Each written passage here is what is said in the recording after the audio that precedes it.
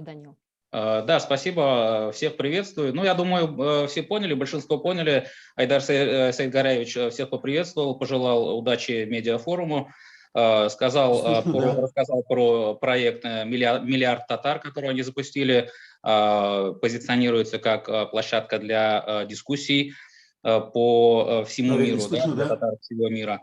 Жан Исеп турында перепись, по поводу переписи сказал, и также ожидается большая работа по такому событию, как тысячелетие принятия ислама в Татарстане. Также планируется много работы. Пожелал всем нам успехов. Ну что ж, благодарим. И следующее слово мы передаем Ринату Накифовичу Валиуллину, постоянному представителю Республики Татарстан в городе Санкт-Петербурге, Ленинградской области, потому что это наш, буду говорить, патрон и наш наставник. Ринат Накифович, вам слово. Зор рахмет, дуслар, шыннан да менә бу безнең инде 3нче форум. Беренчедән, мин зур ярдәмне сиздек менә үзебезнең Татмедиа агентствосыннан. Айдар Саидгараевич, зур рахмәт сезгә. Менә үзегез дә шәхсән монда катнашып, һәм дә шушы матур сүзләрне әйтеп, ул безнең өчен бик мөһим. Чөнки менә 2нче форумны без узган ел башлап җибәрдек, һәм бу инде 3нчесе булды. Безнең узган ел Нур газетасының юбилее иде, һәм шул хөрмәттән без узган форумны шуңа багышладык. Һәм менә шуларның инде нәтиҗәләрен без хәзерге вакытта күрәбез. Үзебезнең шушы регионнардагы татар порталларының җитәкчеләренең ниндидер бер киңәшмә органы буларак, хәзер интернетта менә алар инде эшли башладылар бергә, киңәшләр алып баралар. Һәм бу безнең өчен бик мөһим. Менә шундый зур агентствоның безнең белән бергә булуы безгә яңа этапны башлап җибәргә мөмкинлек булачак. Шуның белән бергә менә Питер татар турында сез инде аны үзегез дә беләсез, сезнең Татмедианың коллегиясе вакытында мин анда чыгышта ясадым, һәм үзебезнең шушы портал турында без әйттек. Һәм менә шунысы бар, шушы портал хәзерге вакытта безнең менә бу үзебезнең округтагы барлык татар оешмаларының бер информацион үзәгенә әйләнеп барды. Һәм шушының нигезендә хәзер безнең бүтән порталларда эшләп киттеләр. Менә хәзерге вакытта хәзер әле ул турында чыгышны ясаячаклар. Файда порталы барлыкка килде, бик матур эшләп киттеләр. Мирас оешмасының порталы барлыкка килде, эшләп киттеләр. Аларның тәҗрибәләре бар, аларда чыгыш ясарлар иншалла. Шуның белән бергә менә үзебезнең монда автономиянең һәм дә инде шуның белән бергә дворянский мирзалар оешмасы Петербургтагы. Менә аларның порталлары эшләп хәзерге вакытта тора. Бу әйтергә кирәктер безнең өчен зур җиңү, чөнки мондай порталлар күбрәк кирәк. Хәзерге интернет чорында без алар белән күбрәк эшләргә тиеш, алар белән мәгълүматларны күбрәк аралатырга. Һәм шуның белән бергә менә безнең алда тора торган максатларыбыз әле бар. Шуларның инде беренчесе мин әйтеп китәсем килә, ул да булса менә шушы информацион үзебезнең татар матбугатының көчен арттыру һәм дә ул безнең тамашачыларга кызыграк форматта аны бирү. Ул менә хәзерге чорда безнең инде үзебезнең даими вәкиллек каршындагы татар журналистлар берләшмәсе дә бик актив эшчәнлекне алып бара һәм үзебезнең порталларда без үзебезнең авторлык статьяларында бирә башладык һәм шуның белән бергә менә шушы порталларның инде Казанда да бүлекчәләр эшләп килә. Ягъни Казандагы хәбәрдәрләрдән дә без үзебез, ягъни каяндыр тартып чыгарып түгел, үзебез язып бирергә тырышабыз. Бу безнең өчен шулай ук ниндидер теге бер информация чыга, аны бөтен кеше бер-берсенә күчереп түгел, үзебезнең автор материалларын без күбрәк бирергә тырышабыз порталда һәм ул безнең 90% контентны хәзерге вакытта алып тора. Менә шуның белән бергә килә, менә үзебезнең булачак зур чаралар турында Айдар Саидгараевич инде әйтеп узды, һәм менә Айдар Саидгараевич сезгә шәхсән дә әйтәсебез килә, безнең киләсе елга алга барса бик зур чара. Ул да булса Лев Николаевич Гумилевның туган көне.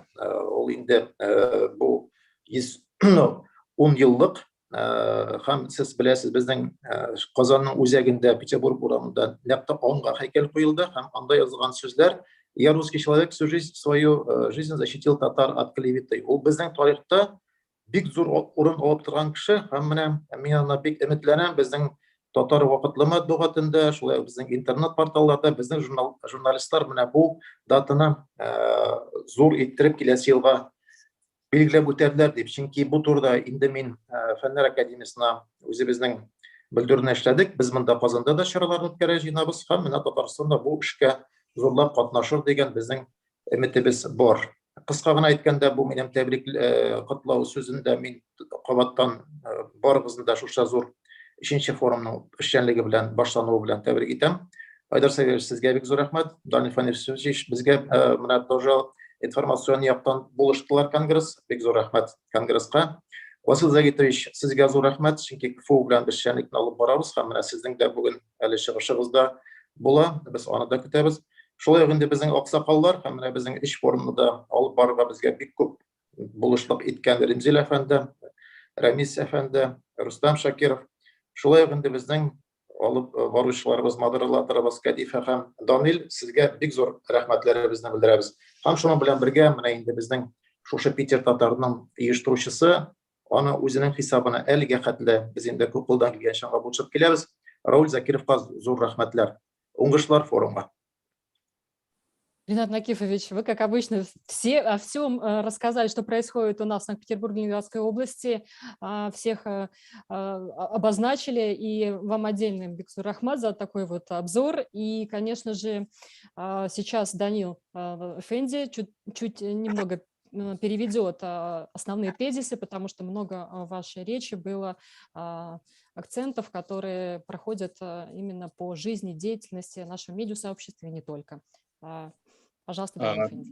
Да, Ренат Накифович поприветствовал всех участников, пожелал форуму успешной работы, напомнил, что первый форум проходил, когда мы отмечали годовщину газеты «Нур», первой татарской газеты, да, и сейчас вот этот третий форум. Он поблагодарил также всех, кто содействует в организации, в частности, Айдар Саидгараевич и агентство «Татмедиа». Рассказал про проекты, которыми они занимаются, Питер Татар. Если Питер Татар — это основной такой портал, то из этого проекта уже, скажем так, вытекло еще несколько проектов. Это Файда, также портал организации Мирас, дворянский портал, Мурзалар портала, что охота увидеть, что это такое.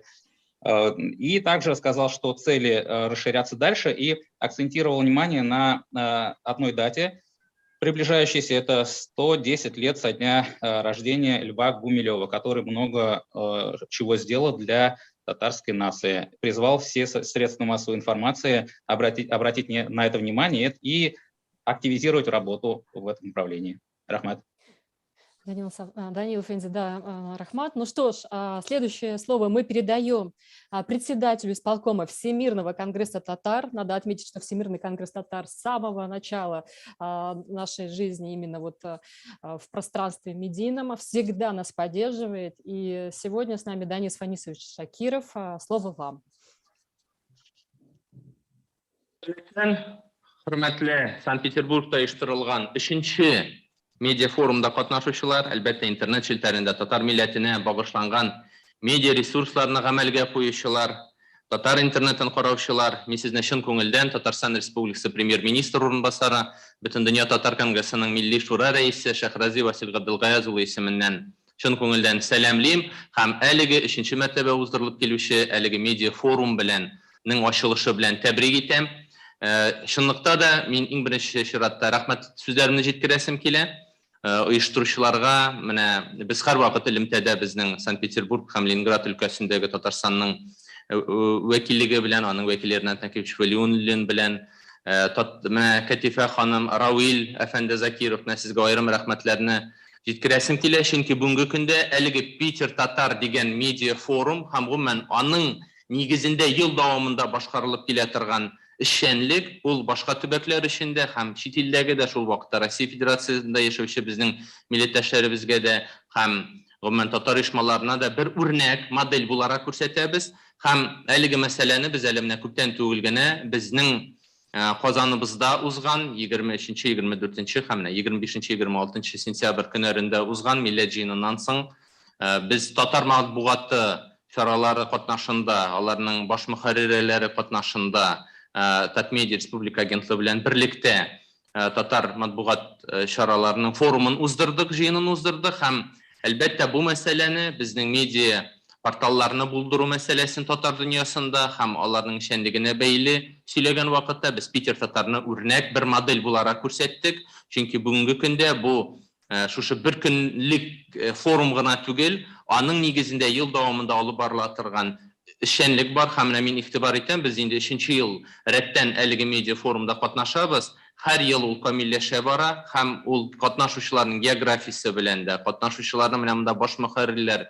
Без ел дәвамында һәрвакыт Дөнья татар конгрессының канаты астында эшләп килүче татар оешмалары җитәкчеләре белән бер рәттән аларның менә шушы медиа мәгълүмат кыру өчен җаваплы булган хезмәткәрләрнең, гомумән менә шушы битараф булмаган кешеләрнең, җитәкчеләрнең менә биредә монда булуы, ул бу Питер татар порталының бүгенге көндә чынлыкта да актуаль мәсьәләләргә аерым басым ясап, уңай хәл итүдә күрсәтүче бер фактор һәм дәлил булып тора.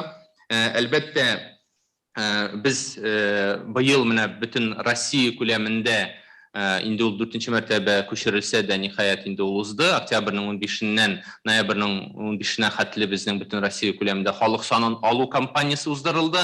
Һәм әлеге бу пандемия шартларында узган халык санын алу кампаниясында да, әлбәттә, интернет киңлекләрендә, социаль челтәрләрдә бөтен дөнья татар конгрессы һәм инде әлбәттә менә безнең Татмедиа республика агентлыгы Татарстан тарафыннан алып барылган эшчәнлек менә ул үзенең уңаягын күрсәтте. Ни өчен? Чөнки инде тәҗрибә бар. Менә һәм бу Питер татар медиа форумы да тәҗрибәле, үзенең интернет киңлекләрендә бер майдан булдырылганын дәлилләгәнгә күрә, без аны шушы халык санын алу вакытында да ул ресурсның, менә мин сезгә әйтер идем, нәтиҗәле эшен файдаландык.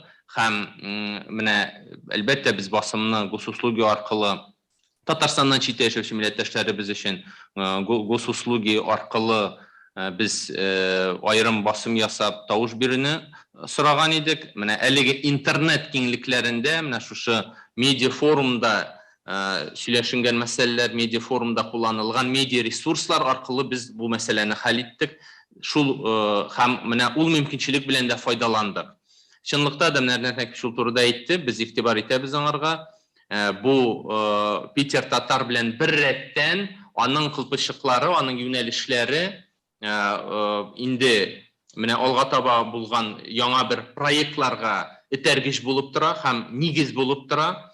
Һәм менә хәтта менә безнең, мин инде танышып алдым, менә бу мәсәлән файда дигән сайтлар белән бер рәттән дә алар барысы да шушы татар милләтенең үсешенә зур өлеш кертүче медиа ресурслар. Иң куркынычы битарафлык булыр иде. Монда һәрбер кеше үзенең менә шушы инициативаны үз кулына алып, әлеге милләткә хезмәт иткәнгә күрә без инде әлбәттә аерым рәхмәтләрне белдерәбез. Әлбәттә, киләсе ел дигән вакытта безнең бөтен дөнья татар конгрессының 30 еллыгы һәм бөтен дөнья татар конгрессының менә чираттагы безнең шулай ук съезды, 5 елга бер тапкыр уза торган съезд узачак. Без аерым менә съездга әзерлек кысаларында да һәм дөнья татар конгрессының 30 еллыгына әзерлек кысаларында да киләсе елны инде дөнья татар конгрессының сайтында безнең игътибар иткәнсездер. Без бергә, безнең көч бердәмлектә дигән шигарны игълан иттек. Әлеге шигар белән без үзебезнең эшчәнлегебезне дәвам итәчәкбез. Һәм әлеге шигарны мин менә әлеге бүгенге көндә менә шушы медиа форумның шигары да дип әйтер идем. Чөнки менә без бергә, безнең көч бердәмлектә, бергә бердәм булган вакытта аның нәтиҗәсе дә булыр. Һәм инде әлбәттә менә тагын бер кабатлыйсым килә, бу бер көнлек кенә форум түгел, ул ел дәвамында системалы рәвештә алып барыла торган бик нәтиҗәле хезмәт башка төбәкләргә, башка татар дөньясын туплар өчен бер интернет челтәренә майданына. Һәм менә әлеге монда күтәреләчәк актуаль мәсьәләләр, әле безнең аерым менә шушы медиа форум азагында үзебезнең бик тәҗрибәле аксакалыбыз, дөнья студиясының баш мөхәррире Ремзи Салих Валиев әле нәтиҗәләрен шушы форумның резолюциясына без үзебезнең тәкъдимнәребезне менә Ремзи Салих җиткерер. Бик зур рәхмәт сезгә. Бергә булыйк, бердәм булыйк. Денис Фанисович, после вашей речи, в общем, когда вы ваш масштаб показали, и Всемирный конгресс татар – это, безусловно, Всемирный конгресс татар, и ваша речь, вот сейчас хотелось бы, чтобы те, кто послушал и не знает татарских, узнали поподробнее через Данила Сафарова, что именно основные тезисы вы нам рассказали. Да, Данис Фанисович всех поприветствовал, также передал приветственные слова Василия Риязовича, председателя Милли-Шура. Сказал, что портал Татар и проекты портала Татар – это хороший пример для других. Также отметил, что на встрече журналистов со всей России также обсуждался этот момент, и портал Татар привели как хороший пример. И упомянул, что это не только годовое, не только мероприятие, которое проходит раз в год, а это полноценная работа на протяжении года, и пожелал всем удачи. Также мы сейчас немножко по таймингу сдвинулись, да, уже начинаем сдвигаться, поэтому просьба также соблюдать тайминг последующих спикеров, и мы будем это все контролировать, да, Катифа, правильно? Да, конечно же. Сейчас я передаю слово заведующей кафедрой национальных и глобальных медиа Высшей школы журналистики и медиакоммуникации Института социально-философских наук и массовых коммуникаций Казанского федерального университета.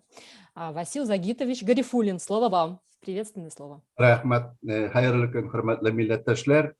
Шунлапта Санкт-Петербургта чыга башлаган Нур газетасы безнең рәсми рәвештә инде иң беренче татар газетасы булып исәпләнә һәм менә 20 ел элек, моннан 20 ел элек, 2001 елда Санкт-Петербург шәһәрендә шушы газетаның чыга башлауына 95 ел тулуга багышланган зур конференция узды. Ул аталды «Национальный семинар на рубеже тысячелетия» дип. Менә бу конференцияга бер төркем инде галимнәр, журналистлар Казаннан да барды һәм бу зур делегацияны Фәрит Харулович Мухаммедшин җитәкләгән иде. Бик кызыклы конференция булды, бик матур сөйләшү булды һәм бу конференция йомгаклары буенча biz инде фәнни җыентыкта чыгардык. Ул менә шундый луч света татарской печати дип аталайды. Ул актуальлеген бүгендә югалтмады әле бу китап. Һәм татар журналистик тарихын өйрәнүчеләр бу китапка мөрәҗәгать итеп торалар. Шуңа күрә инде менә Петербург безнең өчен шушы конференциялар үткәрүдә безнең үткәнебезне барлау мөнәсәбәтеннән дә алга таба ничек дәвам итәргә эшләрне үзенә күрә бер маяк булып калуын дәвам итә. Рәхмәт шушы чараны оештыруыгыз өчен дә. Инде килеп Казан Федераль университеты коллектив исеменнән дә сезне тәбриклисе килә. Бу көннәрдә без 217 еллык бәйрәмебезне университетның нигез салуын билгеләп үттек. 217 еллыкны һәм шунда әйтәсем килә, нәкъ менә Казан университеты татар журналистиканың шишмә башында тора да. Әле 1808 елда хәтерләсәгез дип әйтәм инде, беләсездер, нәкъ менә Казан университеты галимнәре ике телдә, рус һәм татар телендә газеталар чыгара башлауны сорап патша хәзрәтләренә мөрәҗәгать итәләр һәм хәтта рөхсәт тә алалар, ләкин рус телендә генә һәм беренче безнең провинциаль газета нәкъ менә университет галимнәре тарафыннан чыгарыла башлый. Казанский известия дип, менә аның фаразлар буенча инде булырга тиеш була, әлбәттә татарча варианты да, ләкин бу процесс инде 100 елга диярлек сузыла һәм Казан университеты барыбер дә безнең әле алга таба да галимнәр бик күп мөрәҗәгатьләр белән чыгалар.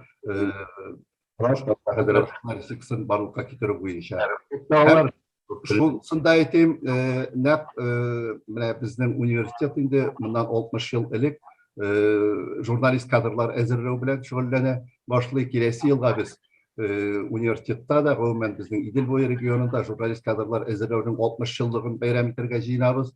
Үзенә күрә зур юбилей һәм бу чараларга да мин сез дә катнашырсыз дип өмет итәм һәм без аны бергәләп виртуаль формада гына түгел, очрашып та әле бәйрәм итәрбез дип өметләнәм. Әлбәттә, кадрлар әзерләү буенча проблемалар күп. Бу инде бердәм дәүләт имтиханнары белән бәйле, бу инде бюджет урыннары кимүе белән бәйле, һәм менә читтәге безнең яшәүче татар төбәкләреннән абитуриентларның азлап килүенең азаю белән дә бәйле ул проблемалар турында бәлки безгә аерым тагын бер сөйләшербез әле. Инде форсаттан файдаланып тагын бер тапкыр менә бүгенге безнең чарабызга мин уңышлар телим һәм алга таба шулай бергә бердәмләшеп, ярдәмләшеп, фикерләшеп яшәсәк иде, аралашсак иде дигән теләктә калам. Рәхмәт. Василий Загитович, тоже бигзур рахмат за вашу речь, за ваши приветственные слова. И мы с вами еще встретимся в нашей рабочей сессии. Я передаю слово Равилю Зуфаровичу Закирову, автору, владельцу и шеф-редактору портала «Питер Татар», благодаря которому, в принципе, сегодня мы и собрались. Равиль Эфенди, вам слово. Харрикеннер, добрый день. Мы рады видеть вас на нашем медиафоруме. В таком формате мы встречаемся уже в 3-й раз, и Zoom-платформа помогает нам объединяться и решать общие вопросы. И наша главная цель сегодня – обсудить актуальные темы в татарском медиасообществе и принять резолюцию. Самый первый петербургский татарский медиафорум состоялся в 2019 году. Он прошел в формате круглого стола. На форуме были представители татарских организаций Петербурга и Ленобласти. Участники встречи обсудили роль татарских СМИ в общественной жизни региона, и по итогам круглого стола был выработан план их развития. Второй медиафорум застал нас в режиме глобального локдауна. Острыми темами были выживание и трансформация традиционных СМИ в новых реалиях. Мы собрали татарских журналистов и блогеров из России, Ближнего Востока и Австралии. И нашей главной целью был поиск ответа на вопрос, как медиатренды влияют на экосистему татарских СМИ. Второй форум собрал 500 просмотров в YouTube и получил много откликов в СМИ. После медиафорума мы провели Zoom-конференцию, посвященную 115-летию выхода первой татарской газеты «Нур». На встрече мы провели ретроспективу татарских периодических печатных изданий и также поговорили о том, что в будущем ждет татарскую периодику. В этом году главной повесткой медиафорума стало развитие региональных татарских онлайн-порталов. Также в этом году отмечается 175-летие со дня рождения Аталы Байзитова. Он был издателем первой татарской газеты «Нур». Поэтому второй блок форума будет посвящен экскурсу к истокам татарской журналистики. В третьем блоке мы поговорим о международных платформах коммуникации, о том, как они взаимодействуют со СМИ и как становятся продюсерскими и пиар-агентствами. Наконец, в четвертом блоке мы послушаем мнение экспертов по главным темам форума и подведем итоги. На этом я заканчиваю свое приветственное слово и передаю управление нашим уважаемым модераторам встречи Катифе Гайнетдиновой и Данилу Сафарову. Желаю вам всем удачи. Рахим Тегес.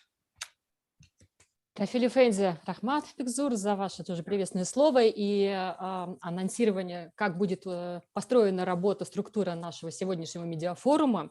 Я же со своей стороны хотела бы обратить внимание ваше, что каждый год мы ставим новые цели и задачи, но не забываем про те моменты, о которых говорили ранее. И, конечно же, когда мы обсуждали блог-среду и стандартные средства массовой информации, и как можем построить между собой взаимодействие, то в целом работа реально в течение года шла. Позже я потом сделаю небольшую тоже ремарку.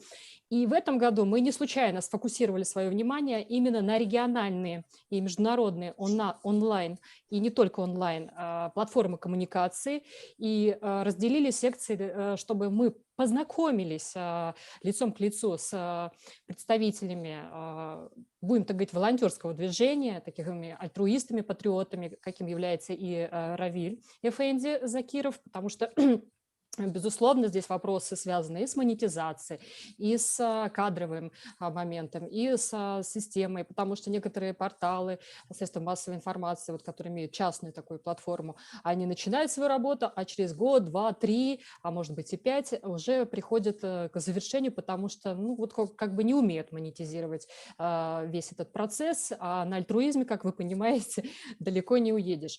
Безусловно, у нас из спикеров здесь есть такие достаточно яркие представители, которые, можно сказать, мастодонты, мэтры в именно в секторе частной журналистики. И мы первым вот сегодня хотели бы послушать, он не онлайн-портал, это радио, о котором все говорят.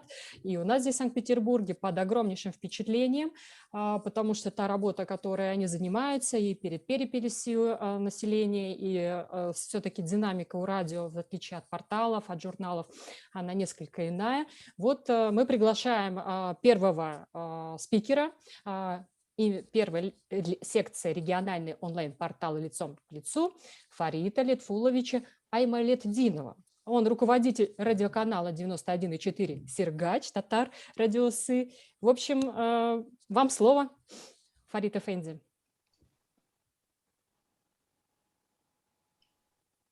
Assalamu alaikum, иштерәмме Валейкум ассалам. Исәнмесез, хөрмәтле кардәшләрем, милләттәшләрем. Бик зур рәхмәт сезгә шундый зур форумда гади авыл малайларын чакырган өчен. Данилга эшен әзәйтим инде, мин рус телендә чыгышымны ясармын. Вакытта бездә кысынкы, шул сәбәпле рус телендә сөйләп үтим. Минем мондагы тәҗрибәмне Түбән Новгород өлкәсендәге радиоканал турында сөйләп үтәмен. Әйтеп үттегез инде, минем исемем Аймалетдинов Фәрид. Без радио белән шөгыльләнәбез. Добрый день, уважаемые участники. Мы всегда говорим о татароязычной среде, что в развитии языка, культуры, нации нужна татароязычная среда. И эта актуальность, она очень большая. Вот. И вспомнить бы про инструменты организации все-таки татароязычной среды. Средства массовой информации занимают большую роль, чтобы эту среду создать. Не нужно, наверное, доказывать, что татарские газеты, татарские средства массовой информации, радиоканалы, интернет-порталы и все остальное необходимы. Вот, и одним из инструментов Нижегородской области по созданию татароязычной среды является радиоканал «Сергач» 91,4, который вещает на всю аудиторию Нижегородской области. Это 40 тысяч татар круглосуточно, 24 часа, 7 дней в неделю. Мы выходим на своем родном татарском языке. Некоторые задают вопрос, историю создания нашего радиоканала. Она очень интересна и, скажем так, драматична. Вот.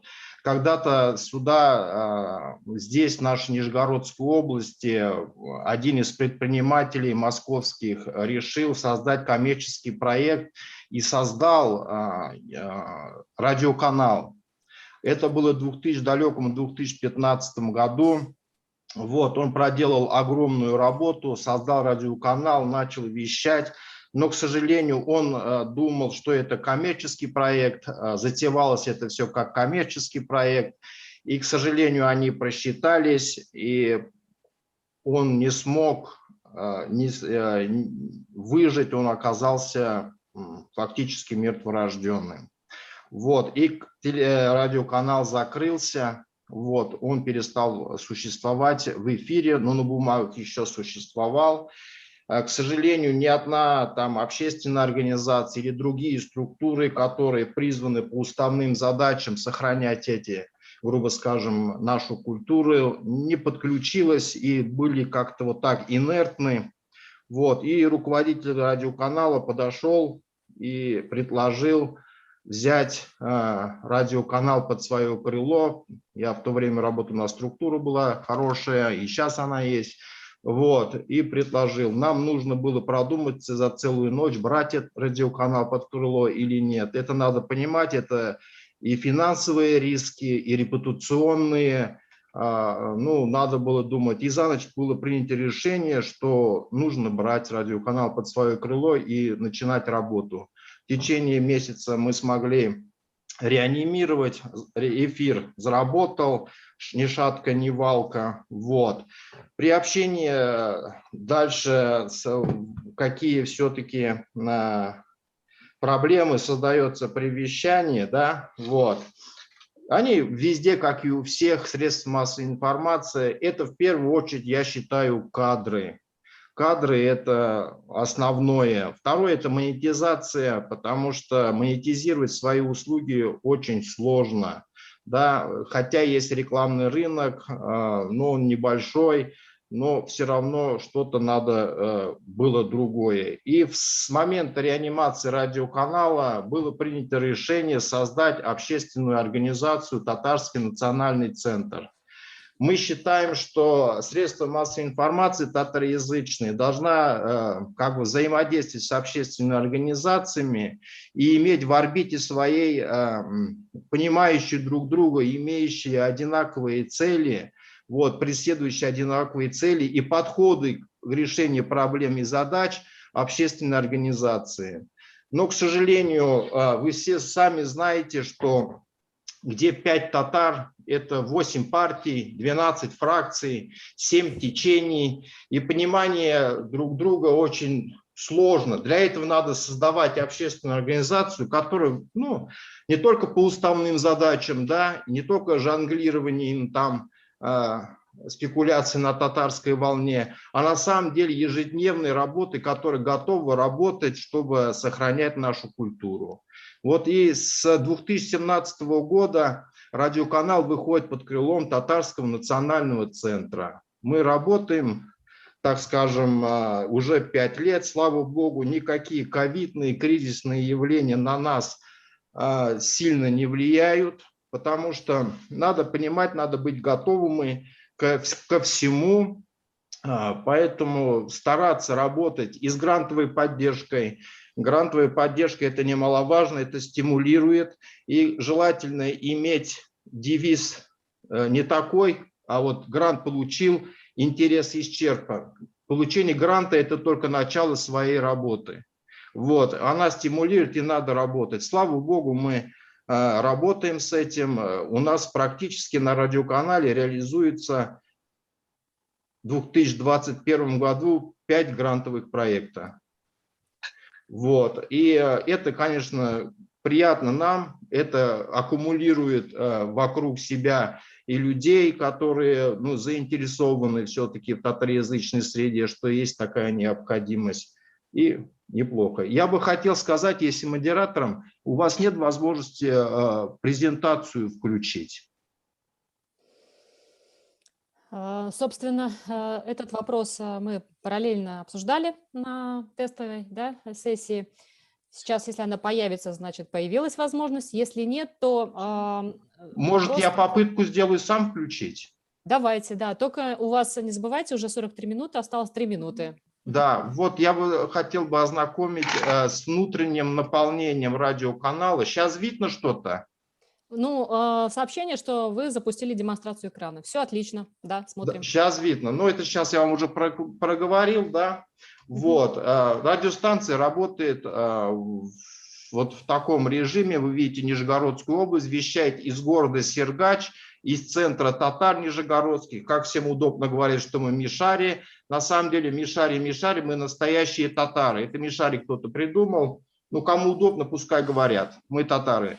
Вот, вот увидите вы сейчас слайд следующий. Ну, мы работаем, у нас своя музыка, у нас собственные программы и местные исполнители. Что удивительно, что исполнители у нас есть и разные. Заметили тенденцию, кто петь умеет, у них денег нет, а кто не умеет, у них есть деньги. Вот такой симбиоз. В итоге мы получаем такие вот музыкальные программы. Вот. Есть новостные выпуски местные, поздравления. Ну и, конечно же, не без этого мы поддерживаем своих коллег. У нас выходят дайджесты местных газет. Мы помогаем с подпиской, интересовались, чтобы люди. Вот. Ну что, это громко сказано, что возможность участия для каждого в реализации проектов, но мы поддерживаем тех людей, которые приходят на радиоканал и говорят: ребята, давайте сделаем вот то-то, то-то, то-то. Ну, бывает из 10 в случае 2-3 мы реализуем на радиоканале. Татарча диктант – это у нас коренная, так скажем, якорный такой проект. Мы текст диктанта диктуем в эфире. Вот. И это получается, что даже в этих ковидных явлениях мы можем писать диктант. Вот тут чуть-чуть наврали, не 673 человека, это старый слайд, поменьше в этом году. В этом году через радиоканал приняли участие 571 человек. Вот. Дальше видно, да, трансляцию-то? Только, Фарид Эфенди, у нас уже времени практически Да, нет. вот. 1 минута, да. Мгм. 1 минута. Ну, заканчивая, вот пролистаем, кто-то кому-то увидит, увидите. Вот. Ну, еще одна из фишек у нас в любое время, независимо от эфира, в 12:20 звучит призыв к полуденной молитве азан. Это уже просто как бы для красоты вот этих материалов. Всем большое спасибо, что пригласили. Но одним из проблем я хотел бы озвучить, что, еще раз повторяюсь, это кадры, подготовка кадров, их у нас нет, они нужны. Мы готовы принимать у себя на стажировку студентов, других, поработать, увидеть, обновиться. И, конечно же, монетизация. И третье, мы собираемся в 2022 году выйти в интернет. В интернете у нас нет, что удивительно. Да, мы постараемся все-таки этот проект реализовать в 2022 году, работать. Спасибо большое. Фарид Литфулович, Рахмат Бекзур, значит, не просто так мы вас поместили в рубрику под слоганом «Онлайн-порталы». Станете тоже вещать, расширяя свою географию и привлекать новых пользователей, слушателей вашего замечательного контента. Мы все презентации выложим на нашем сайте медиафорума, поэтому, конечно же, то, что мы не успели сегодня посмотреть, сможем увидеть, и другие ознакомиться, это уже будет жить на нашем, соответственно, сайте именно медиафорума. Ну что ж, следующее слово я передаю нашему спикеру, который достаточно мощно, серьезно осветит работу на Поволжье. Самара у нас на связи, и Ильяс Гумирович Шакуров, председатель Самарского областного татарского общества Тугантел, учредитель портала и журнала «Самар Татарлары». Вам слово. Помним про хронометраж. Айлекен, хөрмәтле татар халкының пассионар калдыклары. Добрый день, уважаемые, наверное, к сожалению, остатки татарской пассионарности. Раз мы про Гумилев уже вспомнили сегодня, я думаю, что я должен это сказать. Сразу хочу, пользуясь случаем, попросить уважаемого Дани Шакирова все-таки не забыть нас пригласить и Самарское областное татарское общество Тугантел, которому 33-й год уже, и наш медиапортал, который 9-й год работает на благо татарского народа, и журнал, который выходит уже почти 10-й год, все-таки не пригласить на празднование 30-летия Всемирного конгресса татар. Да, потому что как-то в последнее время, с 19-го года, вы начали забывать нас приглашать, и я только хотел поблагодарить в первых строках своего выступления форум Питер-форум, медиафорум Питер-форум, потому что как-то уже мы успокоились здесь, сказали, решили, что мы, в принципе, никому не нужны, кроме администрации президента и представители администрации президента Нижний Новгород, которые звонят иногда, почему какие-то не те вещи печатаем, публикуем на своем сайте. По журналу, слава Аллаху, никаких претензий еще не было, хотя могли бы быть, наверное. И хочу сказать, что если раньше я удивлялся, что действительно какие-то передовые опыты не только в Самарском регионе, но и других, как-то конгресс татарам не замечается и не тиражируется, не прикладываются никакие усилия для их масштабирования, то сейчас, после разговора с их представителем здесь в Самаре, когда он сказал, когда на мой вопрос, почему же он обещал помочь и не помогал с 5-летием журнала, сайта, он сказал, ну я же тебе не мешал. Вы знаете, я сразу не понял смысл его фразы. Но после 2019 года, когда нас перестали приглашать на все мероприятия практически татарского конгресса, я понял, что он имел в виду. Я имени его называть не буду, я думаю, что это не стоит того. Ну вот только успокоили, что будем работать, как работаем, для татарского народа Самарской области, для администрации президента, администрации Самарской области, для себя, в конце концов. Память о своих родителях, маме, которая учила 36 лет татарский язык, преподавал, и память о своем отце. Но мы эту программу сейчас ведем, работаем. Журнал издается, сейчас я презентацию запущу, с вашего разрешения. Да, у вас 2 минуты осталось, Ильяс Эфенди. Дело в том, что, ну вот это, да, пассионарная сила, которая в нас живет, в частных, да, вот порталах и средствах массовой информации. И вы знаете, посмотрим, что у вас там. Я восхищен опытом нижегородцев. У нас тоже был прецедент. Мы собрали практически 3 800 000 рублей, был спонсор, заплатить лицензионный сбор. 1 600 000, 1 500 000 должны были бы заплатить за год работы этой станции. Мы подготовили студию, подготовили кадры. разработали частоту, но нашу частоту отдали «Комсомольской правде», к сожалению, и мы вещать не смогли. Я знаю, какой-то... Мы даже заключили договор с Татар Радиуса о том, что будем с ними сотрудничать. Я специально ездил в Казань. Не случилось. Но наш форум, вернее, наш портал работает очень активно. На него ссылаются. Даже Гульнар Шахи говорила, что 90% событий о жизни татар в Самарской области они черпают из нашего форума, хотя как-то потом перестали замечать. Вот я так быстренько пробегусь по презентации, раз у меня так мало времени. Но еще хочу сказать, мне странно, что не пригласили сюда группы из Facebook. Там очень несколько, десяток, наверное, очень активных пассионарных групп, которые и на благо татарского народа, и во имя прославления татарского народа очень активно работают. Мне кажется, зря их вы не заметили. Но если успеваете прочитывать, вот такой вот наш портал, такой вот наш радио, такой наш журнал. У журнала есть электронная подписка, мы ее разместили в Фейсбуке, в других средствах массовой информации. Кто желает, может подписаться. И еще хочу сказать, к сожалению, наверное, мы об этом много говорили с Уразаем, с господином.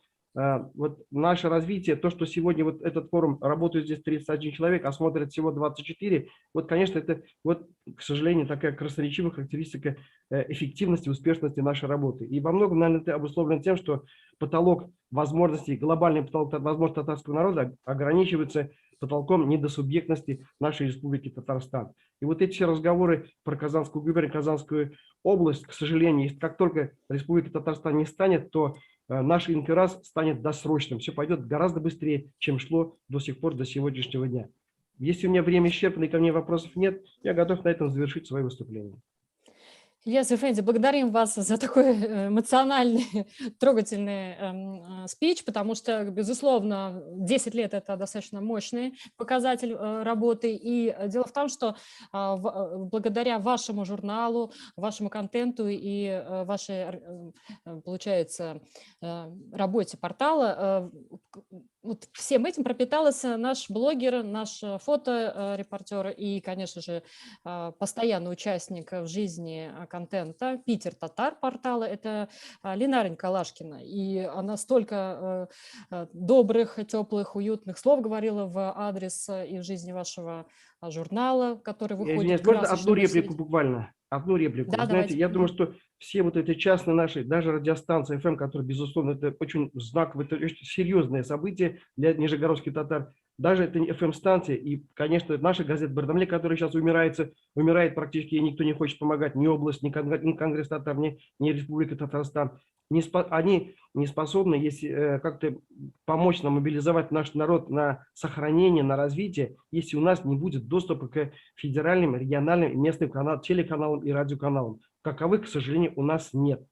Вот это беда. И как преодолеть этот момент на федеральном уровне, через Госдуму, я не знаю. Я не депутат Государственной Думы и не федеральный чиновник. Но без этого все наши вот эти потуги, они, к сожалению, большой роли играть не смогут.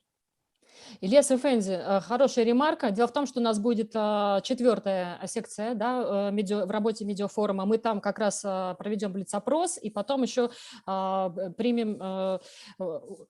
примем вас в свои дискуссии, в закрытые митинги по дальнейшему развитию. Мы сегодня здесь собрались. И еще последняя реплика. Вы знаете, в то же время, конечно, потенциал татар, потенциальных меценатов, спонсоров настолько велик в каждом регионе, что при правильной организации, при правильной их мотивации и стимулировании, я думаю, способны они на больше, чем вот радио Сергач. Но эта работа, к сожалению, тоже вот я толком не вижу, не наблюдаю. Может, я просто не вижу, может, она есть, но я ее не вижу. Ну что ж, благодарим Ильяс Эфенди за выступление. И сейчас я передаю слово нашему уважаемому модератору. Уже практически он стал нам родным по жизни и развитию портала Питер Татар, потому что всегда участвует в наших проектах, нас поддерживает.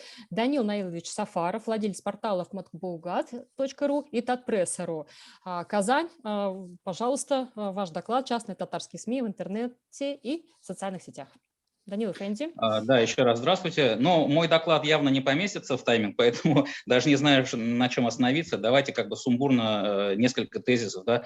Тревожит что? Тревожит то, что в татарском контенте татарча сөйлеймін, наверное, мен лучше, ма? Татар контенттар, татар социаль шелтерлерінде, пабликларда нендейдір мына тематик сегментация yok. Гіл бір темалар турында сөз бара, ол да болса эстрададыр, анда мәдәният, сәнгать, юмор булырга мөмкин, ничектер бір тар даирә. Һәм менә шушы татар контенты ничектер югарырак, киңрәк даирәгә чыга алмый шикелле. Мәсәлән, икътисади контент юк, сәяси юк, юриспруденциялар, анда социаль тематикалар, автомобильләр контенты юк, бизнес ниндидер кейслар юк, туризм юк. Менә русларда булган бик күп контентлар татардан ишендер юк.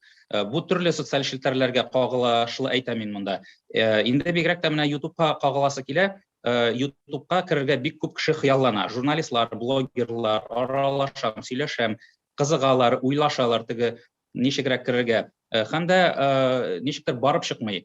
Монда сәбәпләр үзебездә дә булырга мөмкин, алгоритмларда да YouTube'ның, мәсәлән, мин бер YouTube'та мәсәлән бер татар ролигын карыйм, һәм YouTube миңа икенче роликны бирми. Шул ук вакытта, мәсәлән, ниндидер бер машина маркасы турында бер видео карыйм, миңа шундук тагын видеолар тәкъдим итә. Менә татар контентын YouTube үзеннән үзе теге алга этәрми шикелле дигән хис кала. Сездә ничектер алга таба бәлки әйтерсез шул турыда. Һәм дә татар ютуберлар арасында кызыклы проектлар бар. Менә соңгы 1-2 елда бәлки дип әйтергә буладыр инде. Әмма алар бик сирәк. Шулай бит. Һәм дә менә монетизациягә килгәндә килеп чыга шундый әйбер, монетизация кирәк. Монетизацияның гадәттә YouTube'та ике төрлесе бар. Ул YouTube'ның үзенең монетизациясе, төрле баннерлары килеп чыга бит инде YouTube'ны ролигын караганда, һәм дә ниндидер интеграция. Интеграция дигәндә блогер мәсәлән үзенең тапшыруын дип әйтик инде ролигын алып бара, һәм шунда ниндидер реклама бирүче турында сөйләп тә алырга өлгерә. Менә шундый вариантлар татарда мин гомумән күргәнем юк әле. Алар бәлки барлыкка килер, мәсәлән, татар YouTube блогеры нәрсәдер сөйли, һәм шунда ук анда бер банкны рекламалап ала. Бу бик шәп булыр иде, әгәр мондый вариантлар булса. Һәм дә русларда без казып күрәбез, Рунетта дип әйтик инде, профессиональ журналистика менә YouTube'ка да күчә бара. Мәсәлән, редакция каналын карыйбыз, беләбез инде шундый форматтагы каналлар. Телевидениедан мәсәлән журналистлар рус әйтмешли увольняться итәләр дә, YouTube'ка күчәләр. YouTube'та тулы канлы тормыш алып баралар, журналистик тормыш, ниндидер проектлар эшлиләр даими рәвештә, командировкаларга баралар, зарплата түләнәдер аларга, шулай бит. Татарда менә мондый хәл булырга мөмкинме алга таба? Мәсәлән, кемдер телевидениедан китте, анда газетадан, журналдан китте, һәм YouTube'та үзенең проектын алып барып, тулы канлы редакция булып эшләү. Яки YouTube-ка әле андый масса юкмы, татар массасы. Менә шул турыда уйларга иде. Минем моңа әле төгәл җаваплар да юк. Монда күбрәк сораулар, бәлки алдагы чыгышларда сез дә нәрсәдер әйтә алырсыз шул турыда. Кыскача 15:58 булды минем чыгышым. Шулай бит, монда теге чыгышлар буенча күп сөйләр әйбер булган иде. Бер генә әйберне бик кыскача гына әйтәм. Социаль шелтәрләр буенча күзәткәндә, мин үзем өчен менә 3 төрле режим үземә таптым. Шулай бит, беренче режим ул социаль шелтәрләр бара бер представительский форматта гына, теге визитка сыман, менә без шундый оешма, мәсәлән, безнең аккаунт шул. Икенчесе мәгълүмат тарата, мәгълүмати форматта эшли. Һәм өченчесе ниндидер паблик формасында, ниндидер сообщество дип без бит инде русча әйткәндә сообщество булдыра.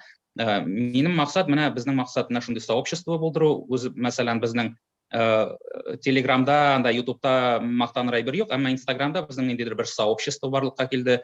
Һәм дә сезгә дә үзегезнең проектларыгызны шул юнәлештә эшләргә киңәш итәм мин. Ниндидер менә шушы аудиторияны җыю, мәгълүмат тарату чарасы итеп кенә түгел, шушы аудиторияны җыеп, анда үзегезнең кызыклы теллегез, үзегезнең яклаучыгыз булганнары, алар үзләре үк тамашачы гына түгел, контент булдыручыга әйләнә. Әлеге аудитория. Рахмәт. Данил Эфенди, да, в общем, как обычно, все очень по существу, в цель, и, конечно, интересно вот эти пересечения, будем так говорить, традиционных средств массовой информации, интернет-сообщества, как социальные сети помогают все это друг другу усиливать, эти потоки, двусторонние движения. Вот предыдущий спикер сказал, что мы зря не пригласили блогеров. В том году мы как раз приглашали блогеров, и вы тоже свидетель, да, были вот этого, будем так говорить, нашего сначала баттл, потом мы уже как бы в союзную такую пришли ситуацию. презентацию. И, в общем, давайте тогда так сделаем. Когда будут итоги, конечно же, хотелось бы послушать и ваши мнения, потому что, в принципе, у вас достаточно такой большой кругозор, и вы видите в масштабе, поэтому следующее слово я уже передаю. Благодарим вас, Данил Эфенди, за участие вот уже в качестве докладчика. А сейчас у нас будет 3 представителя, о которых говорили, в частности, Ринат Накифович Валиуллин, по поводу питерского такого медийного сообщества, потому что, да, общественные организации на фоне их, на платформе их образовываются сайты, порталы, и вот эти инициативы, волонтерские движения, они, конечно же, имеют такую интегральную ситуацию, когда помимо попеть, потанцевать, собраться, еще и происходит такой журналистский формат самореализации. Ну что ж, я передаю слово первому нашему представителю от Санкт-Петербурга, Ленинградской области, руководителю татарского культурного центра «Файда», владельцу портала fayda.polza.ru. Айрат Акдасович Мананов, вам слово. Харликен. Хайрликен, приветствую участников медиафорума. Для меня большая честь выступать сегодня перед вами. Спасибо каждому участнику. В своем выступлении расскажу про деятельность общественной организации и работу интерактивного музея татарского быта в стенах Дома дружбы Ленинградской области. Для начала я хочу почтить память нашего земляка и близкого друга Рустема Хучашева. Он за свою жизнь сумел собрать вокруг себя близких и заинтересованных единомышленников. Мы музей назвали в честь имени Рустема Хучашева. Также мы продолжаем его дело. В настоящее время Файда – это не только музей, это и ансамбль, это и большой медиаресурс. Музей за последнее время обновился, пришли новые участники и активисты. Мы создали новый музей в новом образе, поделили его на 4 зоны. Это спальная комната, сарай, хозяйственный двор и стол для чаепития. Расширился в том числе и творческий коллектив. В стенах нашего дома, естественно, дружбы, проходит очень много мероприятий. Мы собираем большое количество наших активистов, земляков, проводим с ними, так скажем, небольшие встречи в дружественной обстановке, что мы на самом деле и старались добиться, создавая наш музей, нашу организацию. Но ведь татары должны искать способы взаимодействия и знакомства за пределами, в том числе Татарстана. Также мы очень сильно развиваем наши социальные сети, публикуем уникальные материалы на наших ресурсах, проводим встречи, круглые столы. Основной, конечно, большой объем работ нам приходится с коллективом Дома дружбы, так как там располагается большое количество разных национальностей. Практически работа у нас там проходит ежедневно. Особенно хотел отметить за поддержку и большую работу полпреда Республики Татарстан Рината Накифовича Валиуллина. Он объединяет мосты между Домом дружбы Ленинградской области и Комитетом Дома дружбы Ленинградской области. И своим личным участием присутствует в том числе и на фестивалях, и на праздниках. Для нас это действительно большая поддержка. Авторитет татар только усиливается в этом направлении, когда мы среди многонационального коллектива находимся.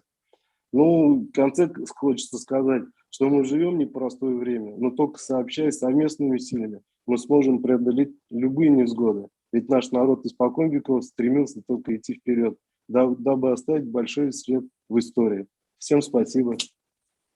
Айрат Эфенди, да, благодарим вас за такую чудесную презентацию. Как будто побыли в вашем чудесном музее. Всегда там время летит, просто не замечаешь, как проходит час, два, три, за чаепитиями, за правильными такими интересными, продуктивными беседами. И отдельно порадовал ваш вид, конечно же, когда вы появились в Тибете. Это, безусловно, вот они, общественники, и это на самом деле тоже информационная мощная волна, которую вы даете через свои музыкальные, просветительские, культурные мероприятия.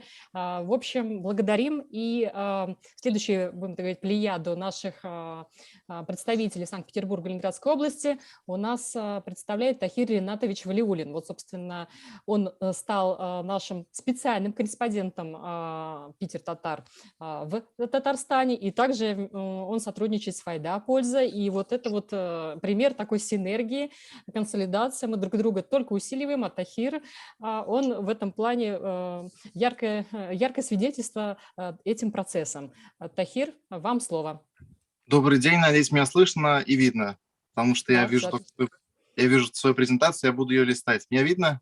Доброго Все дня. отлично, вас видно, да, отлично, Все. благодарим. Доброго дня, участники медиафорума. Сегодня время, так скажем, широко развивающихся цифровых технологий. Важно оставаться в курсе всех происходящих новостей и событий. В настоящее время, когда мы были вынуждены оставаться дома и осуществлять свою работу дистанционно, в положительном ключе показало то, что онлайн-ресурсы порталов помогают не только татарам Санкт-Петербурга оставаться в курсе новостей, но и татарам других регионов видеть актуальную и интересную информацию. Сейчас я являюсь, так скажем, неким мостом между Санкт-Петербургом и Казанью, потому что я получаю образование в КФУ на юридическом факультете, но непосредственно все равно продолжаю активно сотрудничать и вести дела с татарами Санкт-Петербурга. Также мною осуществляется работа по Питер-Татар и Файда. Благодаря тому, что я, так скажем, могу поддерживать контакты с татарами Казани, происходит полноценный живой контакт между двумя регионами. Татары Санкт-Петербурга могут узнавать новости Казани напрямую от меня. Для меня, так скажем, большая честь, что у меня есть такая возможность, что я могу осуществлять такую работу. На портале Питер-Татар у меня существуют и ведутся мои рубрики. Одна из них – это «По миру с Тахиром Валиуллиным». Это одна из самых популярных рубрик, потому что можете посмотреть, она является самой такой актуальной рубрикой. Людям интересно, которые проживают в Санкт-Петербурге, узнавать интересные места в Казани, не только.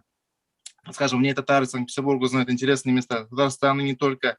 А на сайтах непосредственно Файды публикуются важные интересные посты про нашу культуру, обычаи и традиции. Также, что касается нашего развития в социальных сетях, у нас есть непосредственные чаты на WhatsApp, Телеграме, где татары Санкт-Петербурга могут взаимодействовать с друг другом, делиться полезной информацией. Также у нас в этом году мне лично посчастливилось участвовать в организации татарского молодежного форума. Для меня это была большая честь. Также я воспользовался возможностью и рассказал для большой аудитории про наш портал.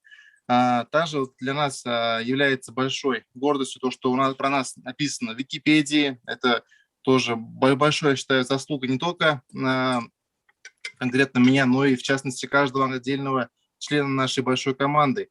Портал организует мероприятия для татар региона и также работает как продюсерский центр. Выпускаем видео, лекции с татарами и о татарах, так скажем, каждую неделю. У нас проходил видео флешмоб Тукай Лингва в апреле. Также непосредственно печально известное событие в школе 175.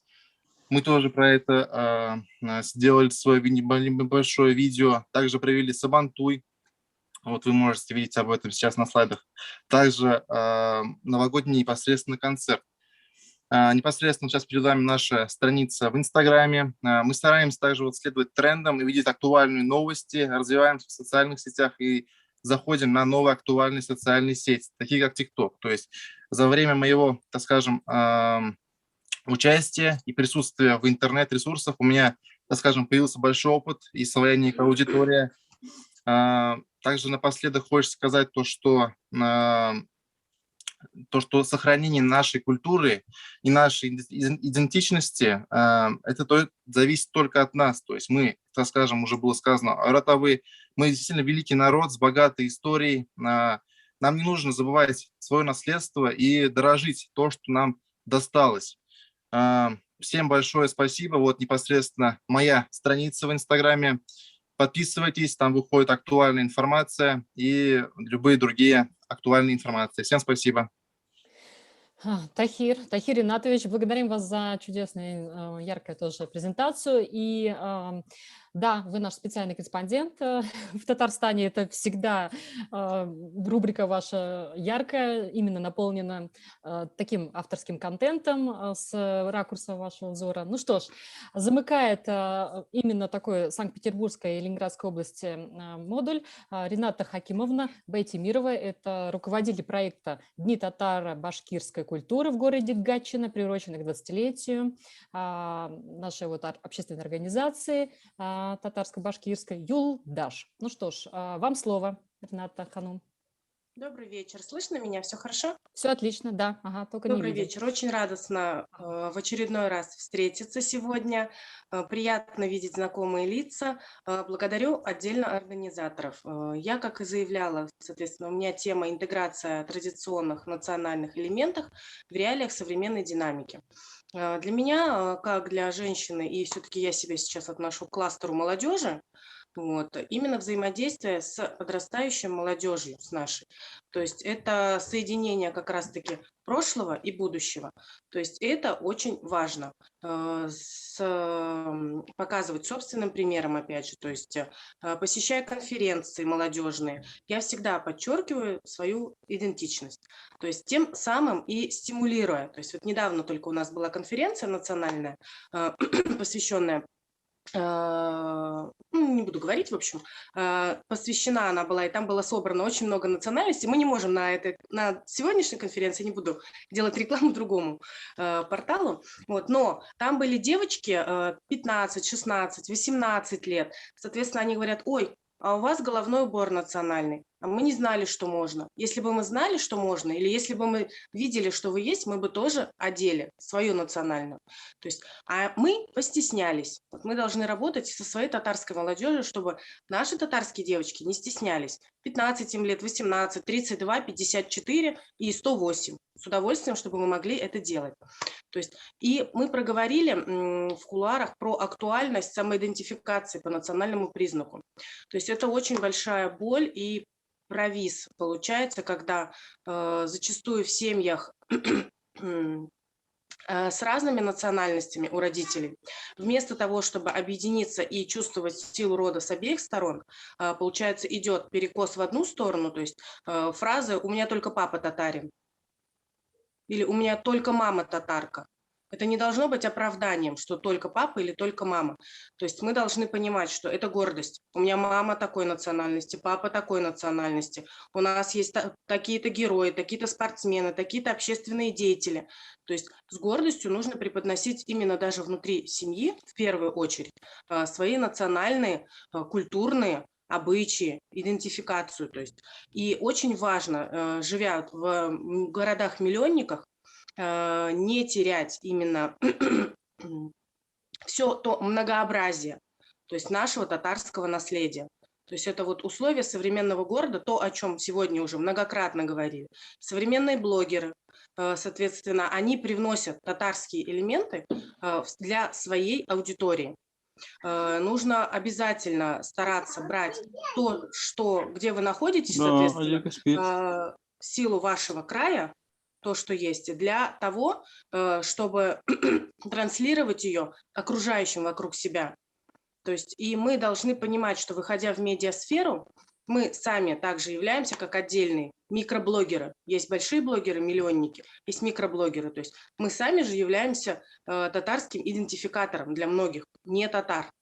И это очень важно. Ну что ж, в принципе, Рената Ханум. это основные вещи, которые вот именно сейчас у меня наболевшие, я их транслирую. То есть понятно, что мы много можем говорить о том, что модно, и шахматы сейчас модно, мы должны говорить о Рашид Гибятовиче Нижмедину. То есть в Голливуде вышел шахматный, там у Netflix фильм про шахматы, у нас есть шахматист, там выйдет про балерину, у нас тоже есть балерина. То есть мы должны стараться брать, актуализировать все вот эти современные тенденции и показывать. Ну, собственно, я тоже за это ратую и стараюсь, когда успеваю. Но сейчас мир очень быстрый и динамичный. Мы должны все вместе успевать. Вот такие у меня чаяния. Благодарю вас большое. Да, Рената Ханум, благодарим тоже за ваш вот образ, потому что когда ты видишь реально национальный, родной, с родными вот этими аксессуарами, колфак на вас, в общем, колфак на вас, безусловно, это только согревает наши души. Здесь почему вас хочу для других спикеров обозначить и для уважаемых экспертов, почему мы пригласили представителей общественности, потому что на нашем портале Питер Татар и у других достаточно много контента, который связан с деятельностью общественных организаций. В принципе, мы им в помощь. Некоторые общественные организации, им не хватает ни ресурса, ни времени, ни бюджетов, там, да, и человеческих кадров для того, чтобы генерировать огромные свои там какие-то сайты и так далее. Кто это делает, это, конечно, огромные молодцы. И так как вы ближе к полю ходите, будем так говорить, да, вот среди всех этих вот сконцентрированных смыслов, то вот Рената Ханум сказала много интересных дополнительных для нас, будем так говорить, предложений, как можно дальше раскрывать ту или иную тематику, чтобы оставаться вот в этом информационном пространстве именно с учетом служения народу и просветительской мысли, и, конечно же, отвечая вот этим вот, будем так говорить, как вы сказали, чаянием, потому что кто-то стесняется и так далее. Не надо ничего стесняться, в этом плане вот, собственно, вы только... Я вас благодарю, что вы пригласили меня. Спасибо огромное. Ну что ж, у нас по Ленинградской области замкнула как раз Рената Ханум, а Санкт-Петербург мы знаменуем выступлением София Камильевна Кичимасова. Она руководитель общественной тоже организации «Татарский культурный центр «Мирас. Наследие». И София Ханум, она наша красавица, в общем, тоже отдельно у них выходят интересные ролики на YouTube-каналах. Вот хотим ее сейчас пригласить к эфиру. София Ханум, Харликион, вам слово. Вас не слышно, но видим презентацию. Так, вот так. Я вот, сначала отлично. тогда Исянисис, Кадерли Дуслар, добрый день. Сейчас тогда я буду делиться все-таки своим экраном, своей презентацией. Добрый день. Ну, Катифа Ханум, конечно, польстила мне. Я руковожу только молодежным направлением в культурном центре «Мирас». И в своем выступлении я хочу рассказать о нашей деятельности, поделиться опытом. Благодарю коллег тоже, что вы делитесь, и организаторов, конечно же, за такую замечательную площадку.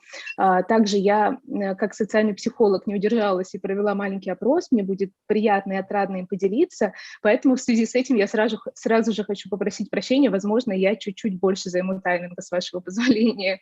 И вопрос, который Катифа Ханум обозначила, мне очень понравился, и мне хотелось бы на него отреагировать. Почему молодежь идет к нам? Учитывая то, что сейчас огромное количество возможностей в Санкт-Петербурге, в мегаполисе, почему молодежь приходит на мероприятия именно с татарским контентом. Итак, про наш культурный центр.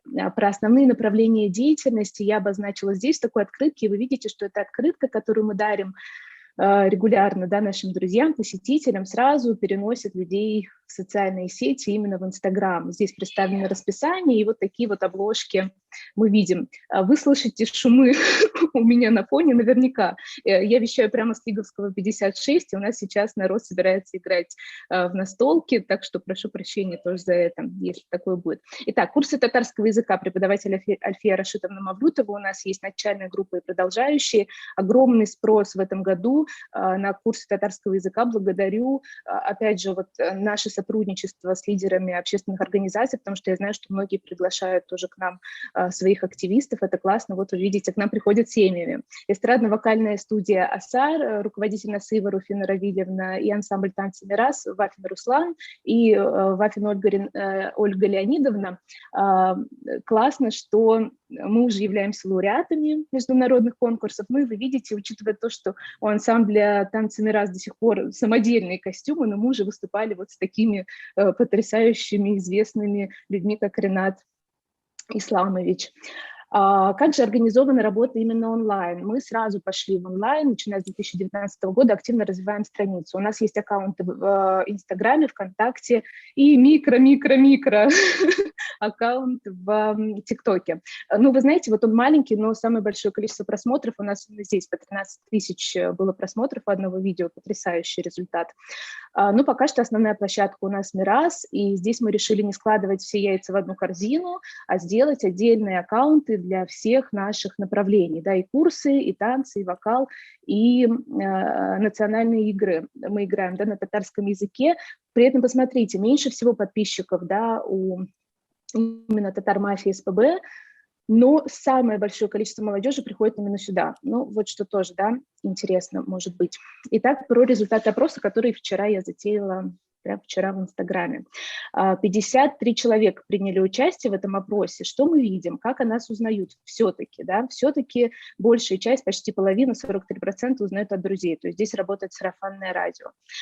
ВКонтакте это 25%, Инстаграм 30%. То есть, в принципе, одинаково. Ну и СМИ вот совсем такая маленькая 2% полосочка. Достаточно, дальше будет интересно. Достаточно ли информации о татарских мероприятиях в Санкт-Петербурге? Достаточно 49%, 46% говорят, что мало, и 5% говорят, что вообще не знают. Ну вот тут очень интересно, потому что, на мой взгляд, информации очень много, и я знаю, какое количество усилий прилагают уважаемые коллеги, друзья, к тому, чтобы у нас, по сравнению с тем же 2017 годом, когда я пришла в общественную татарскую жизнь, сейчас гораздо больше мероприятий, но почему-то люди не всегда о них узнают, получается. Что же нам делать с тем, чтобы все-таки узнавали? Где предпочитают люди общаться? Все-таки здесь неудивительно вживую. Да, почти что половина респондентов нам говорят, хотим видеться вместе, пить чай с печеньками, общаться на татарском.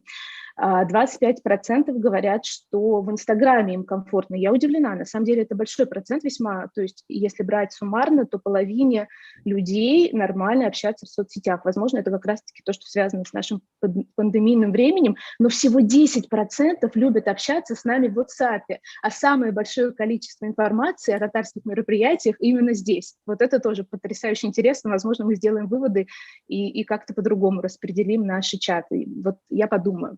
О деятельности каких общественных татарских организаций в Санкт-Петербурге вы знаете. Но здесь, слава богу, всех вспомнили, никого не обидели. То есть здесь есть и Питер-Булары, очень много вспоминают, Ак-Калфак, Файда, Постпредство, Тамга, татарская национальная автономия. Всех вспомнили, но посмотрите, как мало ответов. То есть из 53 человек только 15 ответили, из них 2 не знают никаких больше. Удивительно, да? Но это только наши подписчики, да, вы понимаете, только подписчики страницы СПБ «Мирас».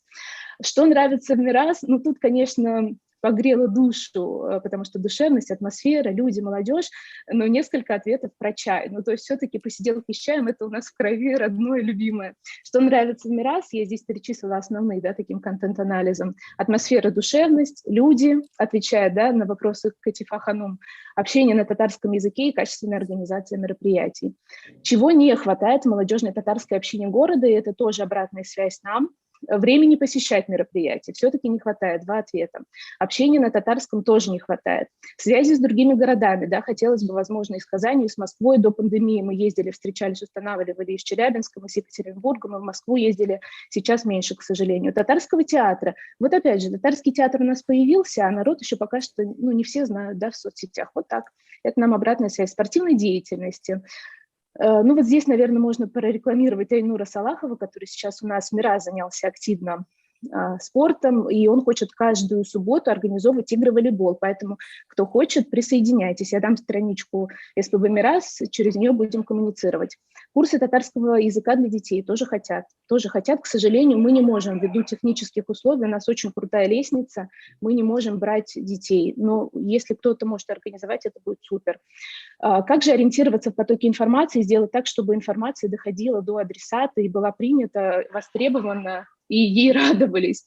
Я здесь все-таки включила это понятие информационного шума, потому что у меня, конечно, как у координатора, да, всей информации, ее очень много и из межнадсферы, и вообще, да, поэтому возникает, конечно же, сложности, когда информация не структурирована, ее слишком много, и вот эта вот перегруженность ведет к тому, что какая-то информация просто пропадает. И уже возникает такой термин, вот здесь ссылка прямо на сайт Роспотребнадзора, как информационная или цифровая гигиена.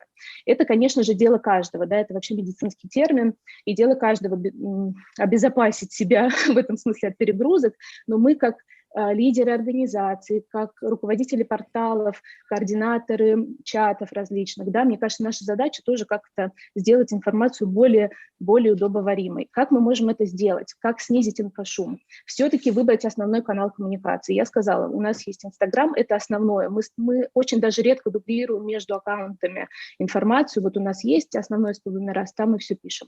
Обозначить правила поведения в сообществе. Это первое, что я сделала, когда открыла чат в WhatsApp. это было 2 с лишним года назад, до сих пор эти правила работают. Я их не повторяю, но те активисты, которые с самого начала, если они видят какой-то лишний спам, они говорят: перестаньте, не надо, пишите в личку.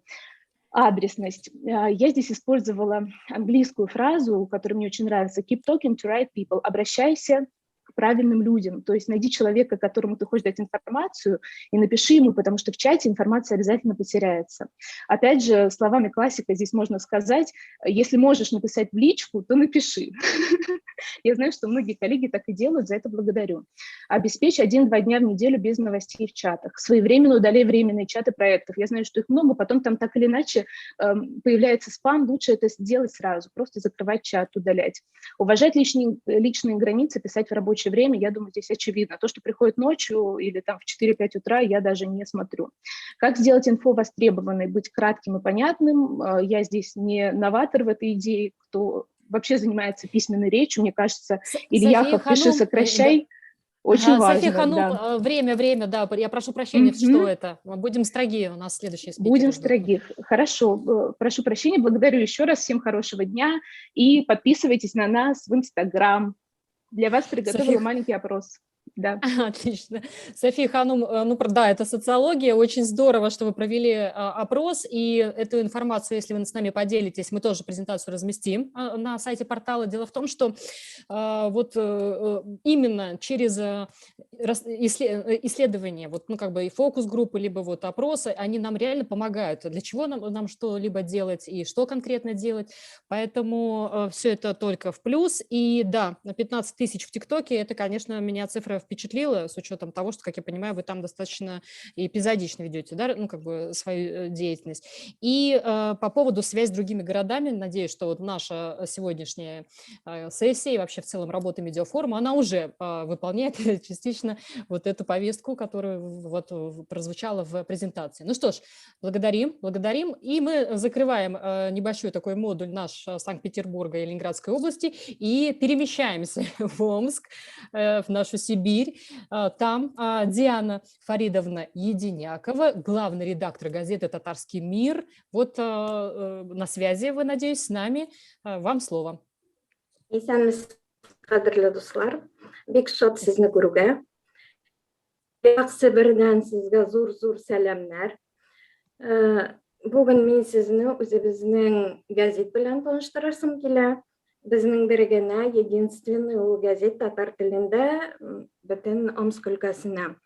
Мында көріп тұрам, шундай біздің газетлер кебек газетлер турында сөйлемейлер. Көбісі портал турында сөйлей, бізде порталлар жоқ. Сібірде, біздің өлкәбізде, Омск өлкәсінде. Шуның үшін біз енді өзіміздің газет турында ғана сізге сөйлеп кеттік, һәм шуны күрсәтеп кетергә телим. Хәзер сезгә демонстрация була. Өзіміздің газет турында. Мына біздің газетіміз. Ол 2003 жылдан басылып келе. Можно, да, на русский перейти? Да, давайте, да. Да, чтобы перевода не было. Вот, мы тоже с гордостью можем представить вам свою единственную газету на сегодняшний день. Это «Татарский мир», «Татар Днясы». Она издается с 2003 года. Воплощен он в жизненные финансы Тамира Алимбаевича Алимбаева, президента корпорации «Енисей», которая также является и председателем национально-культурной автономии городской. И она как бы востребована была, чтобы получать информацию про Татар-Омской области, чтобы люди, так как область большая, чтобы знали, что происходит в каждом районе, и как живут, и чем дышат наши татары. Газета доходит, можно сказать, до каждой татарской семьи, до каждого татарского дома. Вот вы видите наши районы, где проживают татары. Вот, сколько деревень в каждом районе. Газета у нас полностью бесплатная. Сейчас у нас есть замечательное приложение «Безберга». Спасибо Татарстану большое.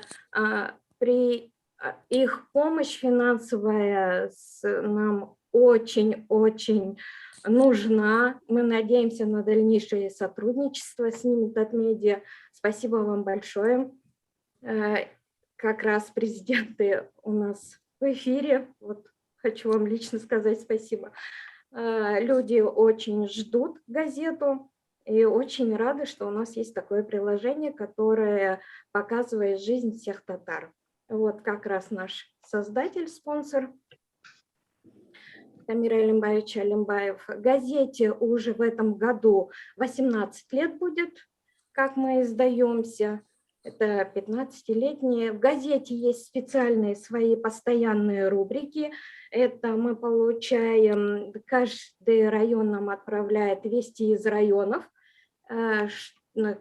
именно татарские центры, что они сделали за этот месяц, какие у них новости, они нам отправляют, и мы их печатаем. Также у нас вот, история, культура, личности. Видите, про каждую деревню мы стараемся показать. Также у нас есть про Великую Отечественную войну рубрика. Также у нас есть Дини Сахифе, где у нас каждый месяц время молитв. Людям очень нужная информация. Они благодаря вот нашей газете узнают время намазов. Вот. И тут же у нас лекции по исламу проходят. И тут анонс конкурсов по Омской области. Вот открытие мечети по области, какие мечети есть. Также у нас конкурсы, что проходят в Омской области, результаты конкурсов, анонсы конкурсов, какие мероприятия. Вот тут у нас дети делятся своей профессией. Вот так мы живем в Омской области, в далекой Сибири. В этом году у нас были краеведы, и для них был немножко шок, как люди живут в Сибири и еще топят дрова, как рассказывали в новостях. Хотя мы топим дрова, но мы не отстаем в татарской культуре. Вот. Диана Ханна, можно вас перебить? Один вопрос буквально, очень важен, мне кажется. Про распространение расскажите, пожалуйста. Я так понимаю, если газета бесплатная, она не по подписке ведь идет, да? Как вы довозите до этих деревень? Каждый район отправляет нам подписку, и мы по почте рассылаем. До каждого дома, до каждого адресата. То есть подписные расходы вы берете на себя, получается, почтовые? Да. Тамир Алимбаевич берет на себя все. До каждого дома бесплатно почтальон приносит газету, что в городе, что в области. Спасибо. Вот. Это единственная наша газета. Вот. Уникальный, конечно, опыт. Да, мы специально ее, включили в программу, опять же, повторюсь, у нас хоть и онлайн, да, порталы, а вы у нас не онлайн. Скажите, пожалуйста, Диана Ханум, а вот насчет вот именно информации, предоставлять ее через интернет, какая-то вот стоит там повестка на следующий год и так далее, рассматриваете ли вы для себя вот эту работу в этом направлении? Да, Тамир Алимбаевич, мы вот благодаря вот таким вот Казани, да, мы ездим на форумы, вот вы нас пригласили. Когда мы ездим, мы узнаем что-то новенькое и стараемся у себя это же тоже как-то сделать. И Тамир Алимбаевич где-то что-то увидит, услышит, он много ездит, он тоже приезжает, Диана говорит, вот люди вот так делают, давай мы тоже попробуем. И мы вот стараемся не отставать от наших соотечественников. Диана Ханум, вас хочется еще послушать, потому что вот та теплота, которая идет от печатного, да, издания, собственно, это уже практически становится такой редкостью, и чувствуется даже через презентацию тепло и сколько любви. Я знаю, что такое печатное вообще издание, как работа построена в тылах внутри, и это колоссальный труд, и сам меценат, это просто, феноменальный такой пример для нашего медиасообщества в целом, и то, что это и частная инициатива, и что есть возможности для развития развития и для стабильности. Все-таки 18 лет – это очень мощный показатель работы период времени. И то, что налажено статмедиа, вот это, вот, ну, как бы вот ваше… Приложение. Да, то, что они вас мощно поддерживают в этом плане. И это вот тоже пример для других порталов, для других, будем так говорить, частных инициатив, что все в нас самих, да, то есть строим коммуникации, общаемся, и в этом плане, может быть, тоже поделитесь, каким образом вам удается держать вот этот вот, будем так говорить, уровень и профессионализм на протяжении почти 20 лет. Вот хочется сказать спасибо. У нас люди, татары, все равно добродушные. Они все равно мы хотим каждый показать частичку тепла, да, что у нас есть, что мы, татары, тоже лучше всех, что мы вторые, даже вот по численности, не хотим не уступать, не отставать. И наши все корреспонденты, которые живут по Омской области, они каждый месяц нам отправляют, все это бесплатно, у нас корректоры, все, журналисты наши, все бесплатно работают во имя вот этой газеты. Все, вот, лишь бы эта газета была, лишь бы Тамир Алимбаевич был с нами. Вот, огромное, вот всем хочу сказать спасибо. Диана Ханум, ну что ж, Таминг, благодарим вас за участие, за презентацию, и замыкает нашу секцию как раз региональную. Да, все, будем на связи. Следующий спикер Фархат Наилевич Фаткуллин, сооснователь татароязычной и тюркоязычной юзер-группы Викимедиа, администратор татарской Википедии, член комиссии при президенте Республики Татарстан по вопросам сохранения и развития татарского языка. И вот как раз Фархат Эфенди нам и расскажет, татары лучше ли, что там с татарской Википедией в целом, является ли это тоже, будем говорить, информационным каналом коммуникации, средством массовой информации. Вот слово вам. Ханым исәнмесез, кадерле катнашучылар, чакыруыгыз өчен зур рәхмәт. Әйдәгез, мин дә үземнең слайдларымны чыгарыйм. Бер-ике башлыйбыз. Алла бирса килеп җитә дип, кемгә кирәк, менә русчада, инглизчәдә копияләре бар.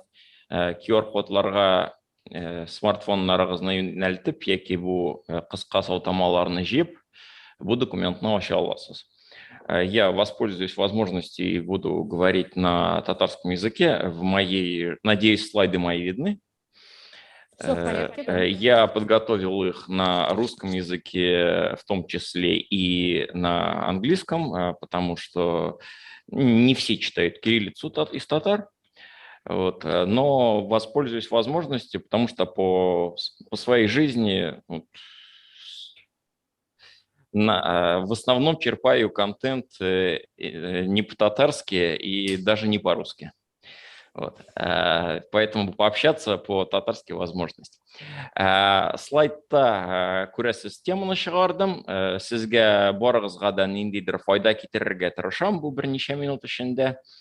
Монда мин сезнең кебек волонтер буларак эшләгән бер җәмгыятьнең вәкиле буларак татарча Википедия исеменнән һәм дә Википедия турында сөйлибез икән, ул Википедия әйтик тышчасы гына, чөнки аның эчендә күп башка медиа проектлар эшләү аркасында ул дөнья интернетының иң әһәмиятле веб-сайтына һәм иң тәэсирле веб-сайтына әйләнгән. Вот, әйтегез, башлыйм. Хыялыбыз, татар телле бүлеге белән эшләүче волонтерларның әйтик хыяллары бар. Аларга ничек ирешү юлларыбызны уйлыйбыз һәм табабыз дип аңлыйм. Чөнки менә бу йолдыз эчендә яшәгән бар проектлар бергәләп бәйле булу аркасында, бер-берсенә ярдәм итү аркасында төрле Google, Siri'лар, Яндексларга татар телен, мәдәниятен һәм татар телле контентын чыгарга ярдәм итә. Сезнең дә бу мөмкинлекләрдән куллануны теләр идек. Нигә? Чөнки Википедия һәм дә менә аның галәмендәге сайтлар теге спасательный круг кебек эшли ала. Хәзер үзегез дә күрәсез, контент күбәя дә күбәя көннән. Димәк, мәгълүматны югалту бик авыр. Һәм дә менә сез тудырган бар контентны, бар белемне, аны бер сайтыгызда гына түгел, бер язып, һәм дә бер башкаларга сүз белән тарату аркылы гына түгел, менә мәңгелектән күренсен өчен аны төрле мәгълүмат базаларына кертү әһәмиятле. Берничә сүз үзебез турында 18 яшь тулды. Бүгенге көндә 300 телдә үсә торган Википедиянын берсе. Менә ай саен 100 актив волонтер нәрсәдер кертә, көнгә 3000дән артык укучылар керә. Күренешләребез, статистикасы бар. Менә монда рус телендә хисап әзерләдем. Менә төп эш мәсьәләгә игътибарыгызны җәлеп итәсем килә. Хәзер аны берәм узарысы була. Иң беренчедән 2030-га барыгызда әзерләнергә тиеш дип саныйм. Чөнки плюс-минус бу вакыт мизгелендә күп теллелек һәм күп мәдәниятлелек безнең бу цифрлы Вавилонда инде чынбарлыкка әйләнә. Бүгенге көндә менә Израильнең дәүләт хезмәтләрен күрәсез. Баш биттә 6 телдә сайлап була. Якын арада тагында бер 3-4 телне күрербез. Европа берлегендә анда 80 тел тирәсендә эшчәнлек бара. Татар теле дә анда керде. Ягъни бер яктан ул безгә мөмкинлек ача, икенче яктан бу туфанда сезнең дә сайтларыгыз шул күп телле булуы сезнең сайтларыгыздан көтеләчәк, сезнең укучыларыгыз аны уртаклашырга теләячәк, һәм дә сезнең сайтларыгызда менә Данил Сафаров әйткәнчә бар мәгълүмат тармаклары булуы көтеләчәк татарча. Яки ул олачак. Икенче яктан инде менә бер тиелгән идем. Муса Җәлил, Габдулла Тукай, Кыл Шариф мәрҗәниләрне онытсак, татар мәдәниятеннән, татар теленнән нәрсә кала дип, менә аның аркасында үз язганнарыгызны мөмкин кадәр төрле мәгълүмат базаларына кертү. Һәм дә иң өченчесе, мөмкинлегегез булса, менә үзе копирайт астында бастыру урынына лицензияләр теге мәгълүматны, бөтен контентны менә ирекле лицензия буенча чыгара алсагыз, әлбәттә аны әйтик, бәлки монетизация ягыннан ул сезгә комачауламаса, менә кайбер аны кулланган сайтлар башка да исемлеге бар. Шуның белән зур рәхмәт сезгә. Иң изге теләкләр татарча язганыгыз өчен, мәдәниятебезне саклаганыгыз өчен изге рәхмәтләр. Фархат Эфенди, конечно, глобальная работа, практически это как государство татарское, вообще, если брать в целом Википедию. И дело в том, что у нас среди экспертов есть представители из Чеченской республики, есть также от азербайджанской диаспоры там за рубежом. И я бы попросила Данила Эфенди сделать вот ключевые, особенно интересно вот в вашем докладе послушать вот перевод по поводу вообще это, вообще в принципе по поводу вот вопроса. Сейчас, минутку. Ну, в общем, то, что Данил Эфенди сам для себя обозначил. Да, спасибо. С работой Фархата Наилевича мы журналисты, да, медийщики Татарстана знакомы давно. Огромную работу он проводит. Спасибо ему. Хан татар шашыгыш ясаган өчен дә бик зур рәхмәт. Вкратце, татарская Википедия существует 18 лет, да, несколько цифр, вообще более 300 языков включается в Википедию, 100 волонтеров участвует, я так понимаю, по татарской части, да, 3500 в день пользователей заходят на сайт. По мнению Фархата Наилевича, это такой спасательный круг, потому что мы живем в условиях такого агрессивного контента, да, множества контента, и Википедия в этом плане несколько спасает нас. Каждый может участвовать, и проект держится на волонтерах.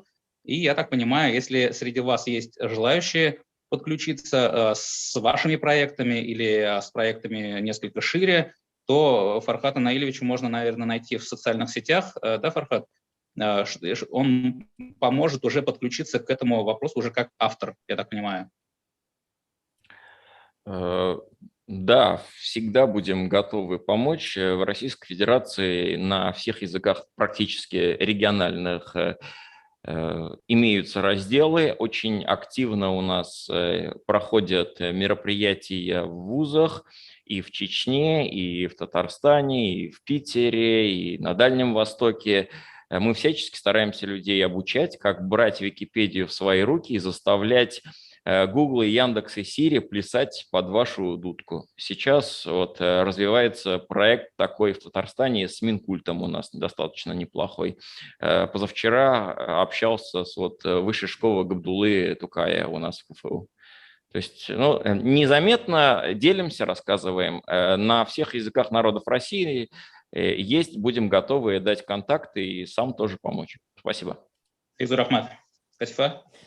Да, благодарю Данила Фенди за комментарий. И Фархат Наилевич у нас был также участником интервью на Питер Татар, вот на YouTube-канале. У нас есть с ним достаточно интересное такое и объемный разговор, где много-много чего дополнительного вы сможете почерпать в дополнение к сегодняшнему выступлению. Уважаемый спикер, который, в принципе, замкнул наш модуль, секцию региональные онлайн-порталы. И мы, конечно же, без истоков куда. Мы хотим сейчас обратить свой взор уже ко второй секции, чуть-чуть не в тайминге, поэтому, пожалуйста, уважаемые участники, будем предельно в этом плане дисциплинированы. Ну что ж, открывает вторую секцию «Экскурс к истокам татарской журналистики» Васил Загитович Гарифуллин, заведующий кафедрой национальных и глобальных медиа Высшей школы журналистики и медиакоммуникации Института социально-философских наук и массовых коммуникаций Казанского федерального университета.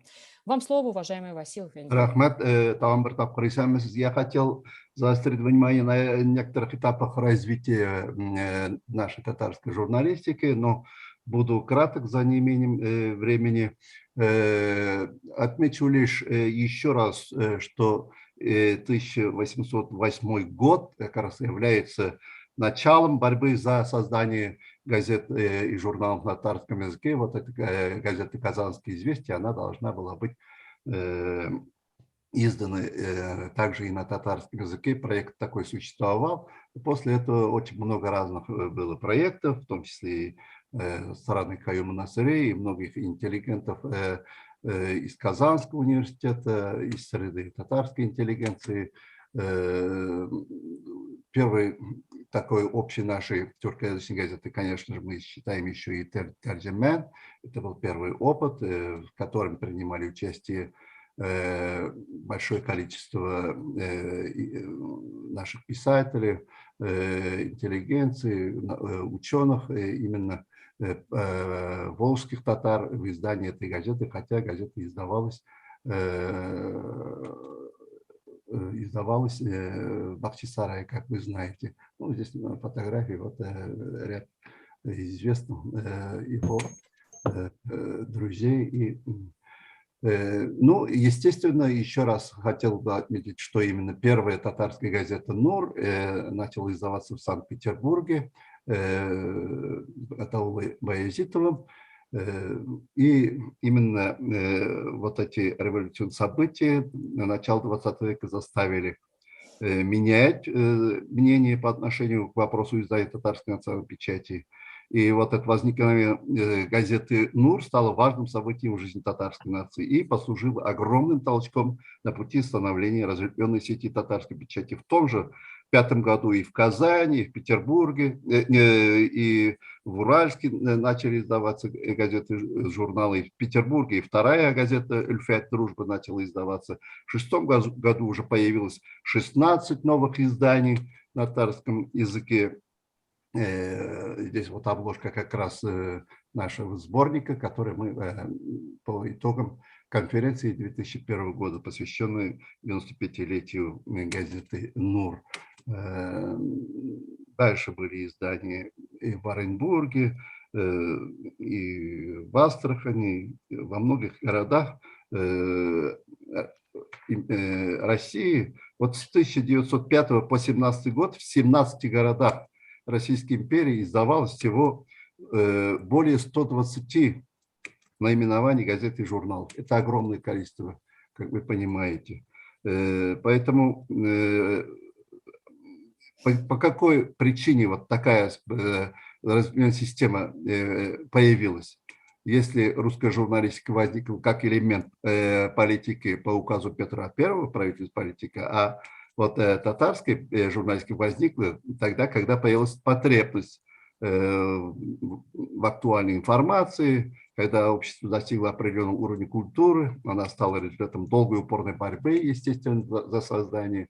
Вот видите, здесь некоторые города, в которых очень активно издавались газеты и журналы дореволюционные на татарском языке. И примечательно, что ни одно из этих изданий не получало государственной поддержки. Издателями и учредителями их стали представители интеллигенции, богатые купцы, промышленники, как, например, вот золотопромышленники, братья Ромеевы. Вы знаете, в Оренбурге они издавали какие издания, да? Ведущие Шура, Вахат и так далее. Вот пример предыдущего оратора вот, из Омска, да? Это очень хороший пример, когда наши коммерсанты, спонсоры как раз поддерживают издание газет и журналов на татарском языке. Этот опыт вот, дореволюционный необходимо, я думаю, в дальнейшем развивать. И ведь у нас в Татарстане имеются богатейшие частные холдинги, акционерные предприятия, за счет которых содержатся, например, спортивные, хоккейные, футбольные, баскетбольные, волейбольные клубы, самые успешные не только в масштабах России, но и мира, с миллиардами долларов вложений. Да, в начале 20 века татарские меценаты не содержали спортивных клубов, но не жалели средств на издание газет, журналов, книг, на содержание крупнейших лидеров своего времени, внося тем самым неоценимый вклад в развитие народа. Этот опыт, конечно же, необходимо и сегодня использовать.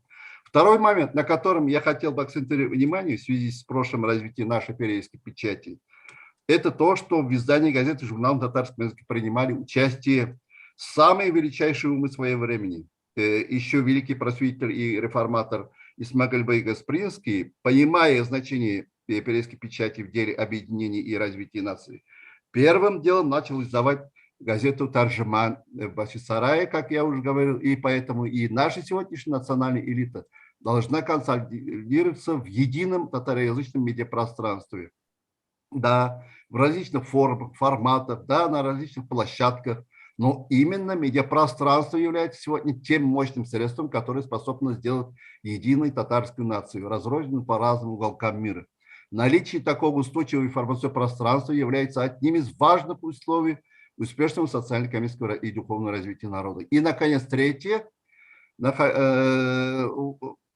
Вот эта богатая история нашей периодической печати, нашей журналистики, все еще ждет своих активных исследователей.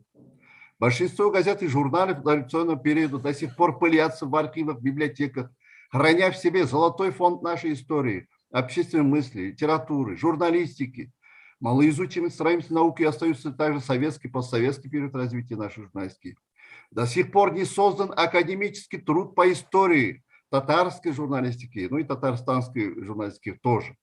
Требует научного осмысления процесса развития средств массовой информации и коммуникации на татарском языке. Поэтому я считаю, что насущной необходимостью становится сегодня создание научного центра по исследованию регионального и национального медиапространства, наподобие тех институтов, которые у нас уже есть сегодня, давно существуют в составе Академии наук Татарстана, например, Институт истории, как вы знаете, Институт энциклопедии, Институт языка, литературы и искусства.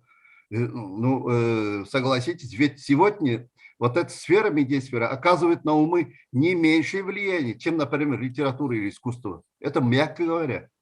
По правде, сегодня все человечество, в том числе и наши соплеменники, живут в окружении огромного потока информации, со всех возможных средств коммуникации.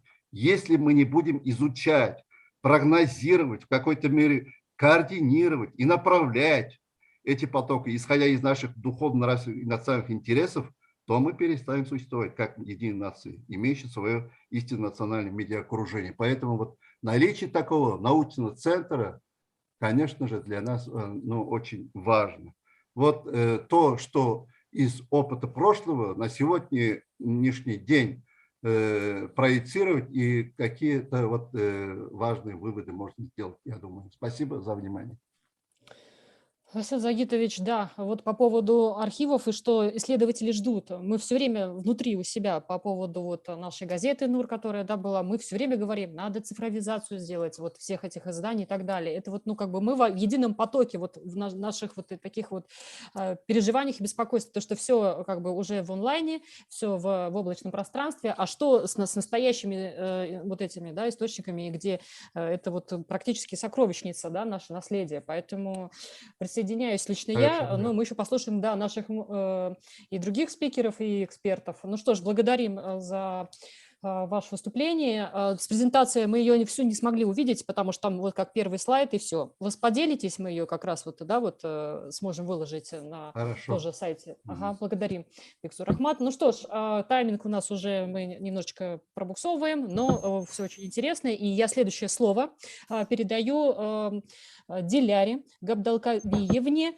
Гимрановой. Она директор мемориального музея Ризаэддина Фахриддина и кандидат филологических наук, заслуженный работник культуры Республики Татарстан. Дело в том, что блок, вот наша секция по экскурсу историческому татарской журналистики, он у нас 50% это на татарском языке и 50% на русском. Мы как бы специально вот это вот продумали, поэтому доклад будет исключительно на татарском языке, и потом Данил Эфенди нам поможет, в общем, ключевой, как обычно, он это делает достаточно экспертно, нам пояснит. Ну что ж, Диляра Ханум, вам слово. Приветствую вас. İzlemişsiniz. Big şarkımız şusunda sizin şakırığınızda.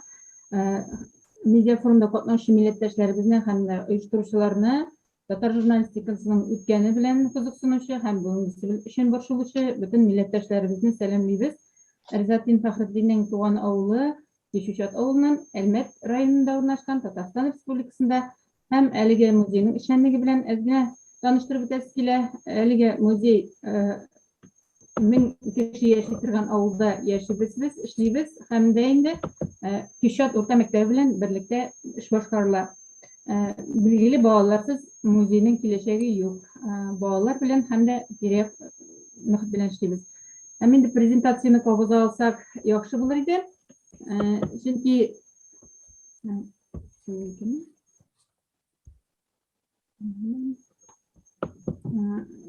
prezentatsiya davamında endi ko'rgan mümkün biz Rizatin Fahriddin'in zatlı sözü bilen başlayıp jiberesi kile kağıt üstünde qolgan isim bitmez ömürdir degan Rizatin Fahriddin.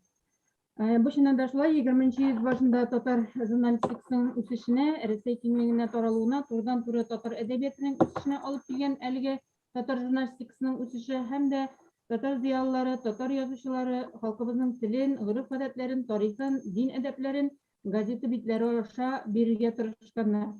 Tatarstan Respublikasının Elmet rayonu Küşat oğlunda ornaşkan Riza Fahriddin Memorial Muzeyinde saklanan turgan tarihi yazmalarının birisi. Ol on jurnal turunda etip tespilgen idi. Көріне ме біздің презентация? Презентацию не видно. Дело в том, что вот я как раз параллельно смотрю, есть ли сайт вот, музея, и тоже не могу найти. Вот этот момент уже как сигнал. Міне оң журнал турында айтып тескілген, çünkü оң журналы 1916 жылдағы басма, ол татар журналистикасының 10 yıllığına bağışlanып шығар.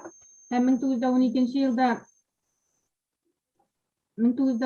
жылда шыға башлаған біздің әлігі оң журналы бірнекадер Нұр журналынан, Нұр газетінен соңырақ қалса да, ол енді әйтіре керек, міне бұл татар журналистикасының тарихына бек басым жасаған. Bu jurnalның мөхәррире без белгәнебезчә Әхмәт Гәрәй Хәсәни белән Фатих Әмирхан, Галимҗан Ибраһимов, Абдулла Тукай һәм башка шундый идеологлар, зыялыларыбызның идея концепциясе нигезендә басылган һәм аның Абдулла Тукай шигыре белән башланып киткәндә исәп торырга кирәк. Без 5нче елны бер көнне уяндык һәм таң белән дип башлап җибәрә ул. Һәм 5нче елның инкыйлаб нәтиҗәсендә миллион арышларны күз уңында тотып язылган юлларда татар журналистикасының тарихына бәйле фикерләр әйтелгән. Инде 16нчы елның 1нче номерлы саны тулысынча татар журналистикасы тарихына багышланган һәм алдагы битләрнең берсендә безгә бик таныш булган 5 шәхеснең фотопортреты урнаштырылган. Менә слайд ачылмагач бик уңайсыз әле, без слайдны ача алмадык бит. Һәм беренче рәттә дин ничектер хәзер башлап яхшы булыр иде.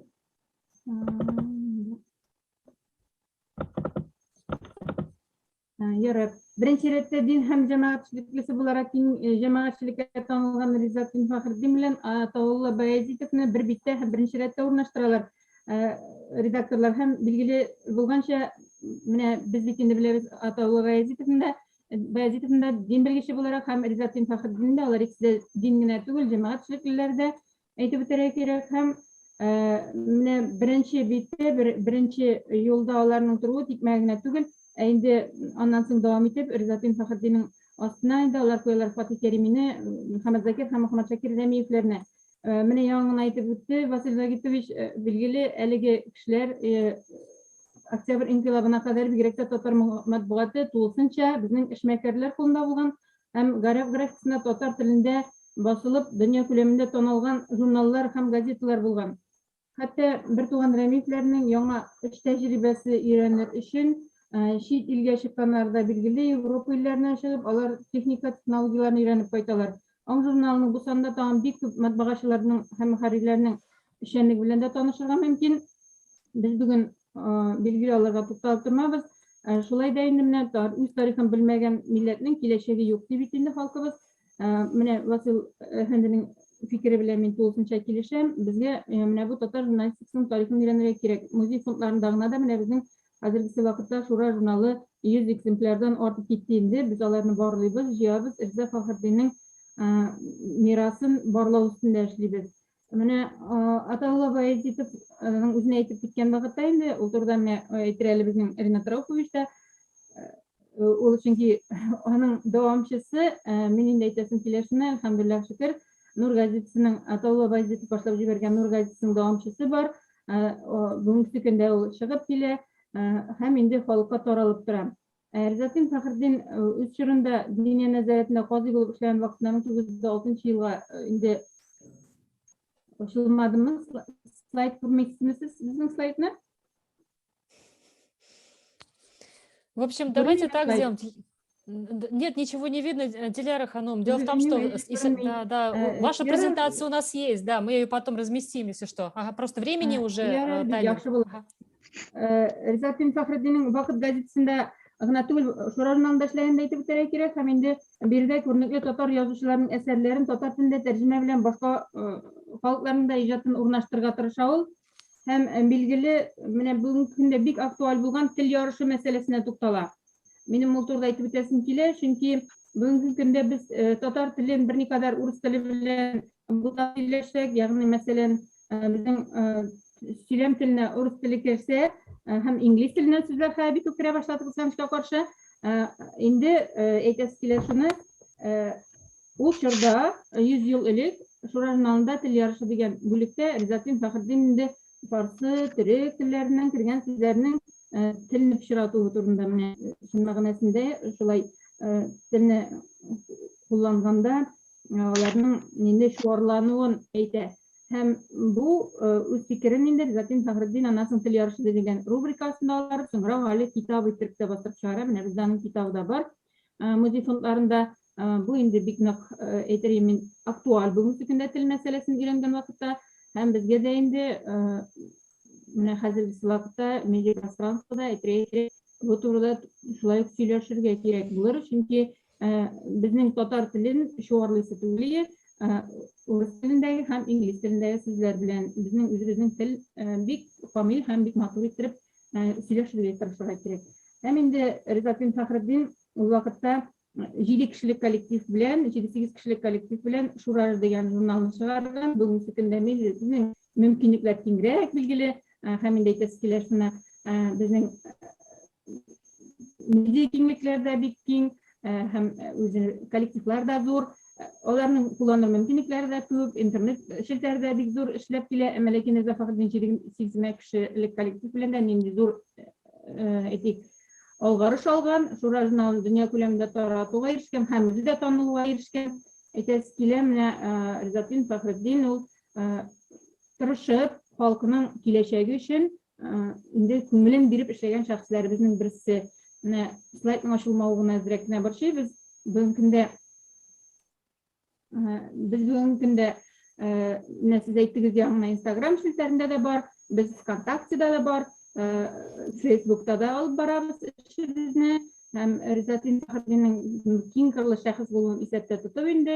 Biz tırışabız, nek şulay din əhliləri bilən də, jurnalistlər bilən də, pedagoglar bilən də, işlərə, oxucular bilən də, müğallimlər bilən də, həm müğallimlər bilən də. Şulu vaqtda indi fondda da tutlarga tırışabız. Bugün gündə bizim kiçkənə Ağul Muzeyi buluna qaramazsan 5000-dən artıq eksponatımız var. Hem Instagram çiltərində biz былтыр гына эшли башлаган идек. Алайда 1000-дән артык инде кешебез бар безнең. Жаңа күрә подписчик битендә язылучыларыбыз. Biz аның белән дә бик шат. ВКонтактеда да шулай 1000-дән артык кешебез бар. Әлхәмдүлилләх, шөкер, конференцияларда катнашабыз, очрашабыз, аралашабыз. Һәм менә сез әйткән бүгенге журналистик проблемаларын һәм дә инде аның тарихын өйрәтеп, халыкка җиткерергә тырышабыз. Менә шул минем әйтәсе килгән сүзем. Һәм Риза Фәхретдин сүз белән башлаган икән, шуның белән тәмамлыйм. Үз динен, үз телен, үз гырыф-гадәтләрен белмәгән халыкны башка кешеләр, милләт кешеләре танымаслар. Шуңа күрә безгә үзебезнең телебезне, үзебезнең динебезне, үзебезнең гырыф-гадәтләребезне сакларга тырышырга кирәк. Рәхмәт сезгә игътибарыгыз өчен. Да, Дилер Ханум, это такая подборка, это практически вот все, что вот мы сейчас слышали, и вот слайды запустились, это фотография комбинационная, это, безусловно, колоссальная работа, и вообще то, что вот вы нам сделали такой подарок, представили, да, такой экскурс по нашим изданиям татарским. Мы, конечно, тоже разместим эту информацию с вашего разрешения, и я благодарю вас за участие в нашем видеофоруме, и попрошу Данила Эфенди сделать небольшой такие ключевые тоже тезисы по выступлению. Да, очень коротко. Диляра Кавиевна, руководитель музея Ризат-дина Фахретдина, находится в селе Кичучат Альметьевского района. 1000 человек в деревне, небольшая деревня, хотя, наверное, уже большая, да, считается, 1000 человек. Она упомянула, что дети тоже участвуют в работе музея, остановилась на деятельности Ризат-дина Фахретдина в журналистской деятельности. Да? У них есть журнал «Ан» 1916 года выпуска. Рассказала про то, что эти издания выпускались меценатами, то, что Василий Закитович тоже сказал. По ходу разговора Катифа Ханым попробовал найти сайт, но сайта не оказалось, но зато есть Инстаграм, который 1500 подписчиков уже имеет, да, это немало для музея. ВКонтакте также представлены. И пока мы разговаривали, вот Фархат из Википедии скинул страницу, оказывается, этот музей есть и в Википедии татарской. Вот. А в самом музее 5000 экземпляров. Я думаю, кому будет интересно, можете найти в Инстаграме, ВКонтакте и вот в Википедии и посмотреть слайд. Спасибо. Да, ну что ж, да, благодарим и передаем слово следующее Ринату Рауфовичу Магдиеву, экс-главный редактор и издатель газеты «Нур Свет» и «Нур Петербург», председатель Санкт-Петербургской татарской общественной организации «Нур Плюс», доктор технических наук, профессор. Итак, Ринат Эфенди, вам слово. Бигзур рахмат, кадрлы дуслар. Говоря о периодической печати, следует сказать о начале. Когда в 1905 году появился НУР, то Тукай почувствовал роль и стихии. На севере сверкнул молниеносный луч. Это подтверждение того, что роль издания, периодического издания.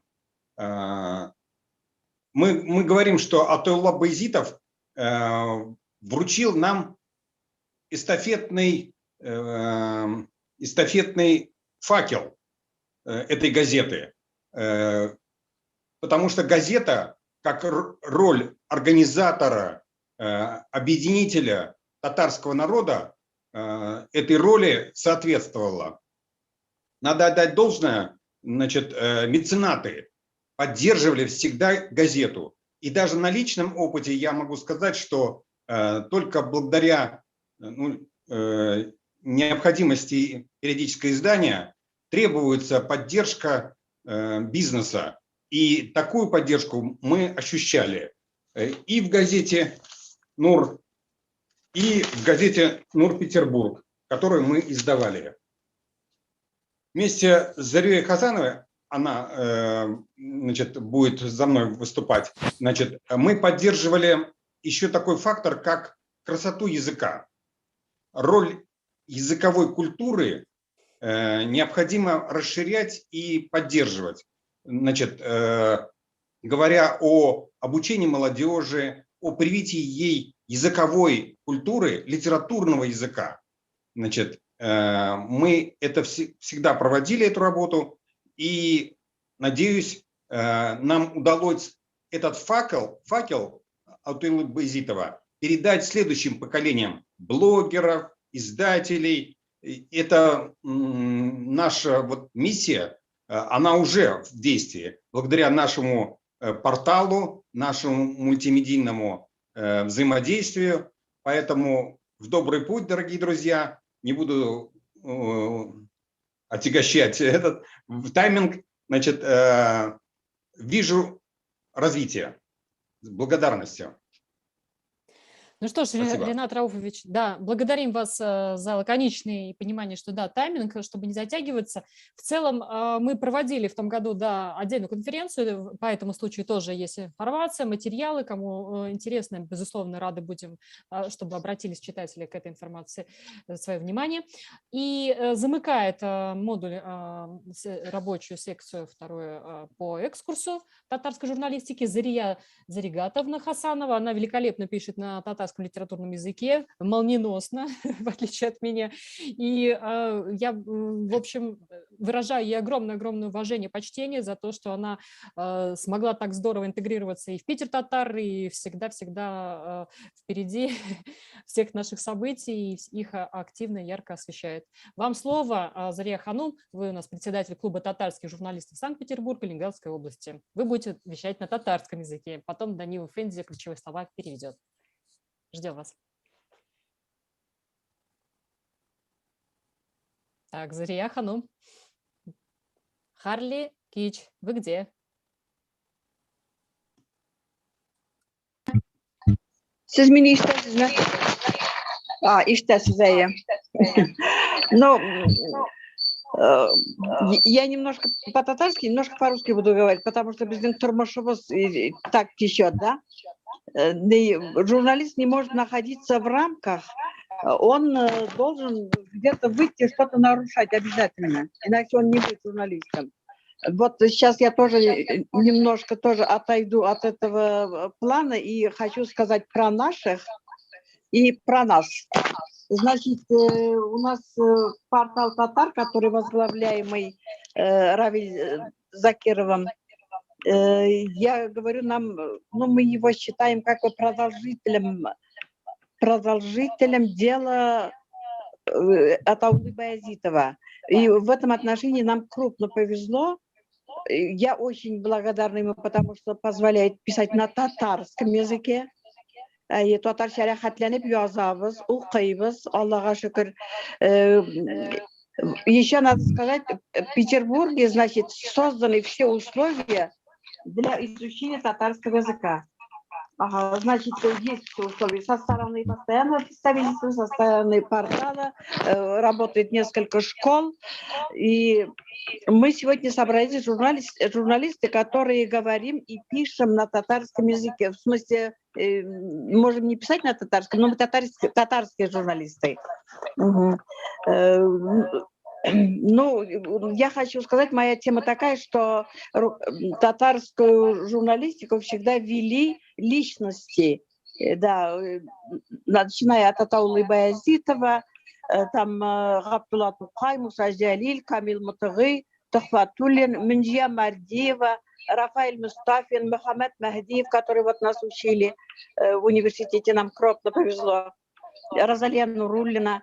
И среди них был такой личность, это Флорид Ахзамов, который из Чикмагорского района, он родом. Я училась у него. И Флорид Ахзамов был родом из Чикмагорского района, и он создал татарскую школу, казанскую татарскую школу. Вот он, да, он был очень скромный человек, очень серьезный человек. В отличие от, например, от лекций там Мухаммеда Магдиева, Рафаэля Мустафина, которые мы слушали с воодушевлением, нам было интересно. Это немножко у него были очень серьезные уроки. Он, значит, в 1959 году поступил в университет и начинает свою журналистскую деятельность в Петросипском районе Татарстана. Ага. По-моему, тут сейчас немножко я отключу один. Да. Я, как сказал, он внес огромную свою работу в подготовку национальных журналистских кадров. Milli kadrlarını ezilöge kutkuş-шала. Я вот помню даже сегодня у него его лицо, битләре, битендәге җыерчыклары, аның бүген дә минем күз алдымда торалар.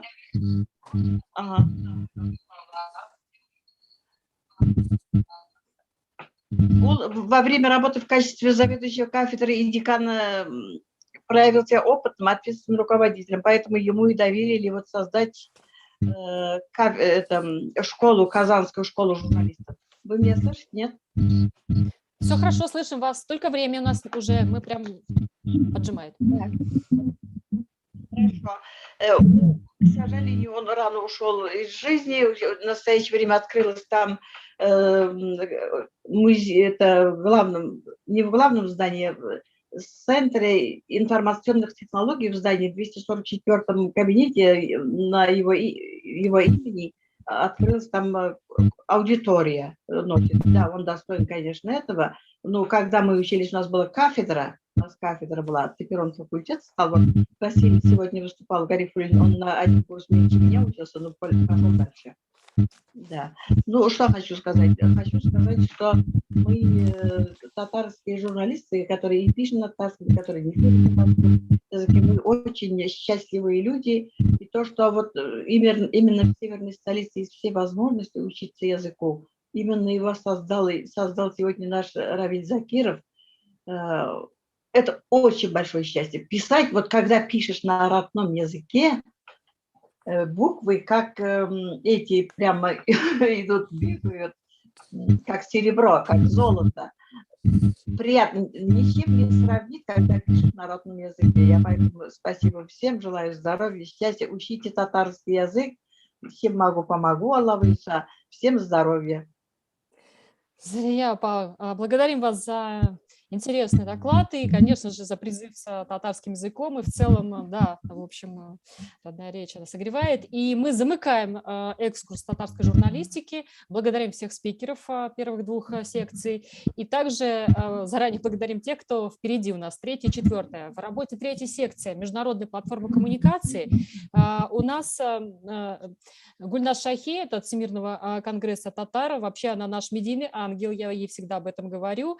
Она достаточно мощный руководитель управления информационной службы и связям по СМИ Всемирного конгресса татар. Вот всем нам передает, как говорится, такой вот медийный журналистский салям. И, конечно же, мы в том году, когда поднимали вопрос взаимодействия именно онлайн, офлайн форматов медийного, да, вот медийных представителей, то она сразу же эту тему поддержала. И сейчас есть результаты, хочу с ими поделиться. Например, газета, которая выходит от Всемирного конгресса татар, Татарлар, вот теперь в колонке пишется информация про нас, про татар Санкт-Петербурга и в целом вот, ну, как бы про портал. Мне от полпредства Республики Татарстан в Санкт-Петербурге, Ленинградской области дали огромную подборку, но я вот хочу показать в целом вот 2021 год, ну, я не знаю, там видно будет, не видно, вот Татарлар, вот газета, вот, собственно, про Санкт-Петербург есть уже как бы колонка, я не знаю, видно, не видно, ну, постараюсь вот так. И отдельно хочу сфокусировать внимание на нашем вот следующем спикере, который открывает эту секцию, Рамиль Хазрат Беляев. Вот Татарлар, вот, собственно, и здесь и про вас, уважаемый Хазрат, информация, татары Финляндии. Соседние, рядом, ближе, чем Москва, Хельсинки, поэтому хочу уже передать эстафету слова Рамилю Фаритовичу Беляеву, имаму мусульманской общины Финляндии, доктору философии. Вот Хельсинки, Финляндия, вы с нами. Бигзор рахмат. Бисмиллахир рахманир рахим. Хайырлы киштер һәр берегезгә. Әгәр мөмкин булса, мин сүземне кыска гына сүземне татар телендә әйтсәм, чөнки без бүген татарлар турында сөйләшәбез һәм мин уйлыйм татар телендә чыгыш ясаса бик уңайлы булыр иде. Иң беренчедән сез чакыруыгыз өчен бик зур рәхмәт, чөнки мондый конференцияда катнашу минем өчен бик горурлык, күп яңа әйберләр өйрәндем һәм монда катнашучылар арасында күп иске дусларымны күрәмен, аларга да һәр берсенә Финляндиядан, Хельсинки шәһәреннән зур сәламлар. Сез һәр берегез инде беләсез, Финляндияда татарларның тарихы 150 ел гайр-рәсми рәвештә дәвам ителә, ләкин рәсми рәвештә 96 ел безнең оешмабыз эшләп килә. Менә шушы рәсми 96 ел эчендә мәхәлләбез байтак зур казанышларга ирешкән. Иң беренчегә телне саклауда. Демәк, телне саклар өчен иң беренчегә менә шул әйттегез бит, иң якын дип сезгә Финляндия, сезнең менә яныгыздагы Зеленогорск, ул бит инде әввәлге Терьёки шәһәре. Менә шул Терьёки шәһәрендә 1900 елларның башында татар теле лагерьлары үткән. Андагы гаиләләрдә бөтен Финляндиядан балалар җыелып, шушында 2 айга бара торган булганнар, диңгез кырларында матур итеп телне, динне өйрәнгәннәр, Закир Кадири, Сания Гыйффәт һәм башка безнең танылган өйрәтмәннәребез, укытучыларыбыз менә шул урынга барып өйрәткәннәр, тырышканнар һәм бүгенге көндә дә анда укыган кешеләребезнең арасыннан яшәүчеләребез бар. Аннардан соң инде Финляндия мустақил булгач, үзенең бәйсезлегенә ирешкәч, шулай ук телне һәм динне саклауына түгел, үстерү мәсьәләсе күз алдында тотылган. Димәк, ничегрәк динне үстерергә, ничегрәк халыкны дингә активлаштырырга, татар телен ничегрәк яшәтергә дигән фикерләр белән уйлаганнар. Менә шул фикердән һәм Муса Бигиевның тәклифе белән 1948 елдан башлап 1969 елга кадәр Хельсинкида татар мәктәбе эшләп килгән. Ул башлангыч татар мәктәбе, анда 1 һәм 4 сыйныфлар арасында шәкертләр белем алганнар. Инде шушы 4 ел белем алганнан соң татар теле буенча, димәк ул вакытта татар теле әйтелмәгән, ул төрек теле әйтелгән, чөнки хәзер генә сугыш булган Советлар Союзы белән, шуннарга күрә анда инде күрәсез, димәк курку булган татар сүзен кулланырга. Ләкин төрек булса да ул татар булган. Менә шушы татар телен өйрәнеп, динне өйрәнеп, аннан соң инде фин мәктәпләрендә үзенең укуларын дәвам иткәннәр. Һәм шуннан соң мәктәп ябылганнан соң инде безнең укытуларыбыз мәхәлләдә курса рәвешендә дәвам ителгән һәм бүгенге көндә дә дәвам ителеп килә. Димәк, без телебезне һәм динебезне өйрәтергә, балаларыбызга күндерергә тырышабыз аны. Әлбәттә, еңел мәсьәлә түгел, һәр берегез аңлыйсыз аны, чөнки дөнья бик нык итеп үзгәрә, бик нык алынга табан бара. Социаль медиалар бик үсеп киләләр һәм гомумән кечкенә телләргә, милләтләргә караш, 7 миллион кешене бик кечкенә дип санамыйм, ләкин әгәр дөнья күләмендә карасак, зур дәүләтләр белән инглиз культурасы булсын, рус культурасы, Китай культурасын әгәр чагыштырсаң, әлбәттә без бик кечкенә бер милләт булып калабыз алар янында. Менә мондый әйберләргә хәтта татарларның үзләренең дә мөнәсәбәтләре үзгәрә бара. Менә шуннан күрә бүгенге көндә безнең аңлыбызда бик зур мәсьәләләр тора. Мин сүземне бик озын әйтмичә кенә теләр идем тагын да ике мәсьәләгә игътибар бирергә. Беренчесе менә бу пандемия килде һәм пандемияның да зур безнең өчен уңай ягы да булды. Әлбәттә бик зур зарар китерде. Монда безнең шикелле кечерәк мәхәлләләрдә без ничектер үзебезнең динебезне һәм телебезне җанландырып яшәргә тиеш. Чөнки мәчетебез ябылган килеш мәдәни безнең чараларыбыз була алмаган вакытында без тиешле ничектер аны җанландырырга. Менә шуңа күрә без интернетны кулландык. Иң беренчегә җума намазларын интернет аша укыта башладык. Ул вакытта әле безнең күз алдыбызда торды сорау. Демәк, ул кануни яктан дөресме, юкмы? Төркиягә карасак, Төркиядә аны эшләмәделәр. Араб илләрендә әлбәттә эшләмәделәр, ләкин Мәскәү һәм башка безнең татар мәчетләрендә андый мөмкинлек булган өчен бездә менә татар мәчетебездә бердән-бер Финляндиядәге бердән-бер мәчет, татар мәчете онлайн җума намазын үткәрде. Аннан соң безнең онлайн чәй кичәләребез булды, төрле конференциялар онлайн үткәрдек. Димәк, шуңа күрә бу пандемияның безнең мәхәлләбезнең тормышында уңай ягы да булды дип әйтәсем килә. Димәк, шуңа күрә юкка гына булмагандыр мондый үзгәрешләр. Инде киләчәккә караган вакытында минем ике бер нәрсәгә нык шундый бер басым ясасым килә. Иң беренчегә ничектер безгә татарларга бүгенге секендә вакыт буенча яшәргә. Чөнки әгәр дә без бөтен татар мәдәниятен карасак, бүгенге секендәге без әле дөньядан артка калган кызганычка каршы. Чөнки безнең яңа платформалар, яңа уй фикер белән, яңа методлар белән үзебезнең мәдәниятебезне үстереп алынга табан барасы иде. Аннан соң икенче әйбер нәрсә һәр вакыт ишеткән вакытында бераз калакка тия, ул әйбер шундый. Күп чыгышларда әйтәләр, без үзебезнең мәдәниятебезне, гореф-гадәтләребезне, динебезне сакларга тиеш. Сакларга тиеш булган әйбер ул аңлата бетә дигән сүзне. Ул югала торган дигән сүзне аңлата. Әгәр дә без дөрестән дә аның җанлануын, яшәвен теләсәк, безгә кирәк әйтергә, безгә аны үстерергә диеп. Димәк, без үзебезнең гореф-гадәтебезне тиешле үстерергә, мәдәниятебезне үстерергә, димәк, әвәлге булганнарны онытмыйчак, бүгенге секендә тагын да анарга арттырып, аны җанлы бүгенге секен рәвешендә яшьләребезгә тәкъдим итәргә. Шул вакытта без әлбәттә уңышка ирешәчәкбез һәм киләчәк буыннарыбыз да татар, мөселман булып калачак. Менә бу кыскача гына сезгә бүген әйтәсе сүзләрем иде. Һәр берегезгә саулык, сәламәтлек телим. Исән сау булыгыз, үзегезне саклагыз һәм Аллаһ Тәгалә җөмләбезгә саулыкта күрешергә насыйп әйләсен. Хәерле кичләр.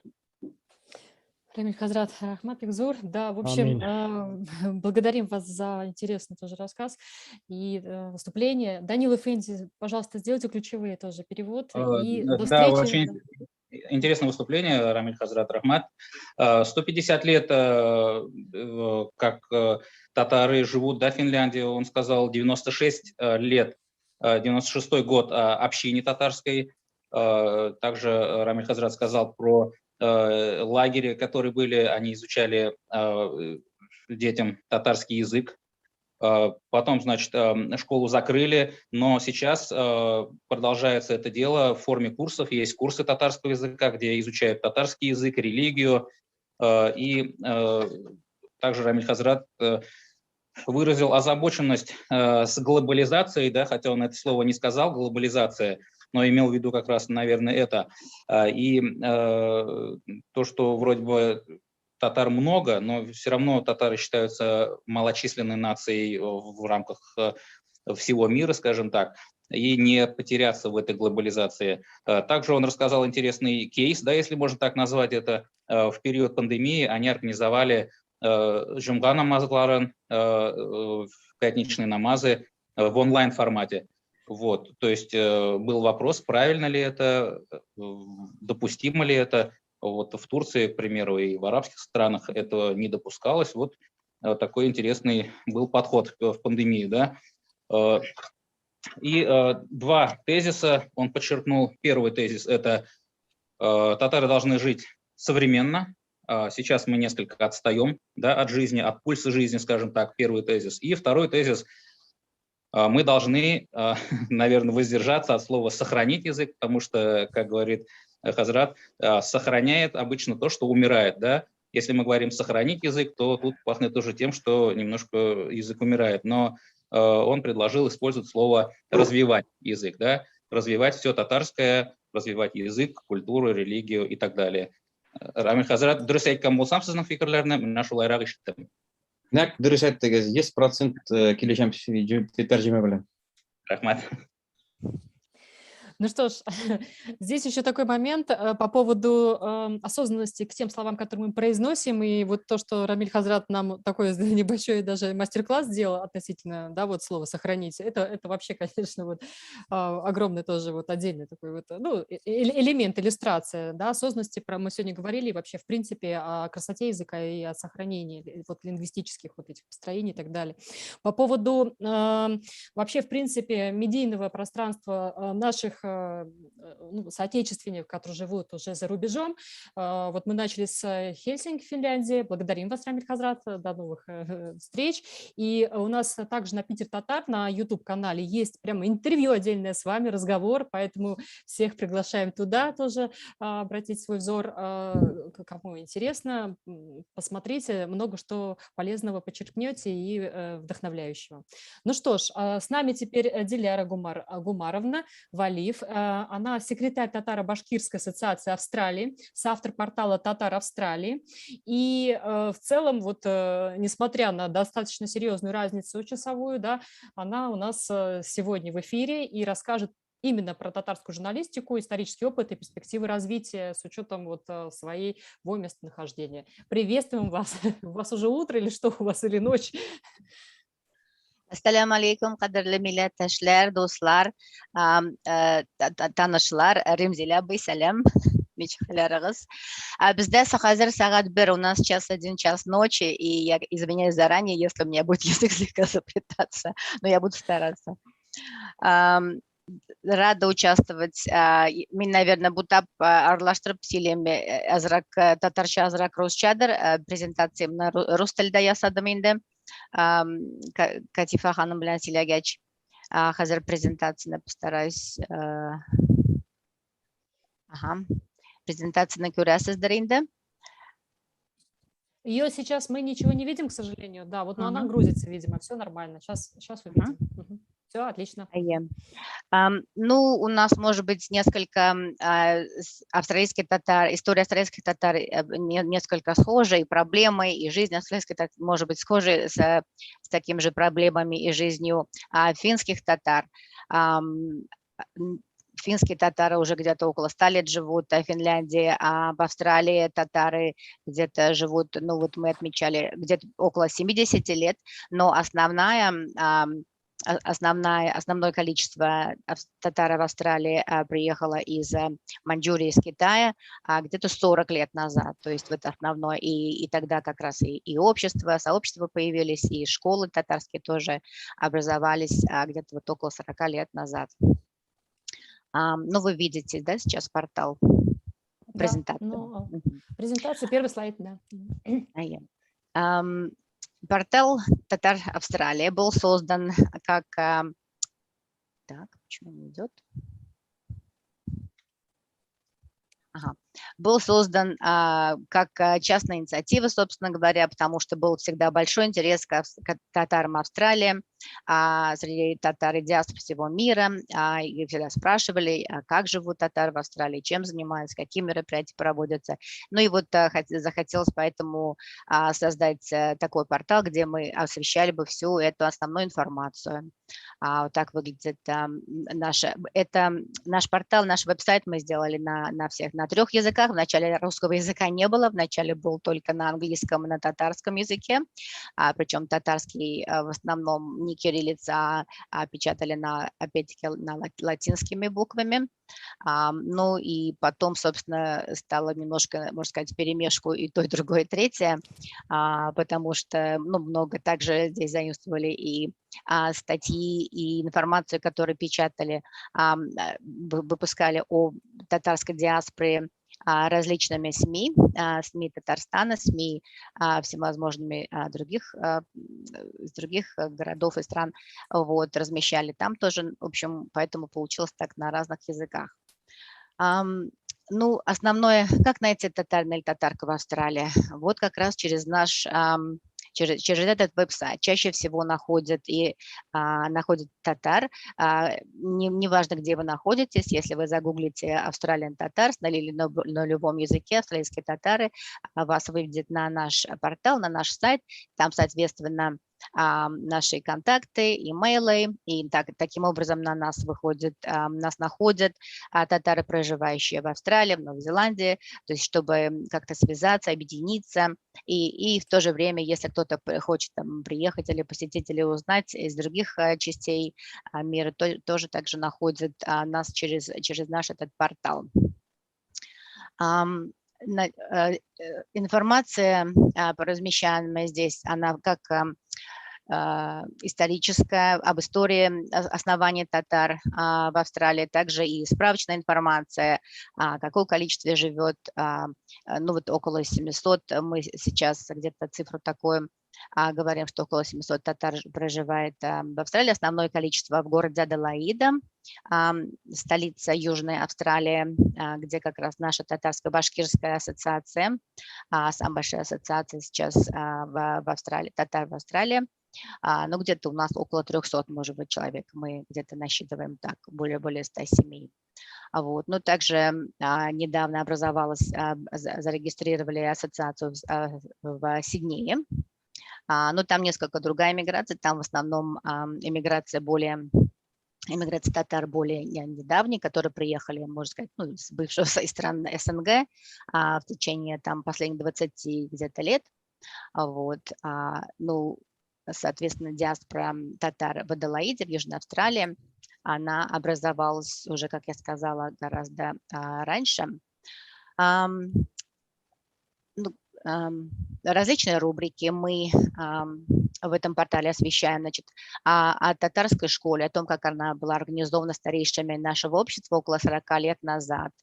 Рубрики о различных книгах, исторических повестях, поэтических сборников, которые были написаны активистами, членами нашей организации, татарами Австралии. Различные, тоже также большой интерес, как я говорила, из различных СМИ, много разных статей об татарах Австралии, их мы тоже размещаем на нашем портале. Ну и также к нам приходит много вопросов об эмиграции в Австралию, как эмигрировать в Австралию, то есть, соответственно, мы размещаем поэтому несколько справочную информацию и об этом тоже с полезными контактами и ссылками. Ну вот небольшое здесь освещение, как в 1981 году была образована первая школа, воскресная этническая школа татарская в частном доме, тогда людьми, которые приехали сюда, татары, и видели, чтобы не раствориться, чтобы дети не потеряли, чтобы дети не стали просто австралами и не потеряли свою идентичность, они очень были обеспокоены этим, поэтому дома совершенно за свой счет, без всяких грантов, без ничего, тогда еще ничего не было, создали такую школу для всех тюркских детей. Туда входили татары, уйгуры, узбеки, и объединяло их то, что в основном родители их приехали из восточного Туркестана, с Урумчи, откуда как раз и вот большинство татар Австралии, иммиграция оттуда. Вот, и в более последние годы, ну, так же, как и я сама, кстати, 30 лет я уже в Австралии буду, я сама родом из Казани, не сказала про это, да, но вот 30 лет назад приехала и живу в Аделаиде, в Южной Австралии. Также очень большое значение, помимо татарского языка, ну или там в то время тюркские языки там смешивались с узбекскими, большое очень внимание уделялось преподаванию религии, преподаванию ислама, потому что и сейчас в данный момент тоже это в основном все дети, все татарские дети, которые родились уже здесь, в Австралии, все разговаривают на татарском языке, все читают намаз, все в религию практикуют ислам. Аллаху шукр, альхамдулилля. Ну и несколько вот об истории, не знаю, как у меня там со временем. У нас очень мало, да. Меня, знаете, какой вопрос интересует? По сути, получается, вы планируете развитие вашего сайта, портала, да, который один из первых среди других аналогичных, да, вот Диаспор был создан.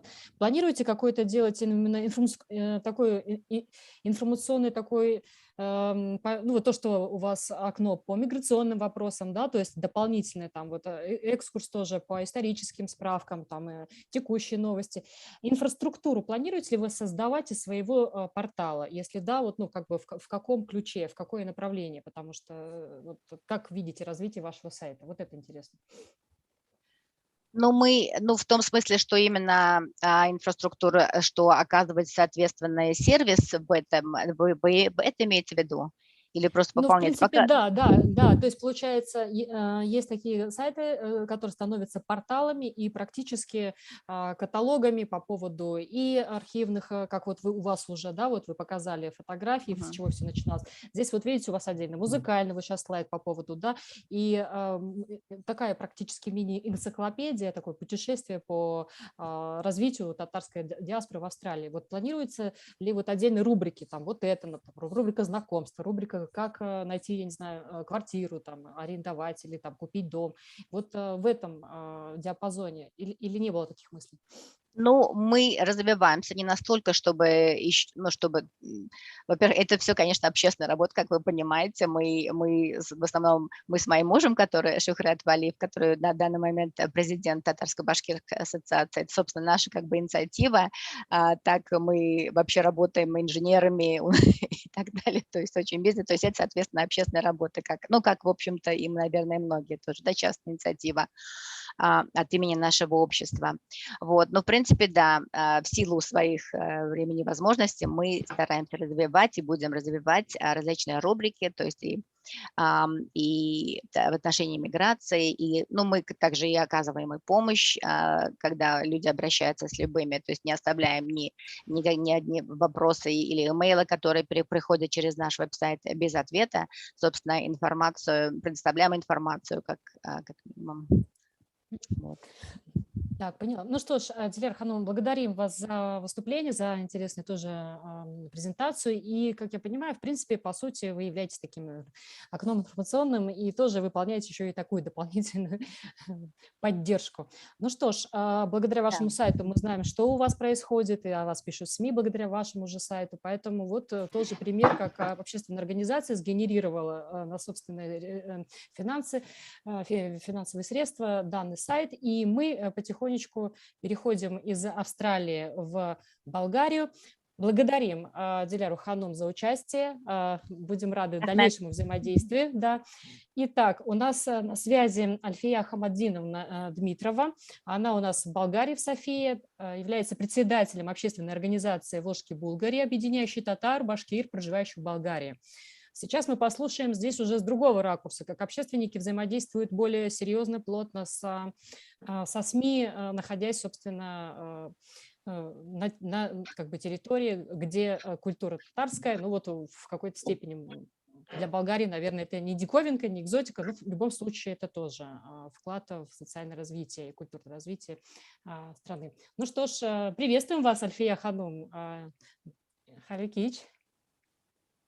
Вы с нами? Да, хайрлы күн, кадерлі достар. Добрый день, дорогие друзья.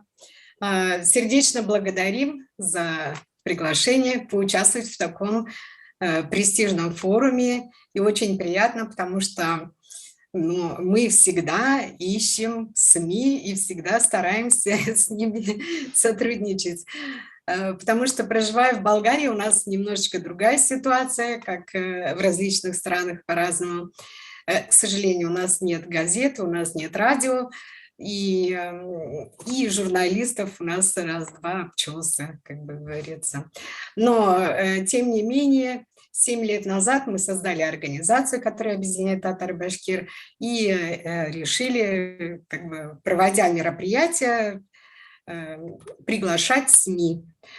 Не ожидали, что мы так привлечен такое большое внимание, ну, как бы подошли с точки зрения логики, что если мы сделаем публичную презентацию, нам надо пригласить СМИ, а как же мы будем их заинтересовывать, если мы не знаем, то есть если мы организация, которая в чужой стране, и о нас вообще никто не знает, тем более общественная, да, понимаете, какое отношение к общественным организациям. Вот. Но мы сделали такой хитрый ход конем, мы объявили публичную презентацию «Вечер татарской кулинарии». Вот. И начали расхваливать, что у нас там как вкусно будет, и приглашаем всех это угощаться. Первым откликнулся наш посол России в Болгарии, за ним быстренько присоединились посол Казахстана, Белоруссии и так далее, официальные лица, и у нас получилось хорошее мероприятие, около 100 человек, и вот мы приглашаем на них культурные, общественных деятелей, официальных обязательно структур. И вот на это попробовать что-то интересное мы собрали много людей, и также из СМИ. То есть это официальные лица, все мы показали, понравились и сделали промоушен, в том числе с послом, что мы проведем первый Сабантуй в Болгарии в 2015 году. Вот. Конечно же, опять-таки подумали, кого как, и тут мы подумали с другой стороны, чтобы нам собрать на поляну много народу, у нас такие будут темы, да, культура, спорт, борьба, игры, кухня, естественно. И вот к таким СМИ мы и обращались, мы рассылали пресс-релизы, мы сделали пресс-конференцию болгарской телеграфной агенции, это, которая вещает не только в Болгарии, и в других странах. И, соответственно, мы подготовились хорошо. И вот именно вот это тоже привлекло. Перед Сабантуем к нам стали обращаться из центральных даже СМИ, потому что это такой праздник, мы его описали, что это ему более 1000 лет. И так далее. Далее, конечно, обратились к ЮНЕСКО. У нас 2 года был патронат ЮНЕСКО, потом Национальной комиссии ЮНЕСКО, потом патронат посла, поддержка мэрии города Софии. Ну, то есть мы вот это все обеспечили, чтобы был интерес. Соответственно, если приходят официальные лица, они приводят с собой своих журналистов, да, на своих сайтах все это размещают. Мы это все вкусно обертываем, что у нас будет еще угощение, вип-шатер.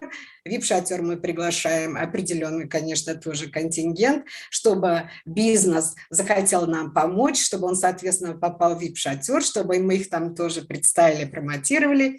И таким образом, проводя мультикультурные мероприятия, мы создаем условия для контактов, партнерских взаимоотношений, для дальнейших взаимовыгодных бизнес-проектов. И таким образом мы привлекаем внимание не только местное население страны проживания, но также и выискиваем наших, собственно говоря, татар и башкир, которые как бы особо не выделяются. Ну и, конечно же, когда уже люди увидели, что у нас на уровне проводятся эти мероприятия, ой, извините, я вам это говорю, а это не демонстрирую, да? Вот. Нету, да, слайды пока, да. Слайды, да, извините, потому что я это первый раз так это. Вот. И когда люди увидели, какие мероприятия, соответственно, перед мероприятиями мы ходили, на секундочку, бесплатно делали рекламу на центральных телевидениях и радио. Ну вот не знаю я, как мне это продемонстрировать. Да, вот. Давайте тогда так, мы это выложим опять на сайте, да, все да. увидят наше, да, то есть все хорошо. Да. Давайте уже к заключению. Вот. И сейчас вот хочу сказать то, что чтобы, если у нас нет своих СМИ, которые будут отражать, то мы нашли выход, что нас отражают СМИ в стране проживания. То есть мы уже довольно-таки известная организация, у нас есть прекрасная борьба, у нас есть Федерация по борьбе «Кураж», у нас есть постоянное присутствие различных официальных лиц и СМИ на мероприятиях. Кроме этого, мы, конечно, обращаемся в Татарстан, Башкортостан. У нас и телевидение из Татарстана приезжало, и нас там тоже отражают. Мы с удивлением иногда обнаруживаем публикации, я уж не буду перечислять, но у меня все это есть, на различных ресурсах и болгарских. У нас вплоть до того, что когда мы проводим Сабантуй, у нас даже объявляют для туристов Софии такой маршрут «Праздник Сабантуй», где они могут и покушать, и сувениры купить, и поиграть, с коромыслом побегать, и получить чудесные эмоции. Вот. И таким образом мы создали, конечно, спрос. У нас болгарские бизнесмены, спасибо им огромное, поддерживают наш праздник, потому что он у нас никем не финансируется. Вот. А за 5 лет посетило более 20 тысяч человек наши мероприятия. Вот. И они ездят на форумы. У нас взаимовыгодное сотрудничество с различными по туризму, культурно-исторический туризм. Привлекаем, распространяем информацию не только в Болгарии, но и в другие регионы России. И таким образом у нас получилось сотрудничество с руководством санаторно-оздоровительного комплекса «Камчия». Такой у нас есть проект «Международный образовательный лагерь для детей» в Болгарии, Тугантель, а также и для взрослых. Там хорошие условия, все мы подготовили. Кому интересно, посмотрите, пожалуйста. И также проект «Туган-Авалам», который очень востребован, и мы сейчас по нему работаем. Люди очень... Таким образом мы еще больше людей привлечем, ну и, соответственно, СМИ.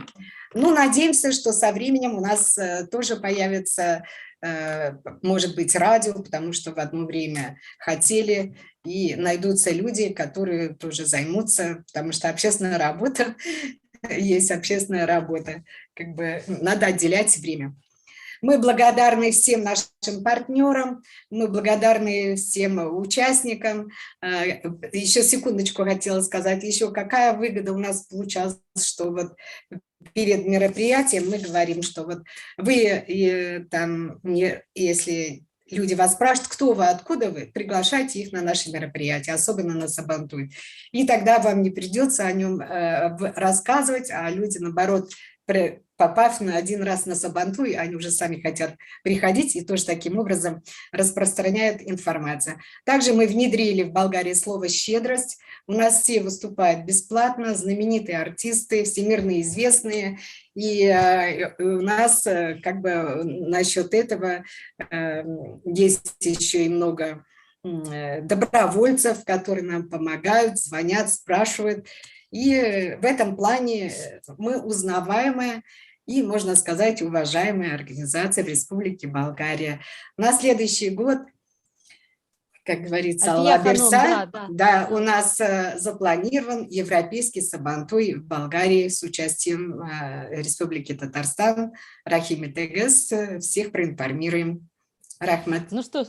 Альфия Ханум, да, это вообще то, что вы рассказали, это вот столько любви пропитан в деятельности. И здесь вот что как бы ключевое. Вы сами давали рекламу в средства массовой информации, анонсировали, и это было не бесплатно, насколько я понимаю. Поэтому вот этот фактор... Нет, наоборот, я же говорю, бесплатно. Нас приглашали, наоборот, мы бесплатно рекламировали. Еще на секундочку хотела сказать, на канале Планета РТР еще нашли партнеров, которые в Болгарии на 30 каналов рекламировали наш Сабантуй целый месяц. Это вот так мы договариваемся просто. Все бесплатно. Откуда у нас у общественной организации деньги?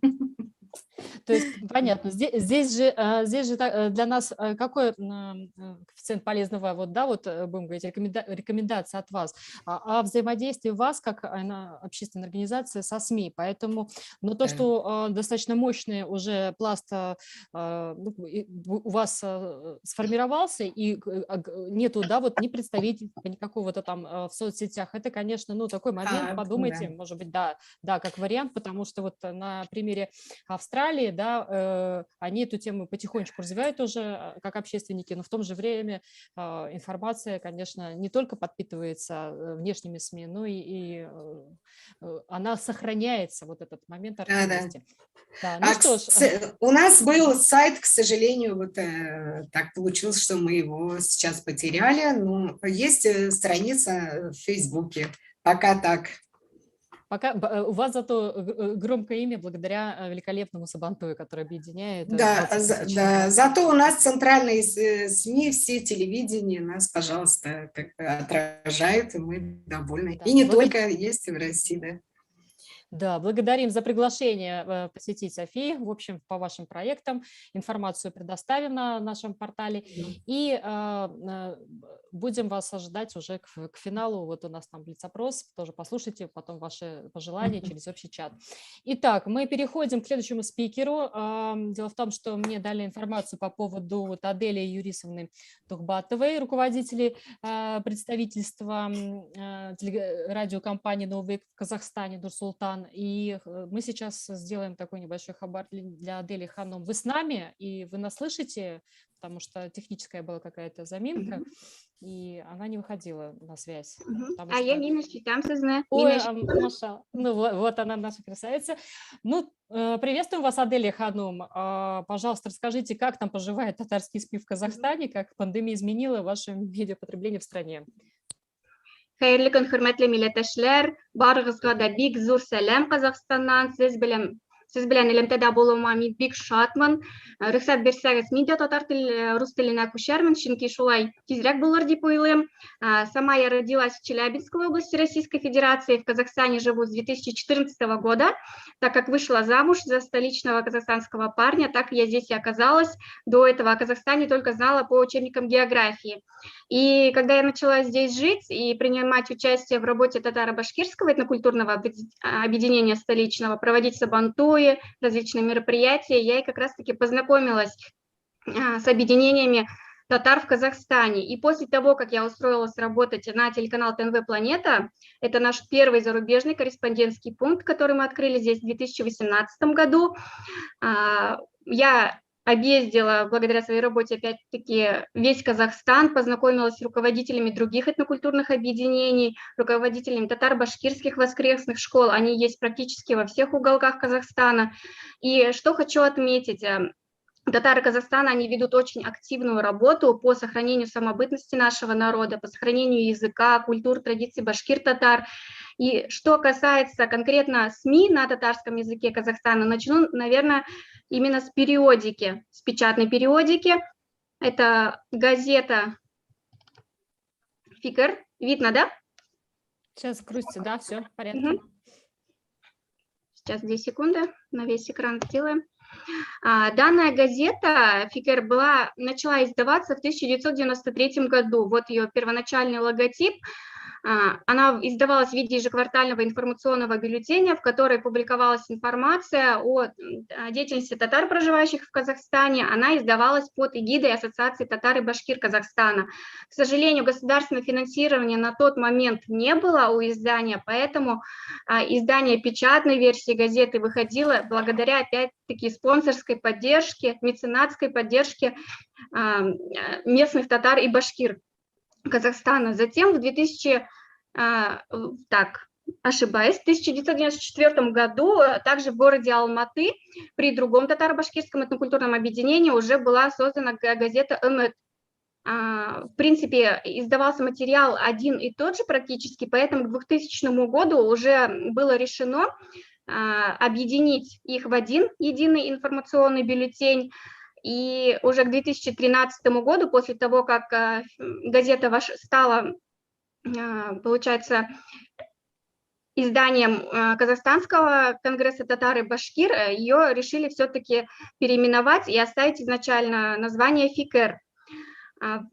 Сама газета публиковалась ранее на только русском, казахском, татарском и башкирском языках, выходила в черно-белом цвете, и с 2013 года она уже начала публиковаться в цвете. Вот как видите, здесь уже логотипы изменились в 2013 году.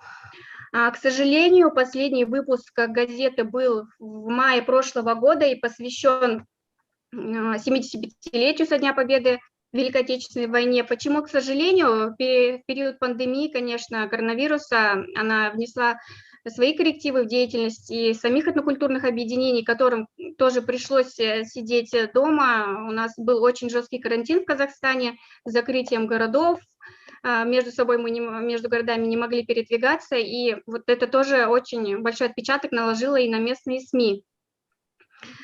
И как недавно совсем буквально общалась с главным редактором этой газеты Гариф Тимуровичем Хайруллиным, он известный писатель, педагог у нас в Казахстане, татарский. Он, кстати, был на Всемирном конгрессе татар и башкир, его выступление отметили как одним из самых ярких, и вот он сказал, что, к сожалению, пока неизвестно, когда газета сможет продолжить свою работу в полной мере. Кроме того, если перейти уже к информационным порталам, таких прямо информационных порталов у нас нет, есть сайты. Вот, допустим, был в 2019 году создан интернет-портал tatar.kz, который рассказывает о творчестве казахстанских татар. Здесь есть разделы музыка, литература, изобразительное искусство. Там полностью выложены, допустим, аудиоматериалы, видеоматериалы. Есть словарь татарских имен, книги по истории татар, полностью инсталляции работ художников наших казахстанских, Гамиль Мулашев, Асхат Деникеев. Кроме того, единственное, что хочу отметить, тоже информация на портале последний раз была опубликована, опять же, в мае 2020 года, и пока информации нет о том, будет ли портал продолжать обновлять информацию. Есть еще один портал, это страница нашего Казахстанского конгресса татар и башкир.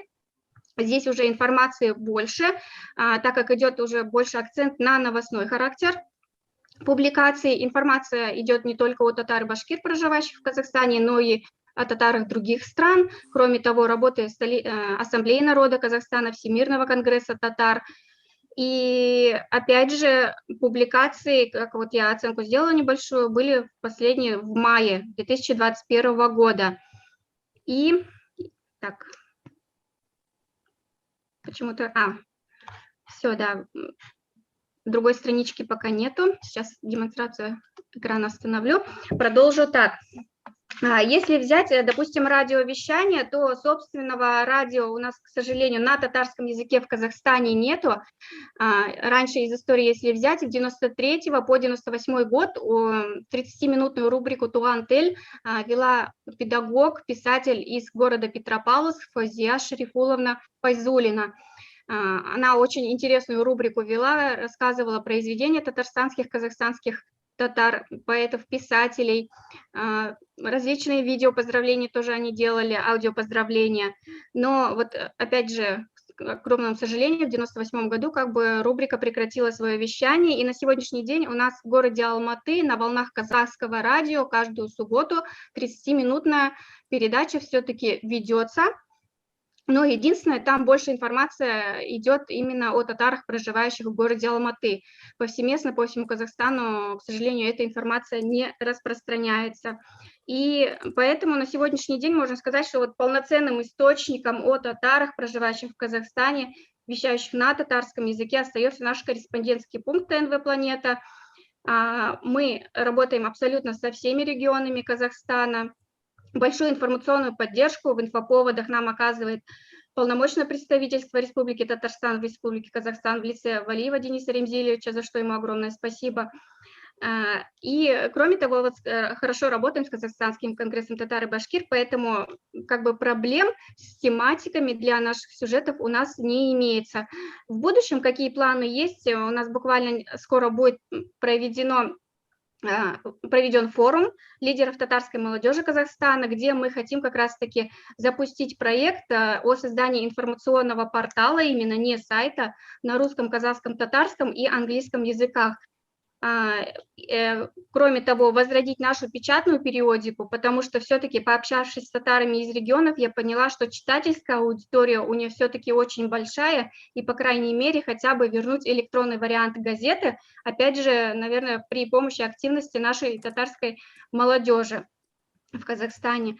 И в этом форуме, конечно, мы хотели бы, чтобы вы тоже приняли активное участие, поделились своим опытом, и информационный портал Питер КЗ и Омская газета на татарском языке, которая выпускается, потому что для нас это был бы колоссальный тоже опыт. Бигзу рахмат сизге. Так, ну что ж, мы благодарим Адель Ханум за интересное выступление. Для нас что здесь важно? То, что сначала частная инициатива, да, вот Фикир газета, она выпускалась, а потом вот эта волна, ее поддержала ли уже как бы на уровне государства, республики, и вы являетесь амбассадорами в Казахстане, вот нашим татарским островком, поэтому это опять, ну как бы к вопросу о том, что обо всем можно договориться, диалог, и здесь как бы, собственно, как обычно проектный такой подход, и вот вы как свидетельство тому, что да, какие-то проекты закрываются не потому, что они неуспешные, мы в периоде трансформации сейчас живем, и, конечно же, ну как бы есть момент, в принципе, спроса и потребности в соответствии этого, и будем дальше ну, как бы взаимодействовать. Мы благодарим за приглашение относительно вашего, ну вот поучаствовать в мероприятиях от Казахстана и Татарстана, именно вот по татарской линии. И вашу презентацию будем тоже рады представить на сайте медиафорума.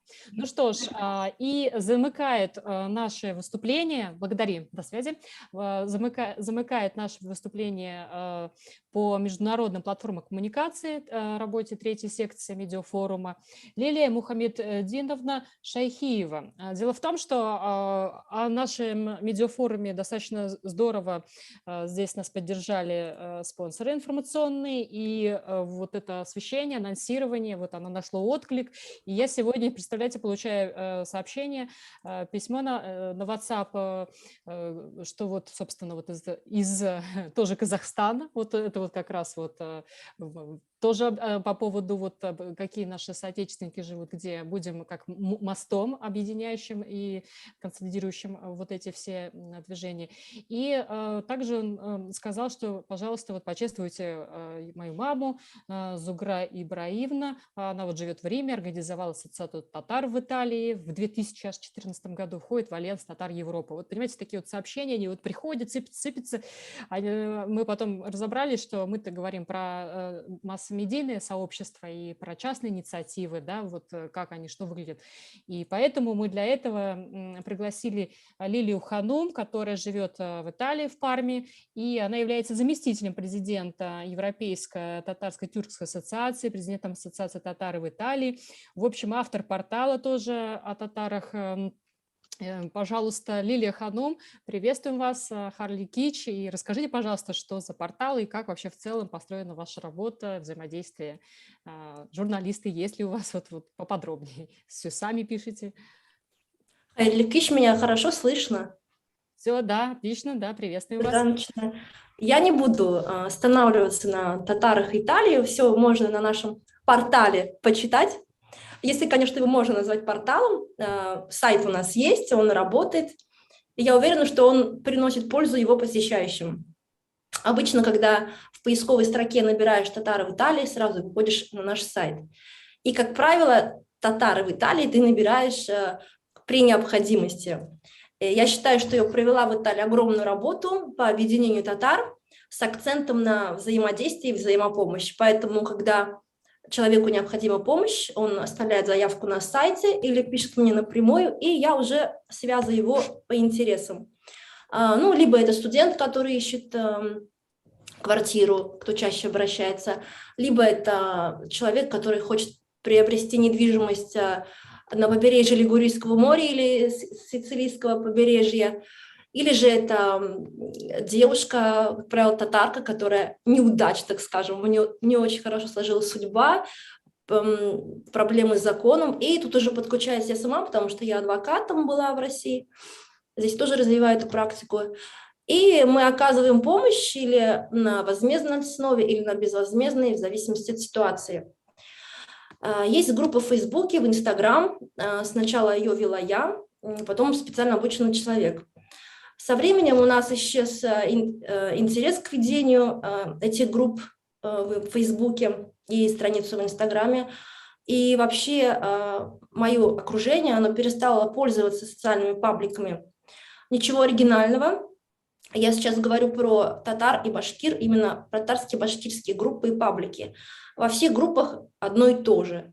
Одни репосты, и в результате ты по 20 раз видишь одно и то же в своей ленте. Лично я публикую только то, что связано с нашей диаспорой, с нашей ассоциацией. А потом вот эти ссылки ты уже видишь в группах WhatsApp, потому что у нас есть группы и в WhatsApp, и в Телеграме, и очень много групп татарских, татаро-башкирских. То есть эта информация потом уже приходит в эти группы. Поэтому у меня уже сложилась, так скажем, аллергия к этим WhatsApp-группам. Поэтому в идеале для меня, чтобы существовало 1-2 портала, где можно почитать необходимую информацию. Если вы спросите, какого татарского блогера я наблюдаю, ну, наверное, никого, потому что в Инстаграме я тоже не вижу полезного контента. Контент певцов, эстрады, он превратился в рекламу бесполезных продуктов. Внешний их вид далеко от истинной красоты татарской женщины. Порой увидишь артиста на улице и не узнаешь. Фильтры Инстаграма прекрасно вполне справляют своей работой.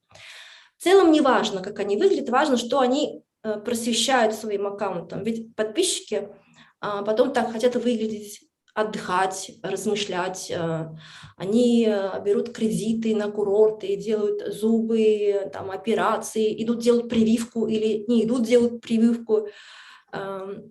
Многие хотят стать блогером, а не врачом, как раньше мечтали дети. Нынешнее поколение, оно мечтает стать блогером. Раньше были мечты стать врачом, адвокатом, космонавтом. Наверное, к сожалению, если мы что-то не изменим, в будущем нас некому будет защищать и некому нас лечить, потому что дети вот прям сидят в социальных сетях. И это еще неприлично, я считаю, демонстрировать свою жизнь. Неприлично именно в такую вот нелегкую ситуацию, как сейчас, связанную с диктатурой, сегрегацией. Поэтому нужно немножко, наверное, умерить свой пыл. И поэтому важно, чтобы владельцы аккаунтов несли ответственность. Я знаю, что она предусмотрена сейчас законом, но считаю, что должный контроль отсутствует. Мне лично абсолютно неинтересно то, что поел, как поел, эти бессмысленно танцующие видео. Кроме того, они затягивают, и люди привыкают смотреть определенный контент и смотрят его как сериал. Пустой сериал, и совершенно неосознанно проводят в интернете много времени, которое можно было потратить на чтение книг, научной литературы, думать своей головой, а не головой блогера. Я считаю, что мало интересного татарского контента. Хотелось бы, чтобы люди больше читали книги, читали глобальные порталы, татарские, башкирские газеты, сами искали информацию, создавали. Больше сидели. Вот я очень симпатично, очень хорошо отношусь к сайтам знакомств. Наверное, вот эти вот паблики, сайты знакомств по интересам, лучше бы они сидели там. Таким образом создавались бы семьи, рожались бы дети, и люди бы, изучая информацию, они бы развивались духовно в плане, безусловно, любви, национального образования, сохранения, развития, как уже сегодня сказали, татарского языка, сохранения нашей национальной идентичности. С этим очень хорошо справляются зарубежные татары. Они реализуют очень много социальных культурных проектов. Все они делают за свои деньги. Я сейчас говорю и про нас. И мы очень хорошо, мы, конечно, у нас есть небольшой коллектив и в Италии, татары в Италии, но в основном сейчас мы сотрудничаем с татарами, которые живут за рубежом.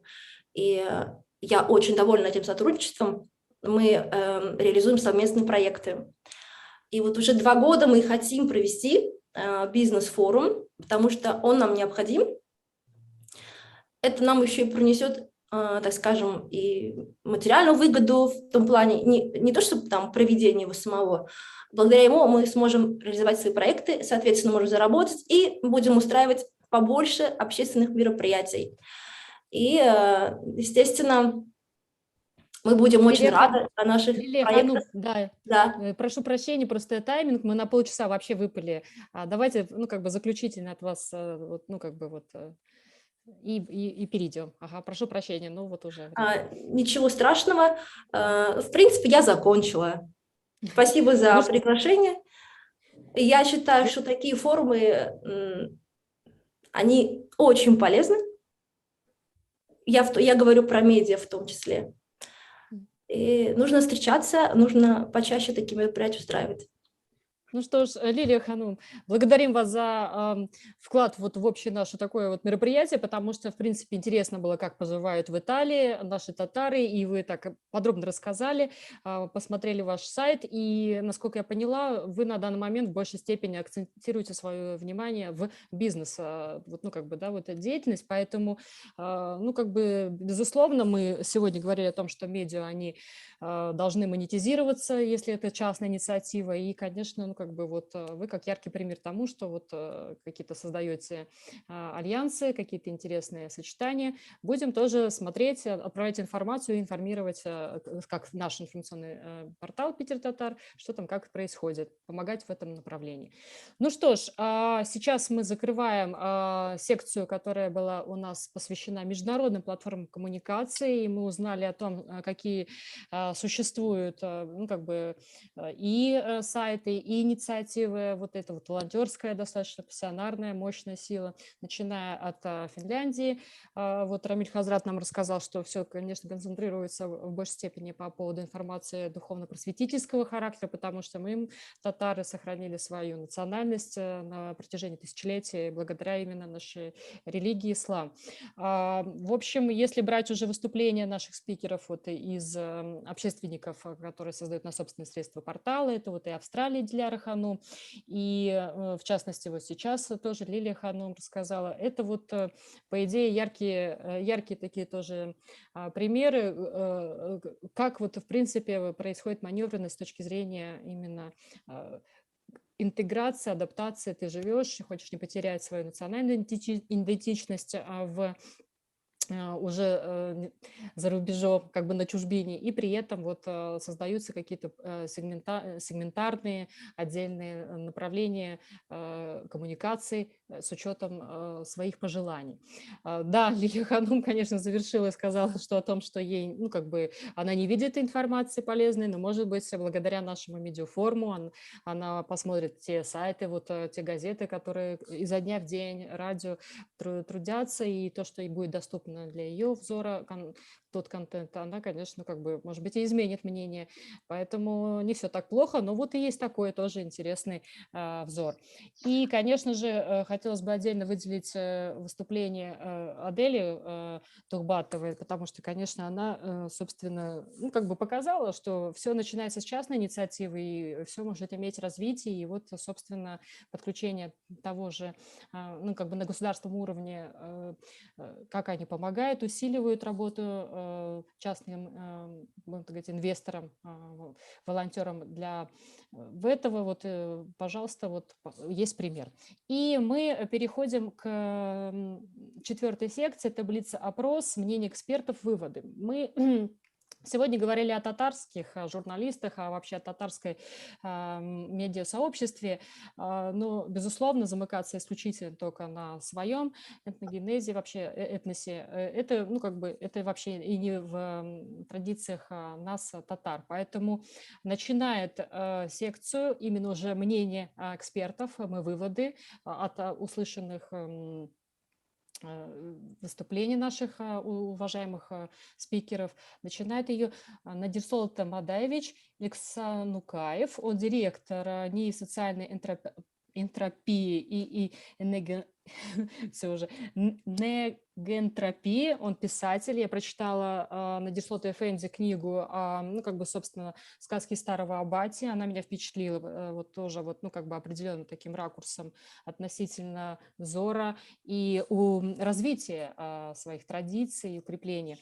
И вот, Надирсолта Эфенди, пожалуйста, скажите, как вообще, в принципе, вам впечатление, но потом вы перейдете, расскажете про татар в Чеченской Республике, о которых вы мне тоже вот рассказывали, и для нас это было, лично для меня, открытием. И 3 тезиса по поводу, в принципе, нужны ли нам, как развиваться каналом коммуникации, таким частным инициативам, нужно ли нам входить в какие-то союзы, взаимодействовать, и в целом какие-то ваши еще видения относительно всего услышанного. Надирсолта Эфенди, приветствуем. Так, Сейчас его, видимо, нет, ну, хотя на тестировании было, но мы не в тайминге. Давайте тогда Не-не-не. перейдем. Здесь? Отлично. Смотри. Ну, во-первых, мне очень понравилось. Впервые в моей практике я участвовал в таком мероприятии. И, честно говоря, рад за вас со всех континентов, да, с разных точек мира. Вы говорите об общей судьбе, об общих проблемах. Это просто здорово. Ну, что я еще заметил, и у вас, у татар, и у чеченцев одни и те же самые проблемы. Это проблема духовного, нравственного единства народа, да, вот. И опять-таки вот эти проблемы сохранения языка, сохранения культуры. Ну, я очень рад, что вот вы находите любые возможности для того, чтобы вот держаться своей традиции. Дело в том, что мы вступаем в новую эпоху, да, где высока вероятность стирания наций, высока вероятность размыва вот, народов как целостное этнокультурное явление. А что такое человек, который потерял свою национальную идентичность, потерял свой язык, потерял культуру? Ну, я, например, в собственном примере помню, в Иордании, в Эмиратах мне приходилось встречаться с сирийским чеченцем, который совершенно не знал чеченского языка. Он потомок одни из первых таких мухаджиров. И я видел, каково его состояние, когда он сидит среди чеченцев и абсолютно не понимает, о чем идет речь, да, и нуждается в переводчике. Я очень не хотел бы, чтобы вот такая участь постигла мой народ. Я не хочу, чтобы такая участь постигла и татарский народ, и башкирский, да все народы России, особенно малые народы. Потому что каждый народ для меня это как бы целая вселенная, это отдельный взятый мир. Вот. Что касается взаимоотношений татар и чеченцев, да, ну, мы никогда не испытывали вот этого комплекса, да, вот, как бы, вот не было проблемы свои и чужие, да. В моей семье, например, говорили на татарском языке мои родители. Дело в том, что одна из моих теть, она была татаркой, башкирская татарка, Саида. Вот. Чеченцы были в свое время депортированы в Казахстан и Киргизию, да, и, естественно, вот, быстро там овладели вот, киргизским, казахским языками, это проникновение тюркского языкового пространства, они совершенно владели этими языками, и никаких проблем у отца, у матери, например, когда гости заходили татары, да, заходили башкиры, заходили узбеки, никаких проблем. Отец всегда разговаривал на татарском, либо на казахском, либо на узбекском языках. Это насчет комплементарности. Так что здесь вот сегодня я как будто вот участвовал на форуме своих людей.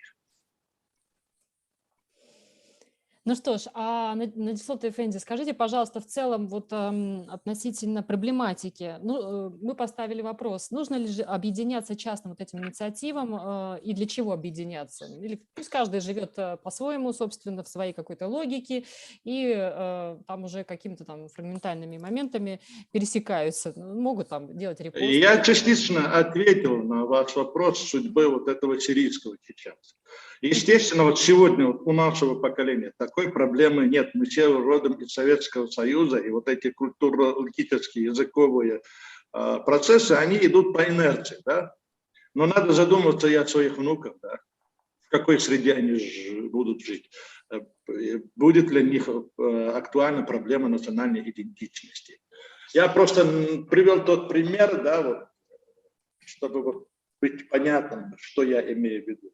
Не думаю, что точно так же себя будет чувствовать татарин, который потерял свой язык, свою культуру, свою национальную духовность. Так что в этом смысле вот ваша инициатива, она просто меня вдохновляет. Я об этом уже буду говорить здесь в Чечне. Что мы же тоже сейчас по всему миру разбросаны. Огромная диаспора сейчас в Европе, да, в Азии, да, в Казахстане. Огромная диаспора в Турции, более 100 тысяч чеченцев уже переселилось в последние вот десятилетия из-за трагических событий. Так что у нас проблемы общие, да, и ваш опыт работы, естественно, я уже с завтрашнего дня буду уже об этом говорить с людьми. А что вы скажете отдельно вот по поводу Википедии, вот татарской вот Википедии у чеченцев? У нас есть у чеченцев тоже есть Википедия. Да? Это обязательно нужно, обязательно. И ну, самое главное, что что для меня вот было важного. Вы все говорите о языке, о культуре, да, о своих национальных праздниках. Вы этим гордитесь, и это мне нравится. Дело в том, что вот какой-то перекос у нас сейчас на Северном Кавказе произошел вот в культурологическом плане, когда вот приоритетом являются спортсмены, да. Даже вот приходится иногда духовенству нашему выступать, почему вы вот дарите мерседесы, там, квартиры там, людям, которые избили какого-то несчастного человека, в то время как наши ученые, учителя с огромным опытом жизни, да, с огромной духовностью, вот, они вот находятся в таком, ну, не в хорошем таком социально-бытовом положении. Так что вот то, что вы делаете, это просто здорово. Ну что ж, Надисот Эфенди, мы благодарим за ваше вот, ну, как бы участие, ваш вклад. Ну, несколько слов, если вы хотите, о чеченских татарах. Ну, было бы здорово, буквально 2 минутки, потому что... Ну, одной минуты мне хватает. Ага. Дело в том, что вот впервые вот эти места посетил Марат Кучуков, который поднимал здесь восстание против Петра I, после того, как было подавлено восстание вот в самой Башкирии. Да, вот. Это во времена Петра I. Это я о чем говорил, какие-то духовные, какие-то культурные, какие-то географические связи между нашими народами, оказывается, были еще и 300 лет назад. Вот. А вот эта татарская община, которая здесь сформировалась, она насчитывает около 1000 человек. Я утром вот наводил эти справки. Есть отдельная своя станица Гребенская, и там живут татары, около 600-700 человек. Где-то несколько сот человек расселилось на Теречном у нас районе, и станица Шедринская, это 3-4 километров отсюда. Ну и еще есть вот татарский тайп, это уже элемент внутри чеченской чеченской нации. Резалой. Это как бы вот ассоциируется с Казанлы. Да. Мы говорим ре, когда татары говорят ка, да, вот. Вы говорите кази, да, мы говорим гази. Вот. Резло это большой достаточно тейп. Вот. Есть фамилия, я одну фамилию знаю, это были мои ученики, когда я в школе работал, Газалиевы. Вот. Это Николя. Тут география их вот, расселения по Чечне, ну, они везде, так скажем, они внутри вот чеченского общества. Так что, по большому счету, было бы здорово, между прочим, Екатерина, я же вот здесь работаю с туристической компанией, все-таки продумать вопрос об организации туристических туров в Чечню, именно этнокультурных вот этих туров. И это привязать еще вот этнокультурному центру татар здесь в Чечне. Есть такой центр у вас. Той же станицы Гребенской. И власть уделяет очень большое внимание вот, к развитию вот, именно вот этого этнокультурного общества здесь. Я еще одно хотел бы сказать. Симпатия, вот эта комплементарность. Когда чеченцы 50... Я хочу, чтобы татары об этом знали. Мы об этом помним. Когда в 1957 году чеченцы возвращались из ссылки, из депортации, в местах расселения татар, да, вот, когда чеченцу приходилось приходить на голое место, нет своего дома, нет ничего. Они жили в татарских семьях. Они ели, кушали, пока строили свои дома. И мы это всегда помнили и будем помнить. Поэтому для нас вот этого фактора свой-чужой не существует. Мы одни здесь, мы свои люди. Да, Фэнди, это, конечно, такая речь получилась. И благодарю вас за такие тоже, за экскурс, потому что хотелось послушать именно татарских чеченцев, да, вот, и у нас просто не получилось в силу там других обстоятельств. Вы закрыли вот это тоже вот пробел. Благодарим, Абракала. И я вам тоже очень благодарен за приглашение. Будем дальше взаимодействовать. Да, Лаберсай. Но это же учит наш старик Абати. Да, точно. Ну что ж, до новой связи, на связи. До свидания. Итак, да, до свидания. И мы приглашаем к экспертному нашему слову достаточно интересную личность. Я под впечатлением огромным. При подготовке мы много что уже успели обсудить. Динара Минахметовна Меджитова, она генеральный директор государственного медиахолдинга «Астрахань-24», председатель региональной. Ага. Катифа, вы меня не слышите? У нас сейчас будет выступать Динар Ханум, потому что потом она не сможет. Можно будет сейчас ее послушать, а потом уже у нас дальше пойдет блиц-опрос. Хорошо, Ремзеля Бэй, потому что она вот буквально выделила 5 минут, у нее там тайминг. И продолжу представить нашу следующего спикера, эксперта, Динару Ханум. Она также председатель региональной национальной культурной автономии татар Астраханской области, руководитель Астраханского отделения гильдии межэтнической журналистики, куратор по Южному федеральному округу. В общем, много регалий, поэтому тайминг у нее достаточно тоже серьезный, и вот есть возможность ее услышать. Динар Ханум, вы с нами, потому что мы попросили вот немножечко логику. Рады вас видеть в эфире. Ну что ж, Хали Кич, Динара Ханум, как вам вообще, в принципе, наш, будем так говорить, медиафорум, сама тема, которую мы обозначили, да, там региональные платформы коммуникации, вот послушали и представителей зарубежья, и вот Надежда Эфенди только что тоже сказала, вот как представитель чеченского народа. Как нам дальше развиваться? Вот ваше мнение, ваши экспертные оценки. Исенмесіз Дуслар, Хайрлы Кич и Зур Ахмед за то, что позволили вот сейчас включиться, потому что я в дороге нахожусь, и пока устойчивое интернет-соединение, имею возможность с вами пообщаться, а не только слушать. Если кратко, значит, чтобы наверное, мне хочется сказать, вот выразить свое восхищение, потому что, ребят, вы просто большие молодцы, что организовали такую площадку. Такого еще не было. И я с удовольствием готова поддержать со своей стороны в южных регионах, в Астрахани, если это возможно, переформатировать и офлайн формат, и запустить какую-то новую южную цепочку. Теперь, наверное, из всего того, что я слышала, проблема, как я считаю, вот и 5 лет назад была такая проблема, и сейчас точно так же.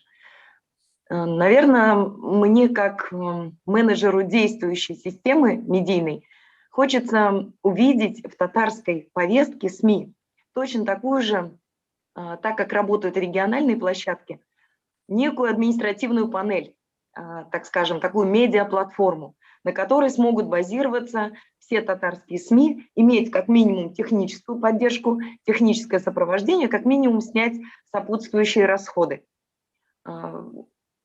Очень сильно отсутствуют в нашем информационном обмене вообще любые кросс-медийные технологии. То есть тот или иной кросс-постинг новостей идет в частном порядке. Вот если организация, так скажем, общественная, национальная, да, работает хорошо в том или ином регионе, она занимается рассылкой, но не все могут себе этого позволить. Еще лет 5 назад мы поднимали вопрос о том, чтобы на площадке Татмедиа, Татар-Информа создать такую некую панель с вкладками для всех регионов и возможность там базироваться другим СМИ татарским, которые находятся в других регионах. На сегодняшний день такое решение не найдено, хотя поддержка была с одной стороны, и Татар-Информ был бы заинтересован, возможно, в наполнении своей новостной ленты, и таким образом, да, мы могли бы кросс-медийными технологиями работать. Очень жаль. Но есть другое, вот я думаю, что тут решение будет. Есть другое предложение. Мне все-таки хочется предложить всем воспользоваться системой президентских грантов, потому что на сегодняшний день такой блок, как информационная поддержка в стратегии госнацполитики, на самом деле финансируется очень хорошо. И если до 20 января нужно подать на президентские гранты, почему бы сейчас не заявить такой медийный межрегиональный проект, где кто сталкивался с этой формой финансирования, уже знают, что, по крайней мере, фонд оплаты труда это закрывает, это уже плюс. Ну, кто работает с проектным управлением, они, в принципе, понимают, о чем речь. Кто не знает, предлагаю объединиться и отработать четкую методику, механизм. Изучила опыт за последние 2-3 года, именно медийные решения и проекты были поддержаны в национальной тематике одними, наверное, в большинстве своем. Еще есть такой опыт замеченный. Например, какой бы ни был активный народ, всегда нужна активная команда общественников, которая работает, да, с этим направлением. Очень часто получается, что журналистам в регионах приходится и самим создавать те инфоповоды, о которых потом следует рассказать. Поэтому опыт, знаете, заходит, когда мы говорим о том, что нам нужно развивать татарское СМИ, но параллельно с этим помогаем еще народам коренным, проживающим в том или ином регионе, и так скажем, распределяя нагрузку, совместно мы приходим к определенному результату. На сегодняшний день в Астрахани нет национальных СМИ. Была газета «Идель», которой более 110 лет. Я прекратила быть ее главным редактором в 2018 году. После меня был еще один главный редактор. Ну, не владею информацией по факту, но так вот, в общем, насколько мне понятно, она не выпускается. И на тот момент я как руководитель испытывала очень много сложностей, не имея возможности материально развивать именно электронную площадку. Что касается других СМИ, было 3 национальных СМИ в Астраханской области, например. Это была еще газета казахская и армянская. На сегодняшний день не выпускаются ни одна из них. Можно долго рассуждать, есть в этом потребность или нет. То, что это вопрос актуальнейший, это точно. Но мы сейчас над этим работаем, и, в принципе, у нас уже, так скажем, предварительные договоренности есть, что все должно сложиться, как минимум на электронные СМИ мы точно выйдем. Поэтому предлагаю создавать некие коллаборации, выходить на грантовые площадки. И еще раз от себя хочу поблагодарить организаторов, потому что тот форум региональных и этнических СМИ, который проводили в Татарстане, эта площадка, так скажем, вернее, этот форум может смело брать пример именно с вот сегодняшнего мероприятия. Я польщена, и спасибо вам за честь принять возможность в этом форуме. Рахмет.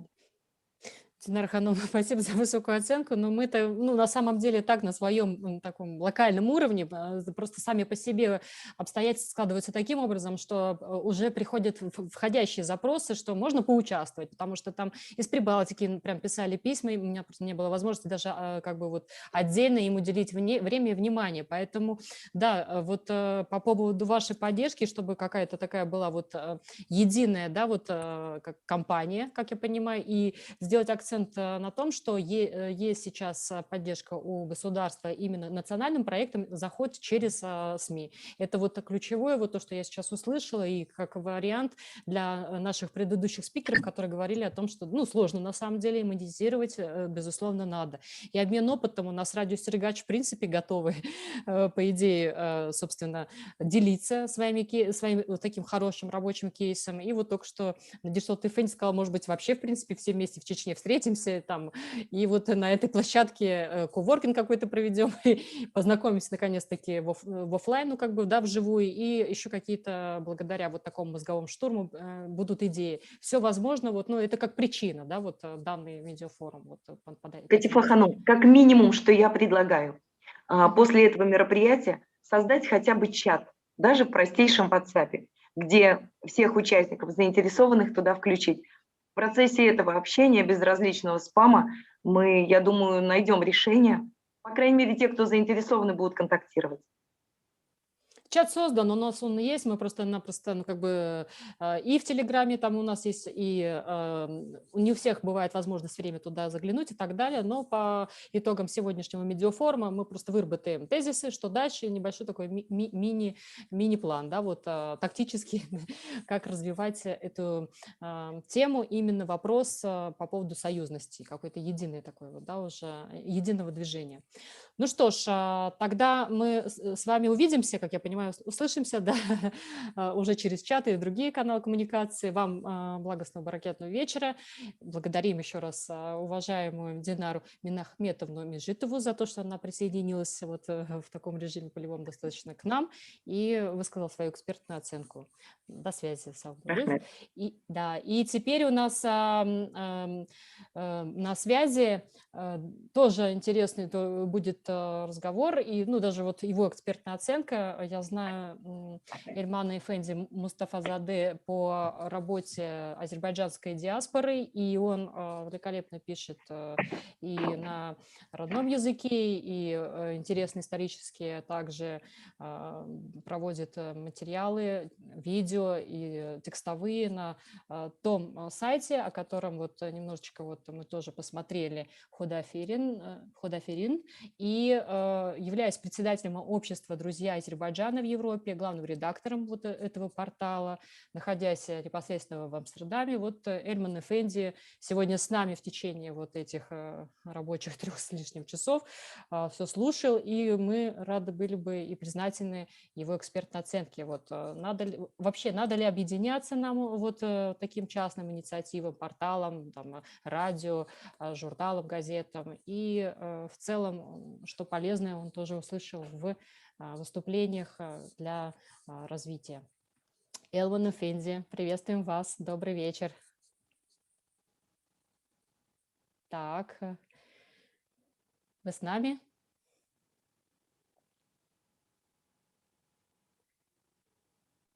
Ага. Давайте тогда перейдем к другому эксперту. У нас по молодежному крылу сегодня великолепно выступили Атмирас Ленария Ханум, то есть София Ханум. И теперь я хочу предоставить слово Ленарии Радиковне Муслюмовой. Потом она у нас является председателем Всемирного форума татарской молодежи, потому что молодежь – это, собственно, мощная, достаточно серьезная сила в развитии как бы всех начинаний. И Ленария Ханум, вы здесь с нами, пожалуйста, присоединяйтесь. Да, Исянмысыз. Хайрликич. Отлично, Исянмысыз, да, Харликич, приветствую вас, красавица. Ну что ж, ваши впечатления по поводу выступлений и, ну, как бы с ракурса молодежи, вот где мы буксуем, вот порталы, где такие уже достаточно возрастные есть журналисты, что можете вот тоже вот в этом плане, как оцениваете дальнейшее развитие частных инициатив? Сейчас, смотрите, я немножко тогда сейчас про нашу деятельность как бы расскажу и, собственно, на чем мы, да, выплываем, на что мы опираемся. У меня там и тема называлась «Лидеры мнений как средство пиар». Конечно же, мы являемся молодежным крылом Всемирного конгресса татар, но помимо того, что мы базируемся с конгрессом, то есть у нас есть свое НКО, собственно, то, что нам помогает участвовать в грантах, делать свои проекты, то есть самостоятельно уже конкретно молодежные. И мы в своем, то есть в своей аудитории, в пространстве города известны не как организация даже, а как сообщество. И мы давно уже, можно сказать, наверное, последние 5 лет вышли из формата вот, татары только для татар. У нас формат уже давно татары для всех. Собственно, если ты интересен и другим национальностям, вообще другим плоскостям, мне кажется, то хочешь, не хочешь, собственно, твоя аудитория, она тоже как бы тянется. И чем и как мы пиарим свои проекты? Мы стараемся делать акцент на инфоповоды. То есть Динара тоже про это говорила, еще были ребята про инфоповоды, кто озвучивал. Собственно, например, если ты говоришь, там будет Сабантуй, может быть, за границей это работает, эта формулировка, да, инфоповод. А в Татарстане приходите на Сабантуй, это уже давно не работает конкретно. Я думаю, в регионах то же самое. То есть молодежи нужны, и даже у нас проекты, они называются, то есть сами за себя говорят и где-то не говорят. Например, наш зимний фестиваль «Джадид Фест». То есть мы его не назвали «Татарща Кышкы фестиваль», да, как бы, собственно, обычно люди называют. Там, когда если татарский проект, обязательно слово «татарское» должно быть. То есть мы «Джадид» – это «Джадид» с арабского «новаторы», то есть это «Бизнен Мержани», то есть наши богословы, да, еще 100 лет назад, собственно, были именно лидерами таких новаторских движений, и поэтому мы проекты свои тоже стараемся называть, и уже люди даже, слыша новое слово, думают, что они опять придумали. Или на базе наших фестивалей Пещань-базары, тоже это фестиваль городской татарской культуры, мы ее именно так и позиционируем, потому что вот приезжают там из деревень, поступают учиться в города, ассимилируют, собственно, потому что нет татарской среды, да, что мы создаем офлайн. Ну, конечно, мы сегодня про онлайн с вами говорим. И, собственно, делаем там такие инфоповоды, как, например, 40 способов вывести татарский язык из комы. То есть мы стараемся именно вот такими инфоповодами, и это интересно для всех СМИ, что как вы татарский в коме, и хочешь, не хочешь, бизнес онлайн нас подхватывает, уже что-то интересное, и они сами отправляют как бы своих специалистов. Собственно, на этом мы как бы и популярны, что такими громкими реально названиями, и, конечно же, уже там привлекаем специалистов. У меня там вопрос стоял, какая формировка там была вопроса? Частным СМИ, да? Да, да, потому что, ну, как бы, собственно, если брать республиканские и так далее, там есть определенная стабильность, понимание, там повестка. Частные СМИ, они в этом, ну, как бы, сами себе режиссеры, и в то же время вот это, да, постоянная угроза, а что там с финансированием, ну, как бы, не у всех есть возможность на протяжении там, 15 лет, да, и так далее.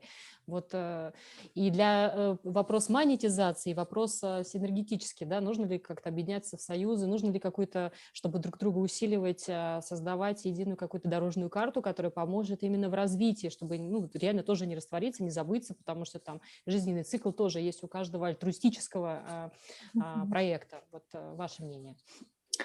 Я думаю, я поддержу, наверное, предыдущего спикера в плане, нам действительно нужно сейчас где-то консолидироваться всем вместе и сделать мозговой штурм, рабочий конкретно. То есть я сейчас не могу даже сказать, вот там, я думаю, что нужно так сделать. Собственно, какой-то общий вывод нас ведет к тому, что вообще даже организации немножечко нуждаются в перезагрузке. Действительно, мы пережили эту пандемию, поняли, что новые условия. И хорошо, что в какой-то степени татарский язык, он больше стал появляться в интернете, больше контента. То есть это был такой пинок татарской нации в цифровизацию огромнейший. То есть мы тут получили только плюсы. Потому что мне нравится даже одна идея одного из наших лидеров мнений. Мы должны настолько цифровизировать татарский язык на сегодняшний день, стримы, YouTube, реально порталы, чтобы если даже через 200 лет проснется какой-то робот, и у него в памяти останется там, например, один из языков татарский, чтобы на такой уровень реально, то есть у нас ведь меняются, то есть, да, то есть приходит вот техно-эпоха там, и вероятно, что когда-то реальные роботы как бы займут эту площадку. Действительно, цифровизация очень важна, если мы думаем в плоскостях там 100-летий, 200-летий. Я только как рекомендацию хотела бы в резолюцию вот внести. У нас есть такой проект образовательно-практическая школа, то есть он делится там на информационную площадку, делаем стратегические сессии, форсайт-сессии, там защита проектов, конкретных экспертов. Прям 3-дневный нужно организовать, наверное, форум уже конкретно без... То есть мы можем привлечь спикеров, может быть, и других национальностей достаточно сильных, да, может, другие страны как работают, там, может быть, не побояться, не знаю, там, из Америки тоже кого-то, да, вытащить, или кто у нас специалист в российском пространстве, и действительно сделать именно кто вот с организацией, даже с татарских общественных организаций, найти тех людей, кто отвечает за СМИ, и сделать реальную форсайт-сессию вот со всеми организациями глобально, потому что мы уже пришли к этому. Вот эта вот рефлексия, мы нуждаемся в этой рефлексии. Я бы хотела такие только рекомендации оставить. А мы, как молодежь, то есть насчет порталов я не могу громко говорить, но мы очень активны в социальных сетях. Катя, с Сином все в порядке? Ищет, надеюсь, Сином все в порядке, Катя. Без Инстаграм, действительно, Телеграм, ТикТок, Твиттер, Фейсбук, Ларда, ВКонтакте. То есть мы свое поле отрабатываем именно на таких социальных сетях на сегодняшний день. Насколько нужны конкретно порталы, наверное, чтобы была база информационная, наверное, нужен портал. А так через социальные сети ты охватываешь очень разную аудиторию. Те же самые, пусть будут одноклассники, то мы, например, сегодняшний день мы в ТикТоке, в Инстаграме и в Фейсбуке сидим. Фейсбук – это зарубежные татары. Вот как раз мы пришли к тому, что вот, ну, вектор развития с точки зрения вот, ну, как бы не сегодняшней идеи, а стратегии. Вот получается поле, которое связано с прямым таким диалогом, с горячими интересными там контентами, это соцсети. Поэтому те порталы, как наш, это все-таки вектор развития в сторону инфраструктуры, которая реально будет включать в себя каталог, там, база, какие у нас общественные деятели, там, бизнесмены, ансамбли татарские, да, там выкладка по архивам, да, вы там оцифровать тоже газету, либо журнал, собственно, анонсирование, ну, новостная лента, да, то есть, по сути, движение живое, оно все-таки больше сконцентрировано в социальной среде, я правильно понимаю, Дарья Ханум? То есть, вот... Конкретно молодежное, я думаю, да, и даже я смотрю как бы конкретно молодежное, что значит? У нас, например, по нашим анкетам, кто участник Всемирного форума татарской молодежи, 25-35 лет. Это уже люди образованные, у кого есть семьи, собственно, это наше как бы среднее поколение. У нас аудитория такая, и она сегодня в Фейсбуке и в Инстаграме. То есть они маловероятно, да, зайдут на Питер Татар, это только если какая-то будет какой-то инфоповод. Запрос. Да. Инфоповод. Ну что ж, вообще интересно было послушать относительно вот такого мини-кейса там по поводу, да, татарских в коме и так далее. То есть было бы, да, вот дальше развить историю, как вот подучиться, потому что в любом случае мы уже немножко так законсервировали здесь, и, ну, как бы наш основной фонд даже по Питер Татар, это все-таки кому постарше, вот, нежели молодежного крыла. Есть, конечно, Тахир, вот, который сегодня тоже участвовал. Да, Тахир, да. Слышала. Да, будем рады сотрудничеству, взаимодействию, благодарим, ну, как бы услышали. И теперь я приглашаю к слову нашего следующего эксперта, Эльман Эфенди, о котором я до этого говорила. Вы здесь с нами или нет? Вот подскажите, пожалуйста, будет ли он? Если нет, тогда у нас замыкает всю цепочку по блиц-опросам Ремзиль Абый-Валеев, потому что, по сути, от него мы очень много, вот он наш тоже наставник и помогает дальше правильную выбирать дорогу и будоражит нас, мотивирует к размышлениям тоже, к развитию. И Ремзиль Абый также предлагал, если есть небольшое время у вас, буквально там минут на 5, как вот небольшой типа круглый стол. Понятно, что мы ограничены, ну, типа дискурса таким вот форматом Zoom, потому что это все не офлайн. Но в любом случае, если не выходит на связь у нас следующий эксперт, вот Эльман Эфенди, тогда уже предоставляем слово заключительное Ремзиль Абыю, потому что сейчас уже и мне дали информацию, что Рустем Шакиров, вот сооснователь проекта «Миллиард татар», тоже не сможет к нам присоединиться, но он был с нами все это время и потом выскажет свои впечатления и экспертное мнение. Ну что ж, Ремзиль Абый, вы как с нами готовы высказать уже, подытожить все, что сегодня каждый спикер, свои чаяния, свои пожелания и в целом ключевая наша вот повестка по поводу развития порталов, таких как наш. Вы здесь? Так, да. Ремзиль Салихович Валеев, главный редактор. Да, отлично. Ремзиль Салихович Валеев. Отлично. Вот главный редактор интернет-студии Дони Всемирного конгресса татар, заслуженный работник культуры Республики Татарстан Ремзиль Салихович Валеев. Вам слово. Менің наушник тоқтады бірінші секундтан. Мен өзім мобильник аша дауысын тыңладым. Картинканы шушылай қарадым. Енді бұл мотор қызлар, егітлер соңғы сағатларда шундай мотор етіп ұрыша сөйлеген әркім менің башқа мүмкінлігім жоқ татарша сөйләргә план толмый бит безнең. Аннан соң қараган кешеләр бик рәнҗирләр, чөнки безнең анда Сан-Францискода яки Финляндиядә яшәгән милләттәшләр бар, шуңа күрә рәнҗемәс, мөгаен Данил Сәфәров тәрҗемә итәргә дә өлгермәс. Ләкин әйтим инде, монда аңламаган кеше юктыр, чечен кунагыннан башкасы мөгаен. Бик зур чара булды бу медиа форум. Бу медиа форум гына түгел, татар халкының, татар милләтенең бер форумына әйләнде, чөнки география зур, Австралия, Казахстан, монда һәм башка илләр, төбәкләр, Россия төбәкләре һәм тематика зур. Медиа дигәч, татар порталлары дигәч, без әлбәттә шушы темага гына сөйләшергә бәхәсләшкән идек һәм мин искәрткән идем. 3 сәгать буе утырсак таралырлар, беркем дә калмас дип. Таралмадыгыз, рәхмәт ансына һәм бу форумны оештырган кешеләргә, Питер татар оешмасына, Петербург татар журналистлар клубына, Равил Закиров белән Катифа Гайнетдиновага һәм гомумән Питер милли җәмәгатьчелегенә, бу монда килгән бүтән милләттәшләргә, журналистларга, алып баручы Данил Сафаров һәм башка монда чыгыш ясауларга Татар конгрессының мәгълүмат анализ идарәсе исеменнән рәхмәт әйтәм. Рәхмәт белән башланды бу форум.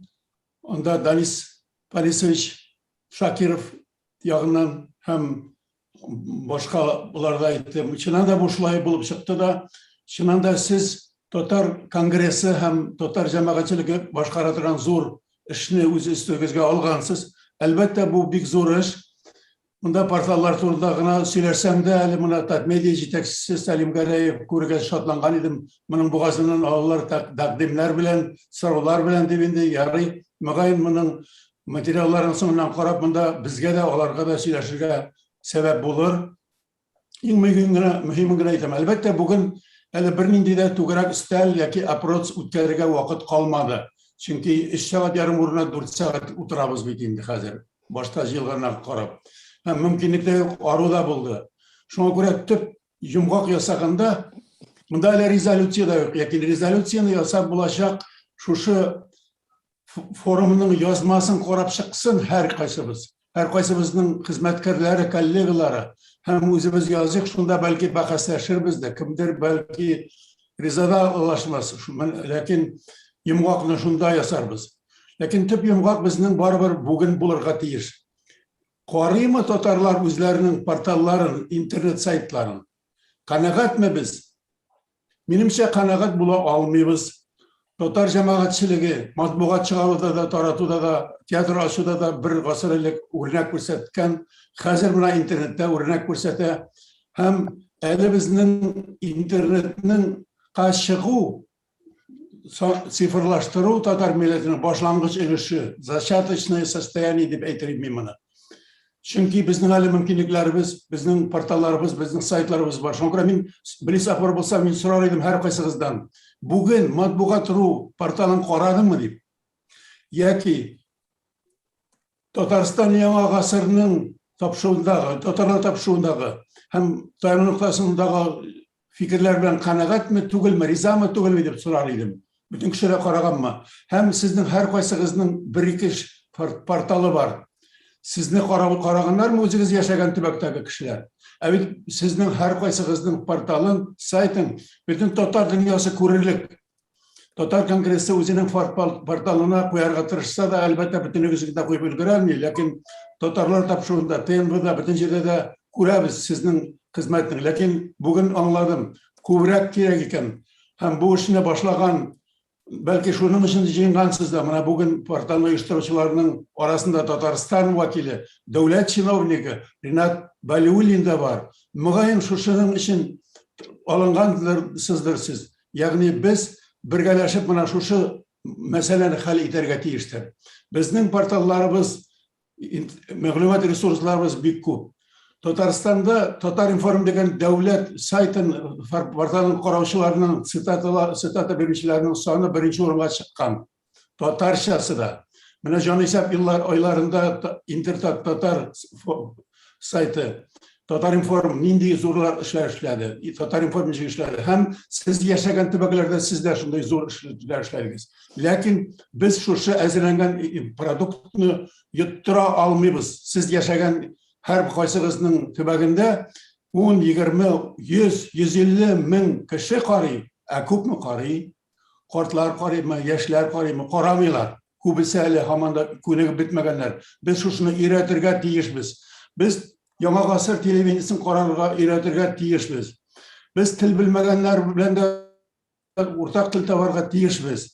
Менә соңгы вакытта мин яңа гасырда бер хәл дигән сериал карый башладым. Анда 60% әңгәмәләр бара урыс телендә. Нәкъ гаиләдәге кебек.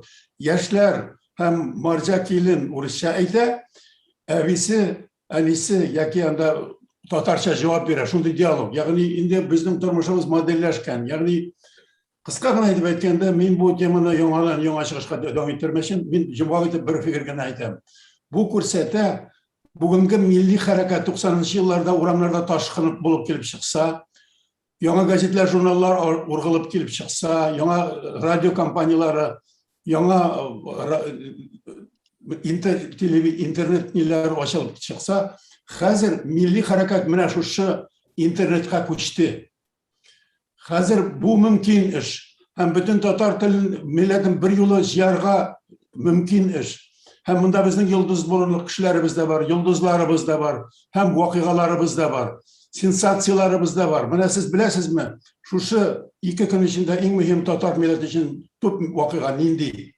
Беләсезме, менә минем өчен, мәсәлән, Валерий Тишковның Мәскәүдәге Милләтләр агентлыгында әйтүе, ни өчен ул Башкортстаннан килгән 3 эксперт кына катнаша, Татарстаннан юк, булар объектив түгелләр дип әйтә, бу академик. Бу бик кызык информация, һәм моны тараттык. Сезнең һәр кайсыгыз яшәгән төбәгендә кызыклы информация бардыр. Ягъни без әле мәгълүмат мөхитендә менә без әле яшәргә үзебезнең милләттәшләрне өйрәтмәгәнбез. Безне бу әйберләрне беләсезме? Әлбәттә беләсез. Монда утырган Фарид Аймәлетдинов Сергачтан, Самарадан анда Ильяс Шакуров һәм башкалар бар. Менә алар мине уздырып катыракта әйтерләр иде. Һәм без моңа үпкәләргә тиеш түгел. Аларның тәкъдимнәре дә бар. Динара Мәҗитованың әйткән тәкъдимнәре, чыннан да булар дәүләт даирәләренә китеп җиткерә торган, бөтен дөнья татар конгрессының җитәкчелеге тарафыннан карала торган мәсьәләләр. Ягъни сез менә шырпып казган, ышкын чыгарган бу фикерләрнең, әлбәттә, мондый темалар барысы да булмады бу сөйләшүдә. Аларның дәвамы булырга тиеш. Һәм бу турыда без көн сайын фикер белән киңәшергә тиеш. Бер-беребезне хөрмәт итеп, танып, карап, язганнарыбызны карап, һәм безнең интернетебез теге матур кызлар караган көзгегә әйләнмәс иде. Бер журналист әйтте, интернет Инстаграм тулы бәхетле кешеләр ди. Инстаграмда кешеләр, матур кызлар үзләренең нинди икәнен күренешен ачалар. Ләкин интернет ул түгел. Менә безнең әле яшьләр вәкиле дә әйтеп китте. Әлбәттә портал кирәк. Әлбәттә, хәтта үзебезнең классик сайтта кирәк. Инстаграм һәм социаль челтәрләр аларны тарату өчен кирәк. Ягъни безнең әле эшләребез бик күп икәнлеген аңлашылды. Һәм менә шушы тәкъдимнәрне чираттан тыш, форум чираттан тыш конгресс итеп, менә сез Питер татарлары, безнең андагы вәкилчелек Ринат Валиуллин шулай күтәрдегез, һәм без бу теманы, бу мәсьәләләрне өйрәнәчәкбез. Һәм моны гамәлгә куяр өчен хәзер инде без һәр вакыт кайчан була медиа форум дип ел буе Питердан көтеп тормаска тиештер. Равил Закиров 3-нче көн ачты чат Телеграмда Союз национальных порталов дигән. Ягъни шушы союзга кирегез дә, нигә без үзебезнең монологларыбызны шунда куймыйбыз? Нигә без үзебезне шунда рекламаламыйбыз? Бuna миңа бик кызык булды.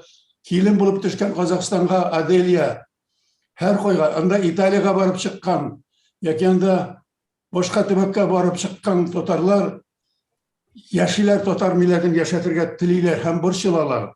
Менә минем интернетта Америкада Майамида яшәүче Айдар Бафин әйткән, инкыйрат заманы килеп җитте дигән. Ягъни полное выражение наступает к нам дигән фикер әйткән. Американский татарин сказал, увидев некоторые явления нашей жизни, подумали, мы должны ответить. Нет, инкыйрат килмәде. Без әле шушы хәзерге заман технологиясе ярдәмендә, интернет ярдәмендә үзебезнең һәр кайсыбыздагы булган акыл, мәгълүмат, мәдәният, мәгърифәт, гыйлемнәр ярдәмендә яңадан үсеп китәргә мөмкинлегебез бар, һәм шушы техникадан куллана белсәк. Әлбәттә, бу техникада утырганда, Алла сакласын, хәзерге заманда беләсез, ялгыш сүз язган өчен Кутузкага алып китәргә мөмкин. Шуңа күрә без язганда, сөйләшкәндә, урамга чыкканда канунны да үтәргә, инде сәяси культура, хукукый культура да булырга тиеш. Һәм без моңа сәләтле. Рахмат, Питерлылар. Мен қызып кетсем тағы бір сөздерім бик көп. Шуңа күрә әйдәгез менә шушы чаттамы яки башка формадамы без атна сайын яки атнага 2 тапкыр шунда һәркем үзенең күңеленә җыелганын язып куйсын, видео куйсын да үзебез шуннан соң шушы әңгәмәләшүне дәвам иттерик, йомгакны шунда ясарбыз. Рәхмәт. Римзель Абый, да, Рахмат, благодарим за такую тоже яркую речь. Даниил Эфенди, вы сможете тоже сделать сейчас небольшие ключевые вот фразы, перевод? Ну, я Римзель Абына уж переводить не буду. Все, что он говорит, это не переводится. Настолько это оригинал, что даже не переводится. Да, поэтому немножко, наверное, сейчас уже к финалу, да, резюмируем. Да, просто. да, как раз, да, ваше мнение, вот и Равиль у нас тоже Закиров. Да, спасибо всем за участие, спасибо организаторам. Я думаю, было много, с одной стороны, мы узнали, кто чем живет, какие проблемы есть, с другой стороны, мы получили для себя какую-то информацию полезную, в том числе для работы, и поняли, что мы не одни, да, когда работаешь, идешь как бы по колее, думаешь, правильно ли я делаю, куда я иду, а когда общаешься с коллегами, понимаешь, что ты не один, оказывается, как бы объединяет многое с ними. Біздің мұнда атадылар татар халқының пассионарий қалдықлары деп. Шуңа күрә бит негізінде де пассионарий қалдықлары болу белән құтлыйм. Һәм тагын менә Сергачтан Фарит әфәнденең сүзләре искә төшерәсем килә. Ул радио турында сөйләгәндә әйтте. Без эшләдек тә диде радиода, аңладык ди. Кемнең акчасы бар, шул җырлый белми. Кем җырлый белә, шуның акчасы юк. Безнең эшебездә журналистлар, медийщикларның эшләре дә үзенә күрә бер җыр бит инде ул. Һәм минем шуны перефразировать итеп дигәндәй әйтәсем килә, безнең үзебезнең эшебездә акчабыз да булсын, җырлый да белик. Шул. Ну что ж, итак, у нас сообщение. Мы благодарим всех спикеров, всех участников, кто сегодня с нами был на медиафоруме. Он у нас получился таким более, будем говорить, по сравнению с предыдущим годом, сфокусирован на этом вопросе, потому что наш портал Питер Татар, он пришел к той точке, когда нам уже больше 3 лет, почти 4, и мы думаем, а как нам дальше развиваться, а как другие, собственно, строить свою работу и план развития. И вот этот вопрос, да, лицом к лицу познакомились, но именно относительно какой-то такой дорожной карты, что мы будем дальше делать, я, пожалуй, здесь сделаю небольшой такой опрос уже адресно каждому нашему спикеру, прям каждый напишет да, нет, чтобы понять по поводу того же предложения от Динары Ханум относительно написания на грант президентский, может быть, это тоже определенным образом даст новую волну развития, и вот это по части, когда вот именно, как Римзель говорит, мы сами по себе вроде бы что-то делаем, а когда еще понимаем, что мы в единой, да, вот макросистеме медийного сообщества, то, конечно, это очень сильно нас подпитывает, укрепляет и дает новые мысли и смыслы для проектов. Итак, я передаю слово Равилю Закирову, автору и владельцу портала Питер Татар. Хотелось бы услышать его мнение о работе сегодняшнего медиафорума и раскрыта ли на его взор тема вообще, в принципе, татарские платформы коммуникации лицом к лицу и в целом по поводу союзности. Вот готов ли он эту тему тоже взять под свое крыло, чтобы мы дальше вели уже непосредственно вот такое вот свое движение по союзности, вот видит ли он это как вот и аналитик в том числе достаточно серьезный смысл. Ну что ж, Равиль Эфенди, вам слово. Да, благодарю Катифа и Данил за хорошее ведение встречи. Было очень интересно послушать интересные темы, интересные доклады были, интересные обсуждения. Я скажу, что да, действительно, мы продолжим дальнейшую работу уже после форума. У нас уже есть чат. В Телеграме мы там будем общаться, соответственно, и прорабатывать резолюцию и вопрос, который мы подняли на этой встрече. Так что мы эту деятельность будем дальше продолжать. От себя скажу пару слов. Мне очень все понравилось. Я ожидал, что будут какие-то проблемы по ходу форума, но, в принципе, мы справились со всем. И после этого форума мы приготовили для участников его пройти небольшой опросник с простыми вопросами. Там буквально 5 вопросов, они очень простые, но это для нас будет полезная обратная связь с тем, что мы могли сделать нашу работу лучше, и следующий форум был интереснее и лучше. Так что благодарю всех за внимание. Спасибо, что были с нами. Келесе Ашыршулра Кадер. Рахмат. Ну что ж, если как бы уже в заключение к финалу мы пришли, то благодарим за финальное слово Иравиля Закирова и я, Стефана Акифовна Гайнединова.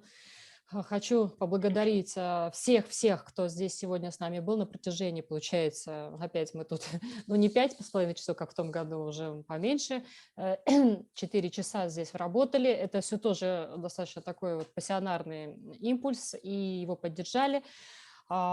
Итак, третий Санкт-Петербургский татарский медиафорум 2021 года, татарские платформы коммуникации лицом к лицу, завершает свою работу. Мы провели 4 секции, поговорили с представителями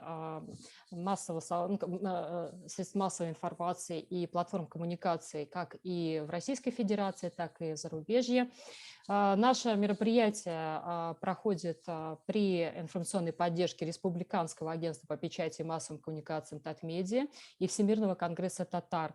Отдельно хочу выразить уважение и благодарность от себя лично и от нашего оргкомитета и вообще от всех участников портала «Питер Татар» как такового проекта. Это, конечно же, в адрес постоянного представительства Республики Татарстан в городе Санкт-Петербурге и Ленинградской области, в частности, Ринату Накифовичу Валиуллину, потому что всегда, вот когда мы начинаем генерировать те или иные инициативы, слушает, как бы понимает и направляет. Он наш, на самом деле, наставник и поддержка мощная. Поэтому Бекзур Рахмат и Ремзель Абы. Ну, понятно, что вот ваш спич, он и выводы, как говорится, непереводимые, потому что в этом и есть красота татарского языка. Мы, в свою очередь, для тех, кто заинтересуется присоединиться к нам по итогам сегодняшнего медиафорума, тоже включим в свою орбиту, потому что были письма входящие и от представителей там, стран Прибалтики, и в целом открыты к дальнейшим продолжениям встречным. Ну что ж, Бекзур Рахмат, Облыгыс, до новых встреч уже в следующем Алаберса 2022 году, и всем доброго, хорошего настроения и, конечно же, здоровья. Аминь.